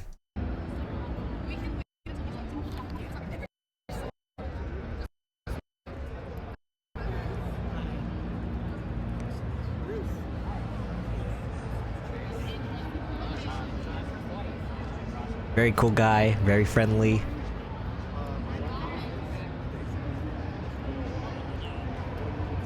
God, if I ever do this again, I don't know if I don't know if I'll ever go back to TwitchCon, but if I ever do, I need to wear like a microphone. I want to be able to hear what's being said. I want to hear what kind of awkward things I'm saying. I want to hear what kind of stupid things I'm saying. But, get the signature.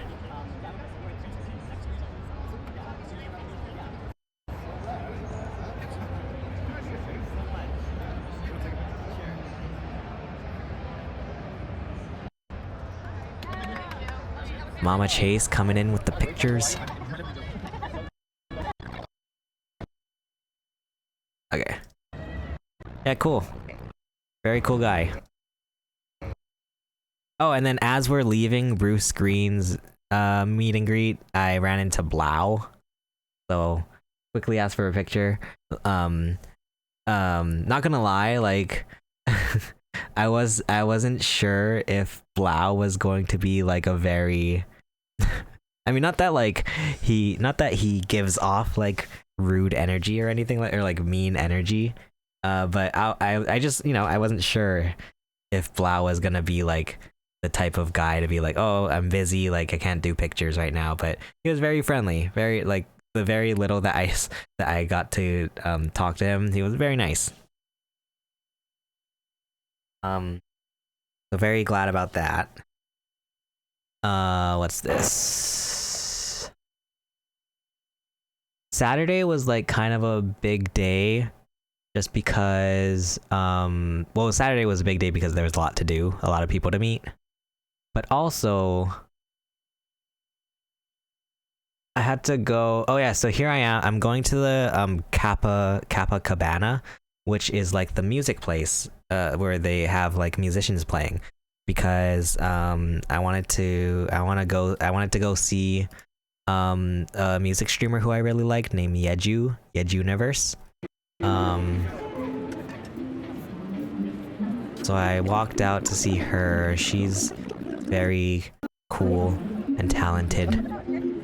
She plays the guitar.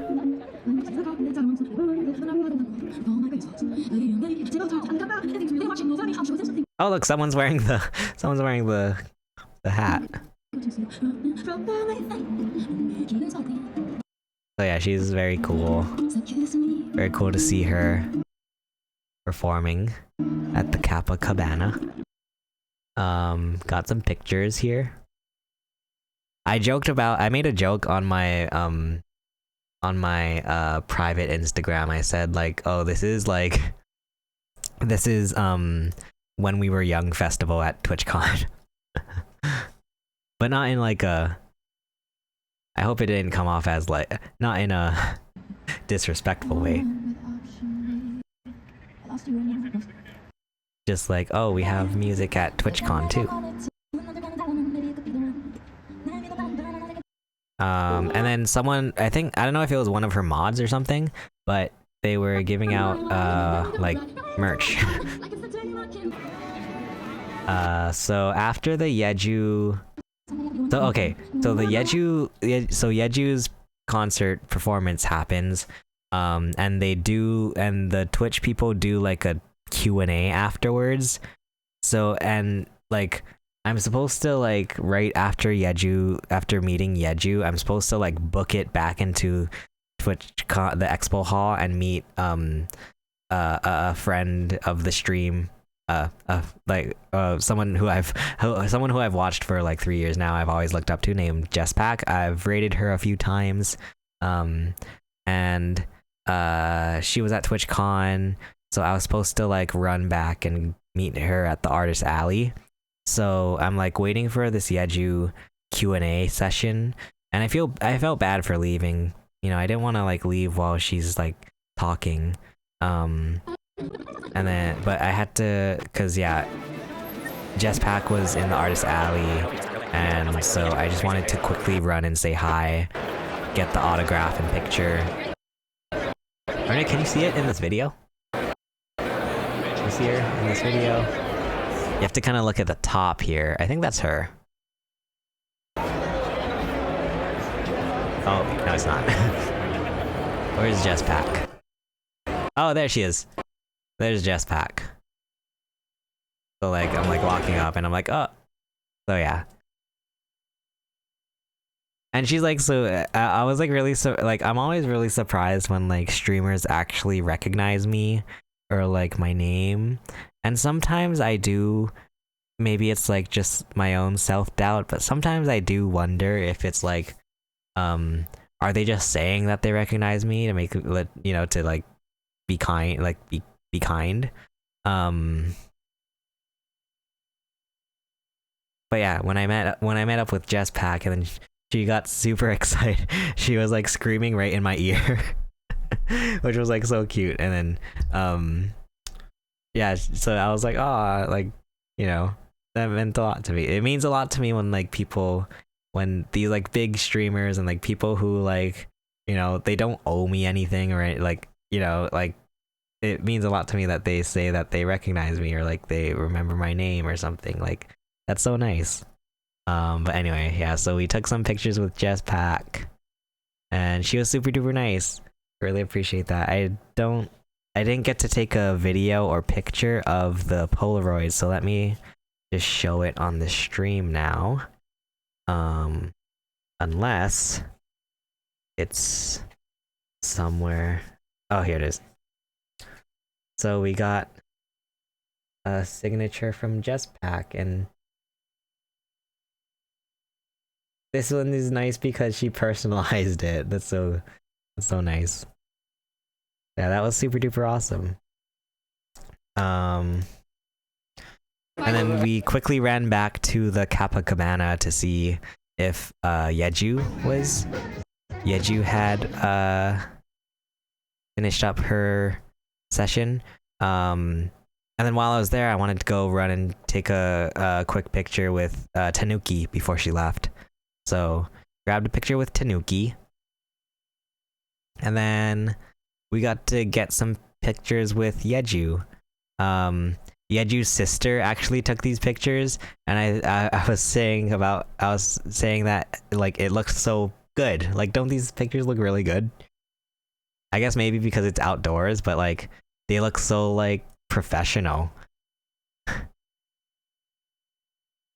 And Yeju's sister, who is like a dancer, her name is, God, I'm terrible with names, but Yeju's sister was like framing us and like staging us. It was like, I really appreciate that. So we got that signature. Yeju's signature is like a planet, which is really fun. Really cool signature. And then we got, oh, I did take a video of Jesspack. Okay, and then at this point we're leaving. Heading out for the day. Oh, and then as we're leaving, oh my god, as we're leaving TwitchCon, we're going back to the Las Vegas loop. I ran into Code Miko at the Tesla cars, like out of nowhere. I was like, we were literally in line to leave, and then I was like, oh my god, that's Code Miko.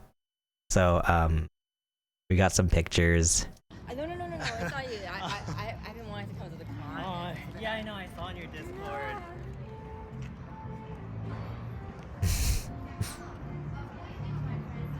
Thank you so much. Oh, sorry. And then, I printed. Oh my Polaroids. I was wondering if you could sign. Yeah. Oh my god, this is me trying to find a goddamn Sharpie. I'm the worst.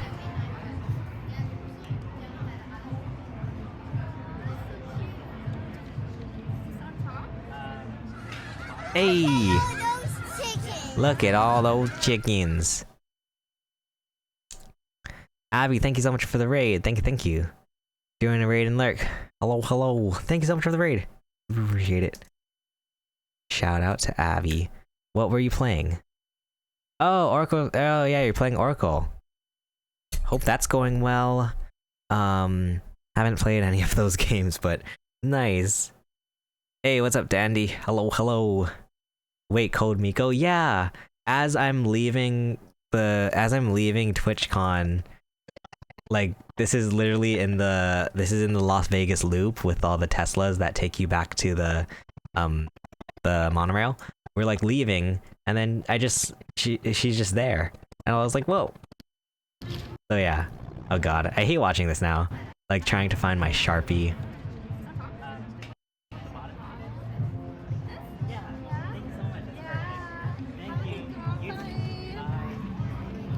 Aw, she was very nice. And then, that's so cool you got to meet her, yeah. And then I posted about it in the Discord, but, I shared in Code Miko's Discord that I met her, and then she actually replied to me saying that, like, yeah, it was, like, nice to meet me, whatever. I appreciate it. That's so nice. Oh my god.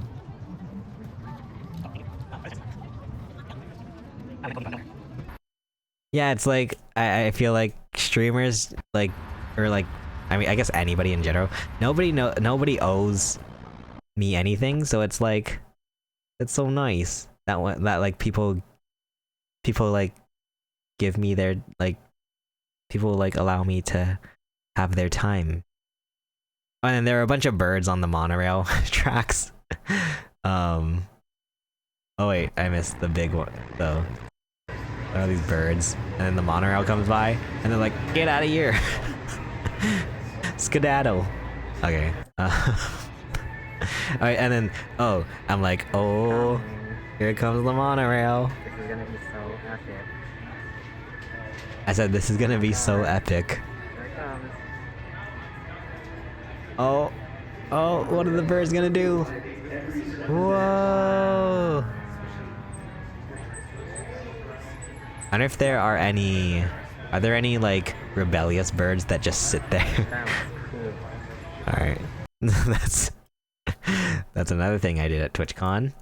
Oh, these are just edited pictures. Oh, this is actually. So we went to Caesar's Palace again. This time, we went to Caesar's Palace because we had reservations for this Italian restaurant. It's called Carmine's. I didn't realize it, but apparently this is a family style restaurant. They came up to us and told us that. And I was like, oh, it's family style. So they're like, oh, so usually our dishes, it's famous in New York City. Oh, really? I didn't know that. Oh, like big plates. Yeah, you gotta be in the family. They're like, oh, usually our plates feed 3 or 4 people, and it's just me and Mama Chase, and we're just like, oh, oops. I didn't know it was a family style restaurant. This day, the day of the family dinner. Like calamari is like $50. Oh my god. So yeah, here's our, it feeds like 6 people, and it's like, feeds 6 people. Oh my god. I can imagine after we ordered we ordered the spaghetti and broccoli, and so it came on this giant plate with like giant fork and spoon. I don't know, it's hard to tell scale on pictures and videos, but like this was massive. I ate as much as I could. Like there's me eating a meal, you know, just like enjoying a meal, and then there's me trying to finish a meal, and like I was trying to finish this meal, and we like, what is it? It looks like less than half, maybe about half, probably less than half. Yeah. Like I do believe that I have like my regular stomach that eats food.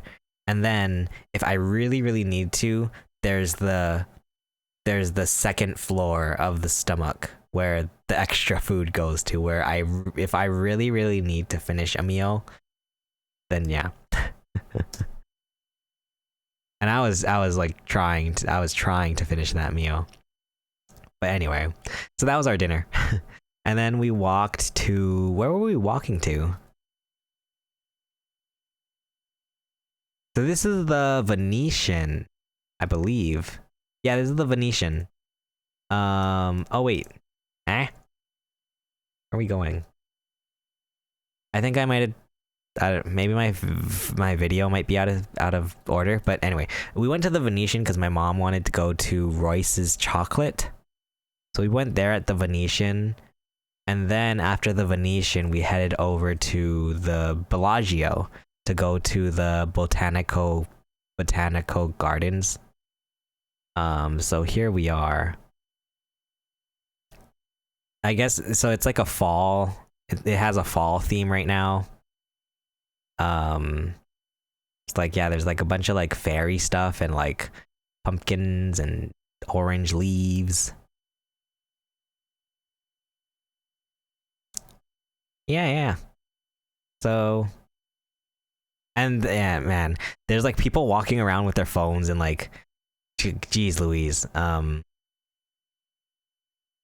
It's like so crowded in here. There is something I recorded that I did want to show you guys. Is it this clip? No. I got some pictures of me. I think it's this clip. No, it's not this clip. Where's the clip that I recorded? Here's me with more pictures. I'm holding the Royce's chocolate bag.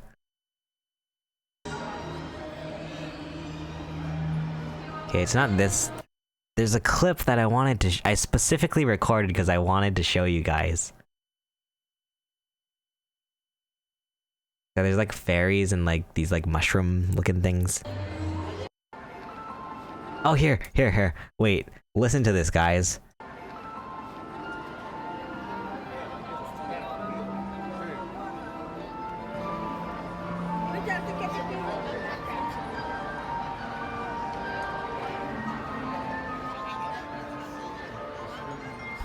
Do you guys hear that?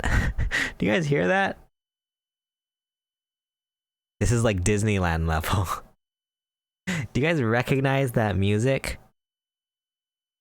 It's the fairy fountain from Zelda, which I don't know. Now this had me like double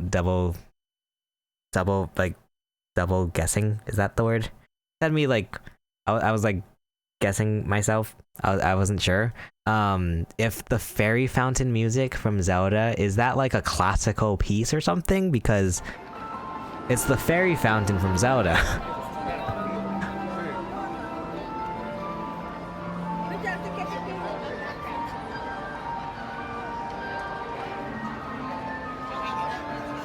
Right?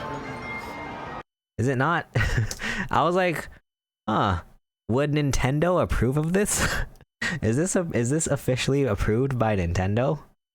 But anyway, yeah, it was a pretty room. So we just got some pictures. Oh yeah, and then we left. Oh wait. Oh no, we didn't leave. We went to see the Bellagio fountains at this point, which is like freaking ridiculous trying to get to or like trying to see, because like you walk here and there's like a bunch of people lined up trying to also see the Bellagio fountains, and there's people like pushing to the sides, and like we were since you know since my mom and I are quite short, there's like these really tall people like trying to like take our spots and stuff, and we're just like these little two people standing here. It was annoying. Quite annoying. But yeah, I can't play the music because it's copyright, but we can like take a quick look here. So it starts like this. I was like, oh, there's the fog, it's starting. Somebody's vaping or something, or smoking cigarettes. I think. That was another thing too. I'll just let this play in the background, but that was another thing too that was so wild about Vegas was that like we would come down to the lobby of the hotel, and then you walk out and there's people just straight up just smoking, like smoking cigarettes, like right in front of you inside of the establishment. And I'm like, huh, that's something that I have not seen in 15 years. No, I don't know. That's something that, like, you know, I feel like is very, like, not something you would see in 2023 is like people smoking cigarettes, like real cigarettes inside of an establishment. And I was like, huh.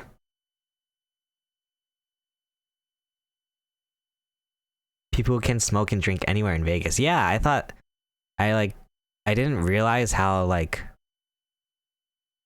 I don't know, I feel like especially nowadays, like that's very wild. Very wild that that's still a thing in 2023.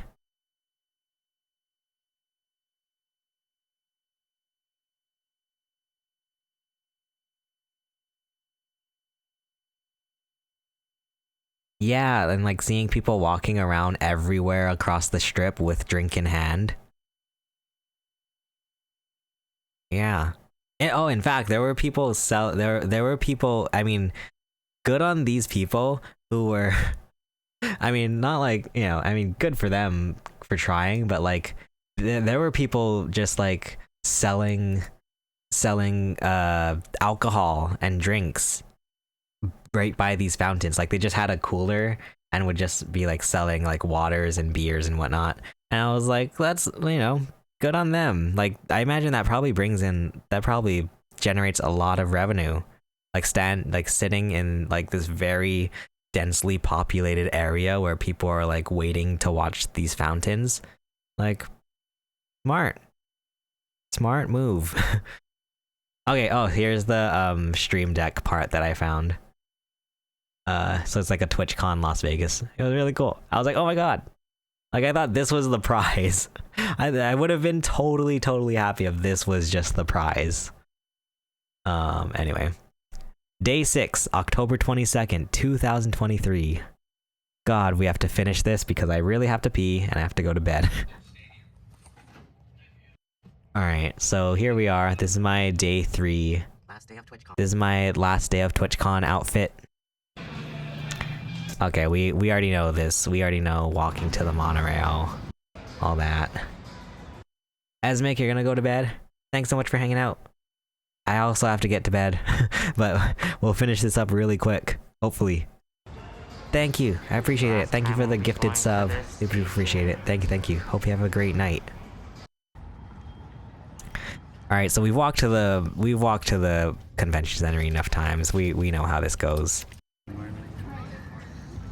Yeah, we know. Very cool getting that inside peek at TwitchCon. I'm glad you liked it.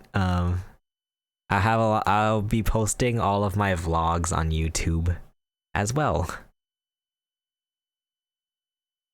I wanted to make sure to get as many pictures, if you know, I wanted to get all of the pictures that I could on the last day.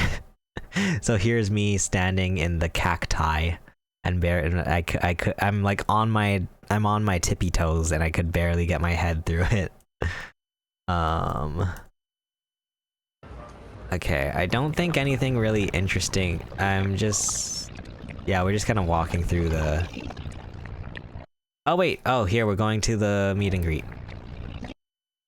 So we're going to Fan and Joey Chaotic's meet and greet here. I like Fan, she's so funny. And then Joey Chaotic is a breakdancer. Very talented. Couldn't be me. Oh, here, this is when they come out. And it's always so crazy. I'm like, there's Fan. Oh my god.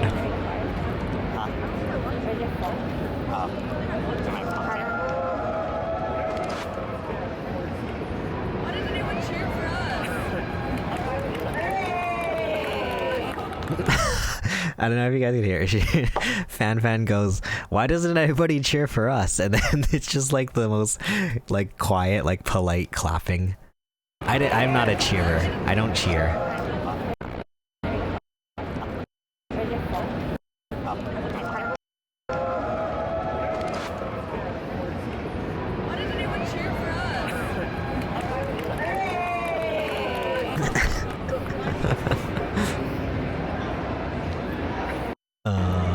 This lady was super nice. She's one of like the TwitchCon staff or whatever, and she was telling us about how she doesn't know anything about Twitch before she picked up this job on Wednesday. Oh god, this is awkward.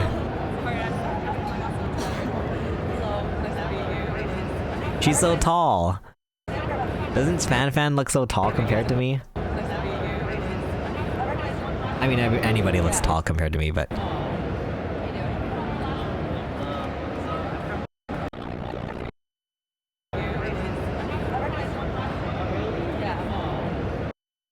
She said that she recognized me, but... And like, once again, I don't know if like people just say that to be nice, but...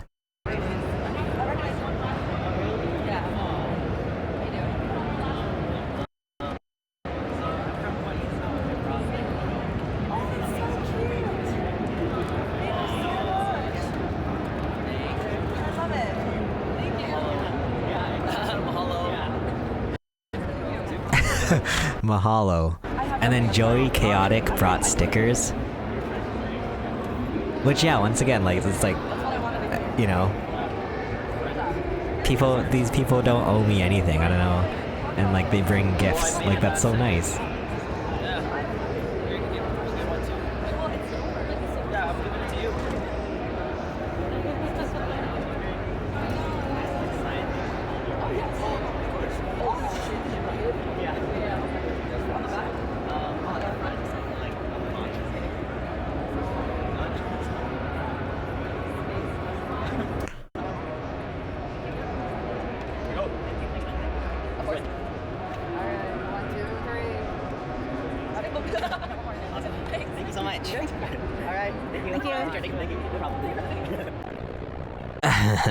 Oh god.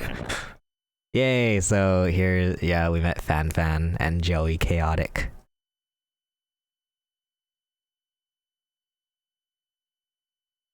Nice. Okay, so here... Oh, my friends really like Genshin. They were talking about how they like this person, Atsu. So they said they asked if like I see him around, then to take a picture, so I took a picture. He was doing casting at the Genshin tournament. I gotta pee. Oh wait, where's the part where here's the Western Digital booth. Where's the part where I pick up my Stream Deck? Oh, Scott, sorry, I'm all over the place, but Pixel Empire was there selling Scott the Woz products. Really cool. What's this?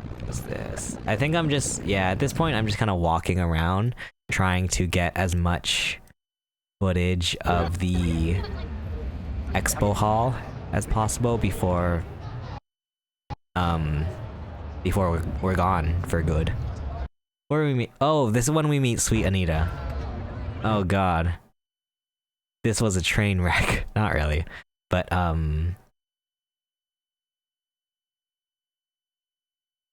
she's super nice. Honestly, not gonna lie.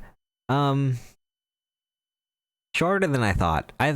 Sweet Anita gives me very like tall energy, but shorter than I thought. Which nothing wrong with that. It's like, yeah, once again, like as a 5'2", little boy, I'm usually used to like people towering over me, so it's really like refreshing when somebody is actually like my size. How long are these lines usually? It depends which one you go to and how early you get there, but I saw some lines that were like this line here. Who is this for? Who is this for? The line right next on my left. Like that was one of, I feel like that's one of the longer lines I've seen. I don't know who that's for. Let me see. Maybe I took a picture. Oh, that's for Code Miko. Oh, so wow. Okay, so it's actually thank God I found her at the outside the convention center instead of going to the meet and greet. Hey, Alex. Hello, welcome. Did they sacrifice the convention toilets for the meet and greet space? That's what it looks like. All right. I don't know. My guess is that these restrooms here in the back, I'm guessing that they saved them because behind these curtains are like the green room, like the areas for the meet and greet people. So I'm guessing maybe they had these restrooms in the back for the meet and greet, for the famous people. But hello. Nice to see you, Alex. Hope you're doing well. Hope all is well. Okay, so luckily, I don't know if luckily, but like, Sweet Anita did not curse at me, so we can play this. We can play this on stream. Going well. Hope you are as well. Yeah, thank you. We're doing very great. Had a very fun time at TwitchCon. I'm so nervous.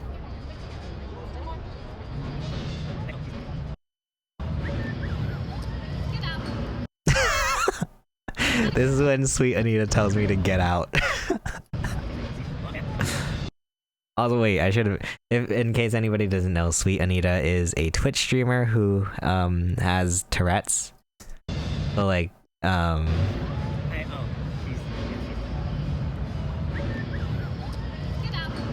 get out.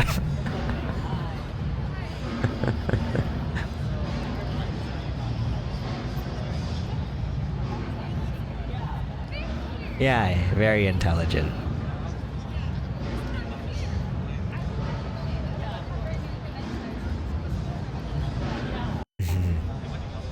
There's music playing in the back. I think that's the Genshin booth. They had a live band there.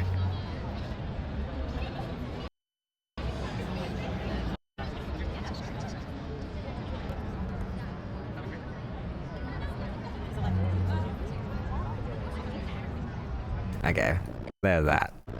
Got our signature. Oh, here's me filming the Genshin Impact booth, and then these. I don't think they were even with the booth. I don't know. I don't think they were with the booth. I think they were just people cosplaying, and they're like waving at me.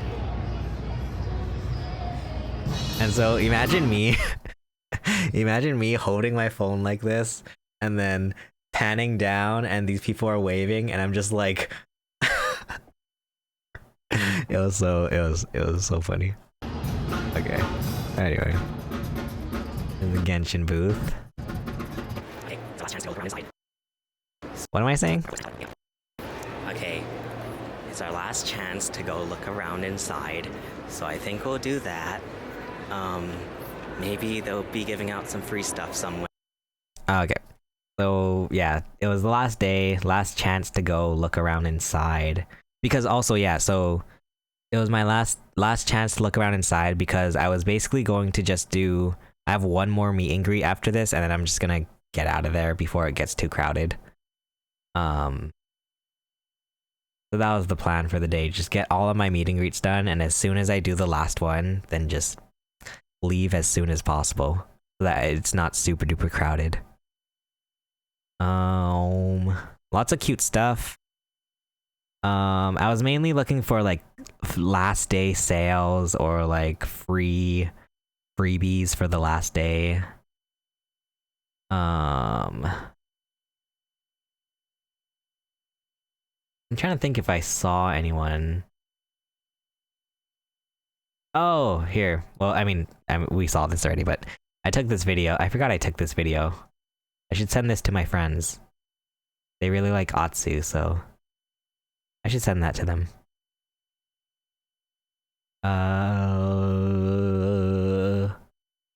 Oh, this is me just kind of walking around the, they had a whole area for, like charities, which was really cool. So like you could go up to these booths and like talk to them about how you could like, partner with them for like charity streams and whatnot. That was really cool. Really nice.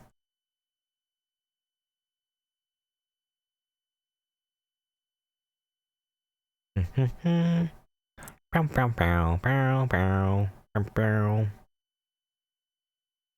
don't think I saw anything else really. Like, I was just trying to get the footage of the show floor. But I don't think I really saw anything. Okay, why did I come outside? What am I doing? What am I doing with my life? We're just kind of walking around here. Oh, I kept coming back to the Elgato booth because there was, I don't know if you guys watch the Elgato tutorials. I've often watched the Elgato tutorials because, like, I don't know, you know, I like to learn about the Elgato, like, products. And it's this, you'll see the same guy pop up in all of the Elgato tutorials. He was here at the Elgato booth, and I was like considering, like, should I go ask him for a picture? He looks busy with the booth and everything. And then also Harris, I think it's Harris Keller. Oh god, I hope I'm not saying the wrong name, but he was here. I also watch a lot of his videos about streaming and whatnot.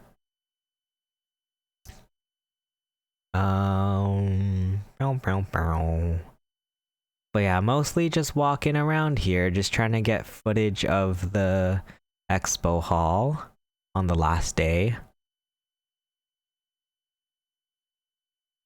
So yeah, from what I saw and from what I've heard, it seems that Saturday was the most busy day, followed by Friday, and then Sunday was like the least crowded.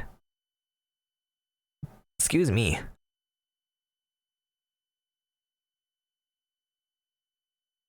Apparently you could like walk up to the oh yeah, who's this? Oh, Extra Emily. I saw Extra Emily like quite a lot during TwitchCon. Oh, and that's Amaranth. There's Amaranth, guys. There's a random Amaranth sighting. Apparently you could walk up to the Yamaha booth and just start playing the instruments and then they would stream it. So I was like, I wish I had known that earlier, because imagine how funny that would be if I went there and started doing like guitar time. That would have been so funny. But yeah, there's Amaranth. I was right by Amaranth. Okay. We're just walking. Yeah, I don't think I really did it. I think we can just kind of skip through this so that I can pee and then go to bed. But what's going on here? Oh, we're just walking through Artist Alley. More Artist Alley. There is a clip that I do want to find. Okay, this is the last meet and greet. Oh, I don't know what happened to the clip. The clip where there's a clip where I go pick up I went to go pick up my Elgato Stream Deck. Oh, here, I think this is it.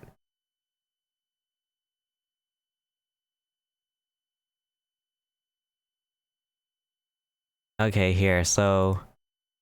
Oh god, it's on mute. So this is me walking to the Elgato booth. And I gave them the envelope. And so, yeah, I had to sign my name for the number that I picked. And then... And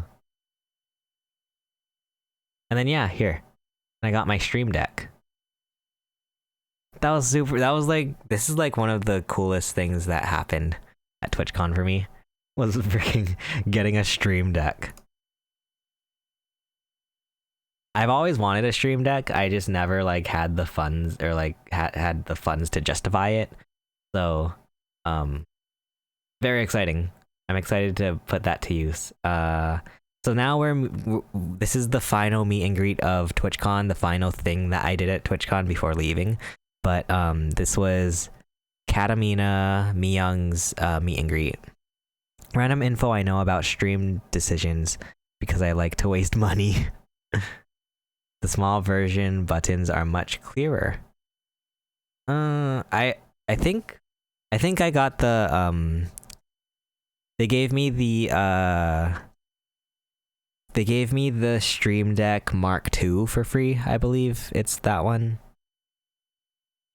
This is when Miyoung came out. And everybody starts waving their flags.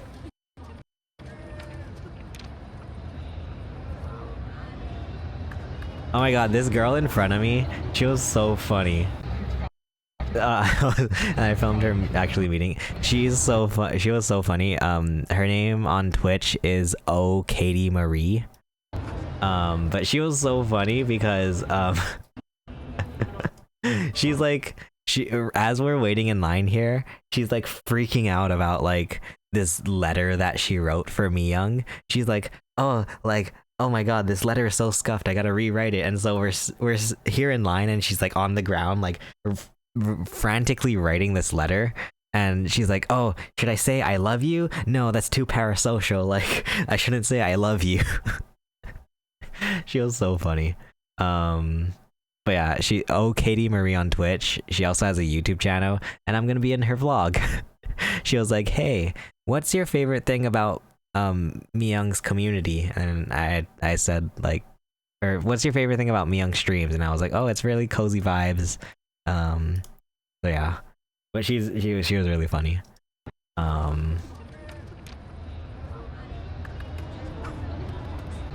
So this is when Miyoung walks out.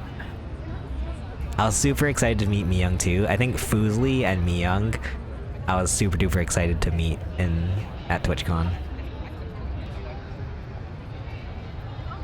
And Miyoung is so funny. Miyoung is like as funny as she is in her streams.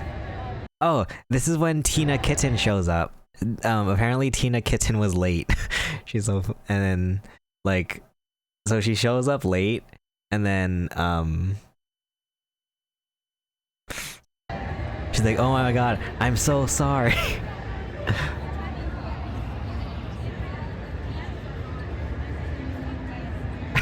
She's like, I'm so sorry. Oh my god. Were these paid meet and greets? No, they were free. You just had to make sure you had to make sure you were able to reserve a spot in the TwitchCon app. Yeah, it was super duper awesome. And then somebody brought Miyoung a pack of Pokemon cards, so she was opening it live in front of everybody. Very exciting.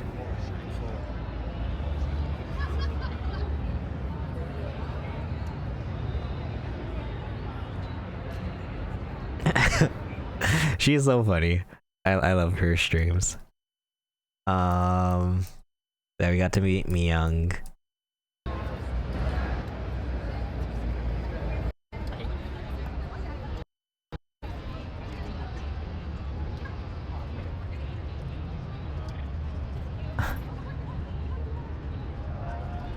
Oh. God, it's so scary.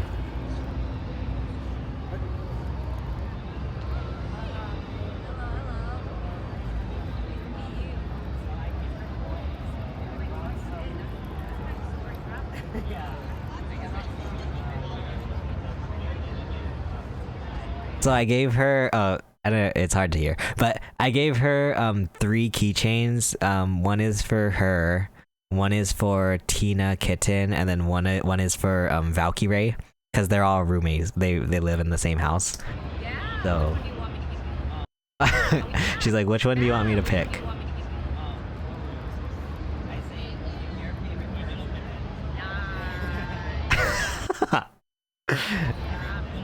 She's like, which one do you want me to pick for who? And then I said, oh, I think you should pick your favorite one first, and then you can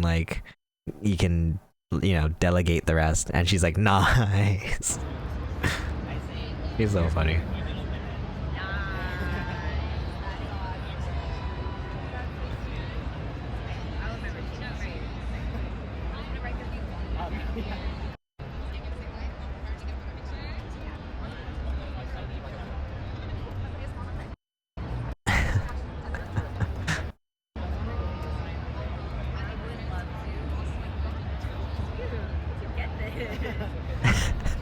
how'd you get this?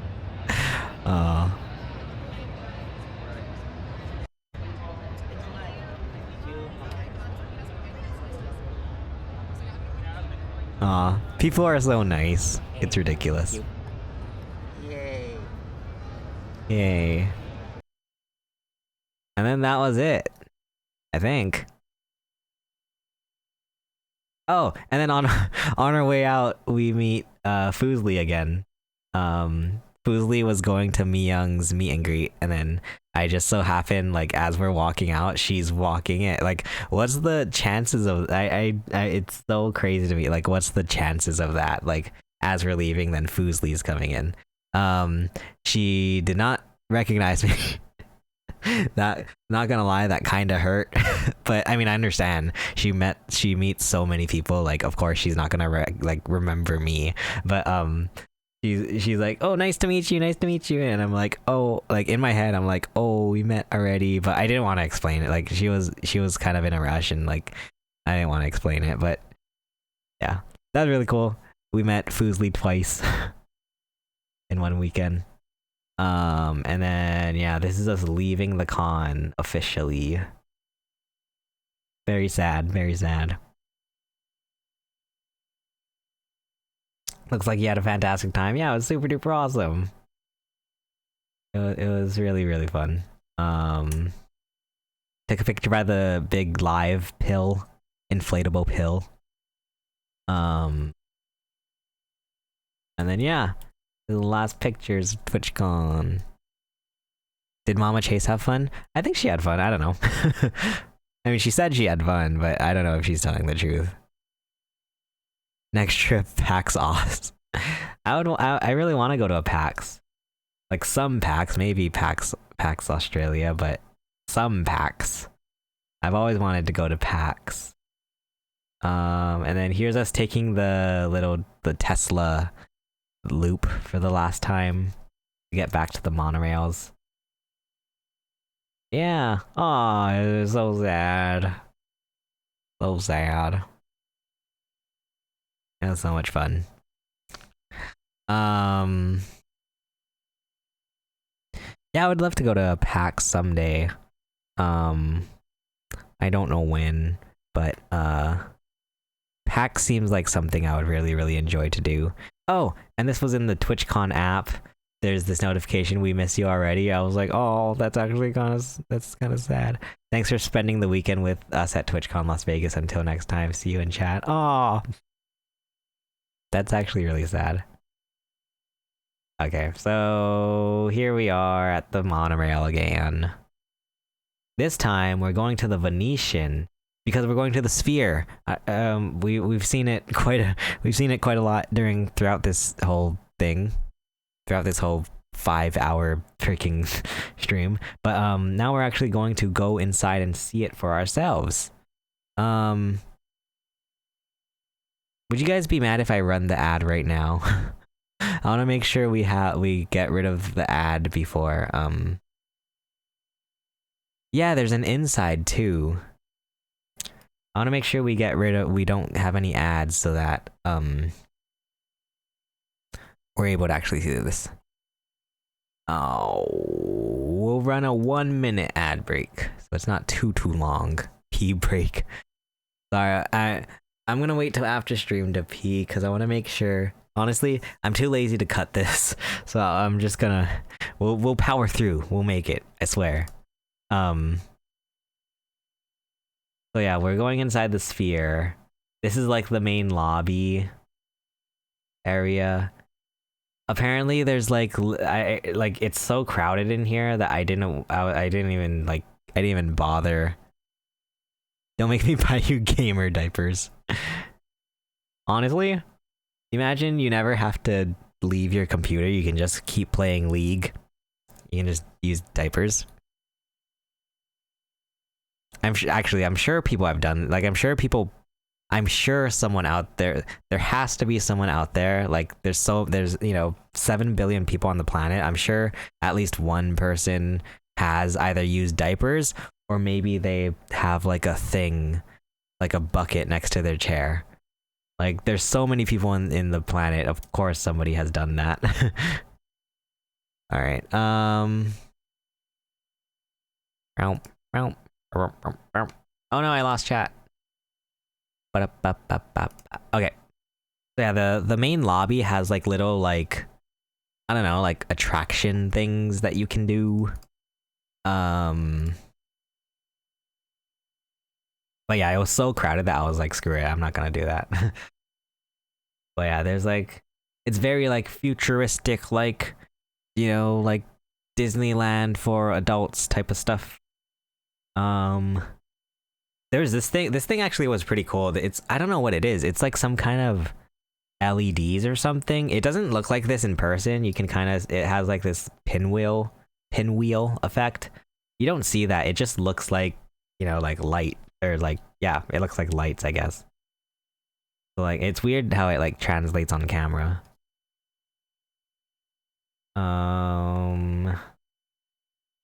Going up to the sphere. More of the lobby. Like, yeah, so like something like this, like it kind of looks, it looks kind of three-dimensional because of the lights. But yeah, on camera it's hard to tell. It doesn't look like that on, like, yeah, the camera makes it look different. I gotta skip around here. We went to go get waters. The waters were $7 freaking, right? Candy $6, chips $6, sriracha peanuts $6, flips or flips flips $8, wine $20, domestic beer $18, premium $19, Pepsi $7, diet Pepsi. Yeah. Oh wait, path water. I can't read it. But yeah, we ended up getting this path water, which I don't know. They came in these like metal bottles, and they had like the sphere logo on it, so we brought it home as souvenirs. But it's marked with like sphere. I thought that was cool. And then they had this thing. Okay, I was looking. I had to look to make sure it didn't show the credit card. But they had this thing, you place the items on it and then it automatically like scans it. That's wild. So futuristic. I don't know. I thought that was like, that was kind of cool. I mean, they had to have a person manning it, you know, like making sure people were doing it properly. So I feel like it didn't really save any, you know, human necessity. The future. Yeah, the future is here. Anyway, here's us walking into the sphere. I've thought I knew where I was going, but I didn't know where I was going. Our seats were 304, and I was reading the signs going to 403, which is further proof that I may or may not be dyslexic. And I was so sure of it too. I was so sure that it said 304, but it was 403. Anyway, we sit down. Here's what it looks like. Wow.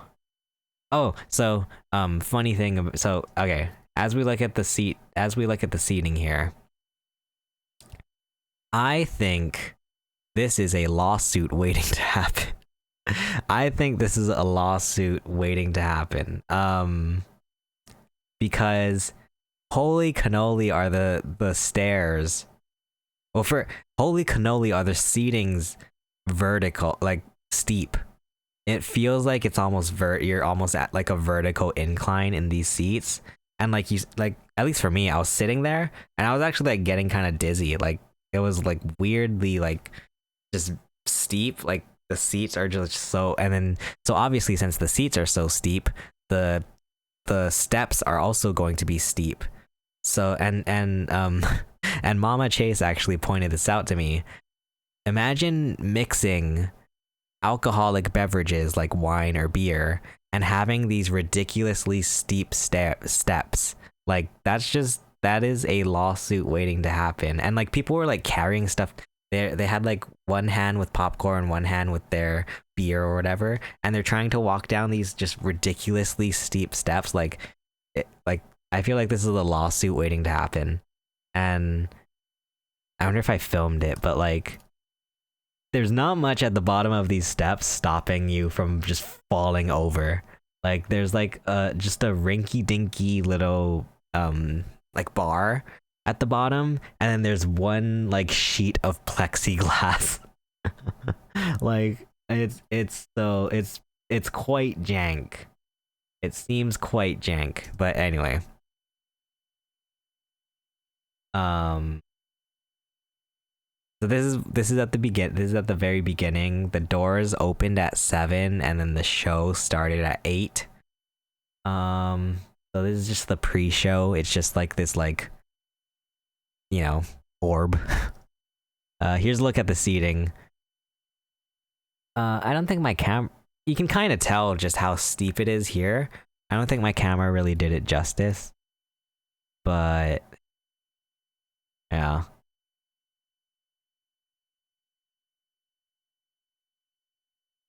Oh, here's our here's our sphere water.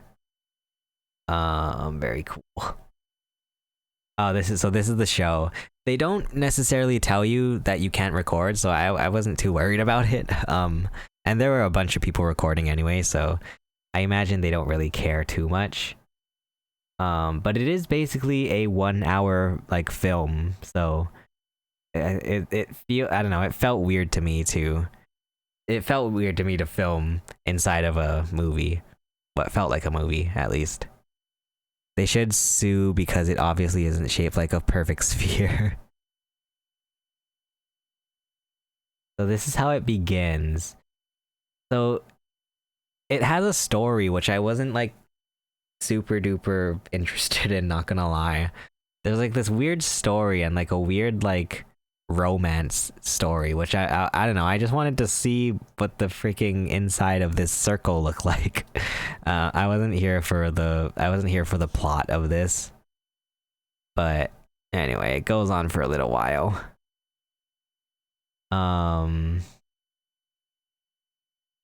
So yeah, basically, and also, sorry, wait, I should mention spoilers for the sphere if you don't want to know the spoilers, but essentially there's this man and woman who are brought on a spaceship onto what looks like Saturn, I believe. Saturn is the one with rings. I believe it's Saturn, but basically another planet, not Earth. And they are recollecting the memories that they had on Earth, is the basic premise. It's like, so basically the idea is that they're showing what happened on Earth and why they had to leave Earth. So here's the cool part where this is like the big reveal of the sphere, because so if you look here, it's like the whole like first, I don't know, maybe like 10-15 minutes, it's like, you know, it's like this, it's like your normal, you know, movie theater type of screen. And then they do the big reveal of the sphere, and luckily I was recording it because it was so funny, because you can hear the audible gasp of everyone in the audience. It was so funny. It's too loud.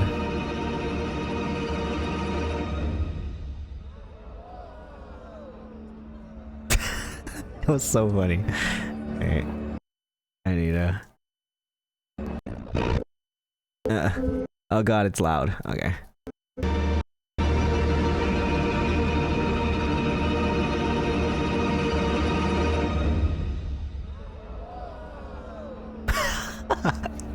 Everyone's like, whoa! That's pretty cool. It is pretty cool. I'll share my thoughts after we kind of like watch all these clips. So yeah, those vertical seats would destroy me here. That's like, because there was a part of me that was like, I kind of wish I was wondering, like, I wonder if like my grandma would be able to do something like this. And then I was like, oh, you know, I think my grandma would have a fun time going to something like this. But and then we get to the stairs and it's like, oh, my grandma would not be able to do this. Fear of heights is real. Yeah. My mama Chase was kind of freaking out because of it. It was very steep. But yeah, so it goes through a bunch of these like sort of like landscapes and whatnot, like, you know, basically like I guess Earth stuff. It goes through a bunch of Earth stuff. And it's all in this sphere.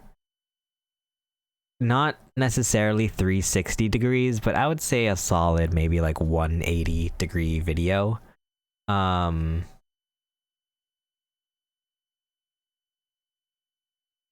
Yeah, so like there's like underwater, like water, you know, fish and whatnot. And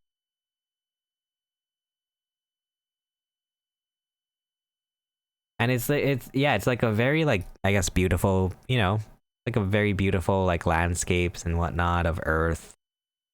And then the story kind of takes a turn once humans arrive, once humans start to, you know, do stuff on the planet. And then it becomes kind of clear what the message of this whole thing is supposed to be. It's supposed to be, you know, humans destroy the planet, basically. Humans equal bad. So it like goes through like spoilers, they ruin everything. Yeah. That's basically it's very transparent with its message. Which is, yeah, that people ruin everything. And so it goes through like, you know, it goes through like climate change and whatnot. It shows all this stuff here. And then so they have to like evacuate, go into space. Yeah.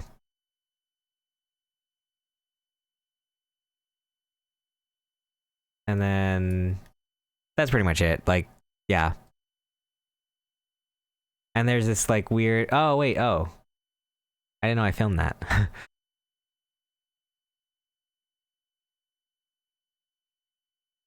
That was pretty cool. Like when it goes into like a regular size screen and it expands. That's kind of cool.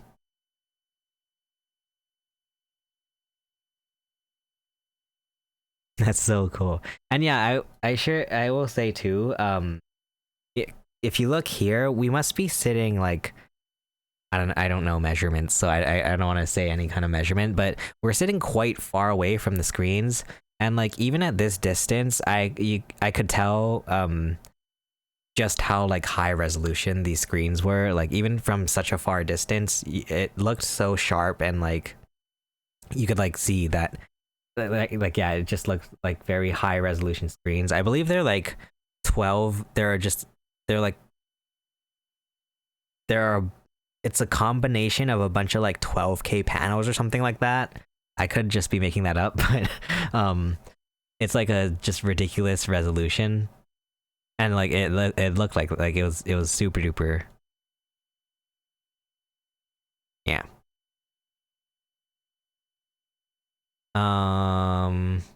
And then yeah, Postcard from Earth is what it's called. So yeah, so that was Inside the Sphere. That's like so there's the U2 show, and then there's this Postcard from Earth are the two current like shows. And then this is us trying to leave. Oh my god, I hate it. I hate being around that many people at once. So okay, and then yeah. So the sphere, I will definitely have a video all about the sphere and my thoughts about it. Just for context, I paid $90 per ticket for this. And so I was trying to think if I thought it was worth it, and I mean, yeah, it like obviously it is very, very cool. Like, you know, it's a massive, just like spherical screen basically. But I was trying to think, like, isn't $90 worth of cool? I think it would be. Like the way I like, I'd be okay with that. The way I was thinking about it was like, it felt like oh, I totally forgot to mention the seats are also what is it called, hydraulic. So like, as like things would happen, let me see if there's anything here. As like things would happen, your seat would shake. So there's some like hydraulics in the seats, and then there was also, apparently, from what I read on the website, apparently they pump, like, sometimes throughout the program they like pump air and like scents into the theater to make it smell like certain things, or like there was like cold air sometimes, like, so my best like description of it, if I were to explain this to people, is like, it feels like a Disneyland ride for adults, I guess. Like, it feels like one of those like Disneyland, you know, like Bugs Life or something like that, but for adults.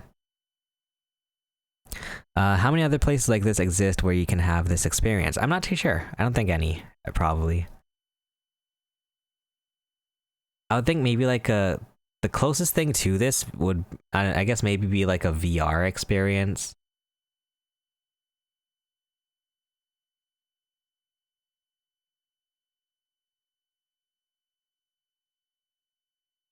I'd say it's worth it then.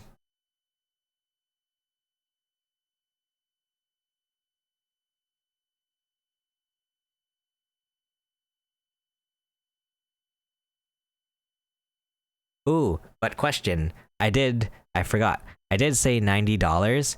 What about, wait, what's the conversion to Australian dollars? Because that is USD. Wow. Jeez Louise, the conversion is so high from USD to, it's AUD, right? 142.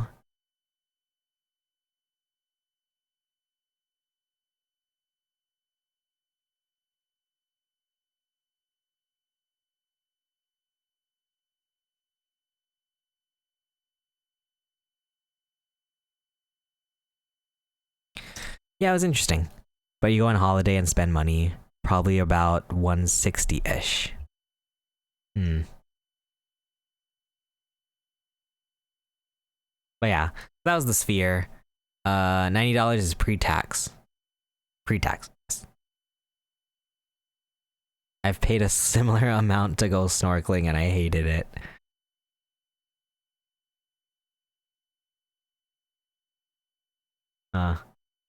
Yeah, I mean, if anything, it was interesting. My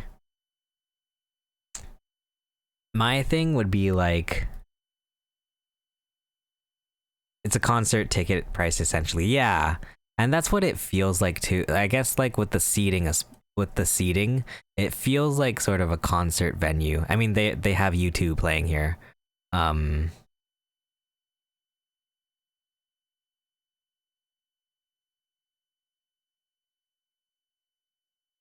I would say my main thing, because yeah, my main thing too is like, I would wait for it. I would say the $90 thing is kind of like, it's kind of iffy. My main takeaway from the Sphere in terms of like if it's worth it or not is like, I would wait till it's less. I would wait a while till it's less crowded, because that was the main thing too. It was just how crowded it was. Like, yeah, like here, trying to get out of here was such a freaking ridiculous nightmare. And then also too, like I would be like sitting I'd be like sitting here, and then like someone would be like, "Oh, I gotta get in," and then but I'd have to like stand up and get out of the way and let them in. Like I would wait till it's less crowded is probably one thing too. Better go to bed. Nice. Thanks for stopping by. I appreciate it. Hope you have a good night, Dandy. Thanks for hanging out. So after the sphere, I also should really get to bed. It's almost 2 o'clock in the morning. Okay, let's finish this up. So after the sphere, I mean, we basically just went back to our hotel. Caught the monorail for the very last time. And then we went to our hotel, went to the food court and got this I don't even remember what the restaurant was called, but I got a cheesesteak. It was pretty good. It was pretty good. Yeah. The fries were pretty bad, but the cheesesteak was okay. And that brings us to day 7, October 23rd, which is the final day. Let's finish this up. Let's end this turkey. So here we are. I'm saying bye. Very sad, but we had to say bye to the hotel. Very sad. Here we are in our Uber, heading to the airport. At what time? We left at about... When did we leave? I think 6:30 in the morning. Our flight was 9:15. So here we are in the Uber, going to the airport. Oh yeah, so speaking of the airport, oh my god, this still bothers me, and it's been like a day. But I talked about the security people at the Hawaii airport. Oh my god, the security at Las Vegas airport. I was like about to snap because we're doing our security. So if you guys have ever been to airport security, you know how you get the bins and then you have to put all your belongings in the bins. Well, me and Mama Chase had we obviously bought a bunch of stuff from Vegas. We had like shopping, basically bags and boxes of stuff that we bought. So we were trying to put all of our stuff into these bins for security, but obviously, we had so much that it wasn't going to fit in 2 bins or 1 for each of us. So we grabbed 1 extra bin, like as you would. There are many bins to go around in security. So we grab another bin, throw our stuff in the extra bin, and then the security lady goes, the stupid lady at security goes, oh, you used 3 bins for 2 people? Cool. And I'm just like, what a freaking bee with an itch. I was so mad. Like at the time, I was so mad that I didn't say anything. I didn't make eye contact. I just walked away. I was just like so mad. It was so... what an annoying lady. Like, what makes you like that? Like, what... how do you, like, wake up in the morning and decide to do that? Like, it's just so... ugh. It just makes me sick. So that was my security at, Las Vegas experience. Anyway, continuing on. We get on the plane. Once again, we have first class, so it's pretty much the same deal. Trying to get videos for my vlog. There's the USB port for the charging. We already know that. There's also... I couldn't figure out how this worked, But there is a plug. There's like a plug that you can plug in like AC adapters. I didn't understand how it worked, but it did. Somehow worked. Okay, so here we are taking off. We know the drill. Alright, we're flying away. Here's our food this time. We had an omelet, potatoes, huli chicken, fruits, and croissant. I mean, pretty much the same, not the exact same, but very similar food as we had on the other flight. Oh, here's me recording because we were having some pretty, like, gnarly turbulence. It was actually kind of scary, not gonna lie. It was like everything was shaking. I was mainly scared that all of my dishes were gonna fall off the tray. But yeah, it was some pretty wacky turbulence. This is our dessert. We had like a coconut type of cake. Here's me lying down. Oh, this is me going to the bathroom for the first time in first class. I mean, I don't know. It's been a while since I've been in. Oh shoot, been a while since I've been in an airport.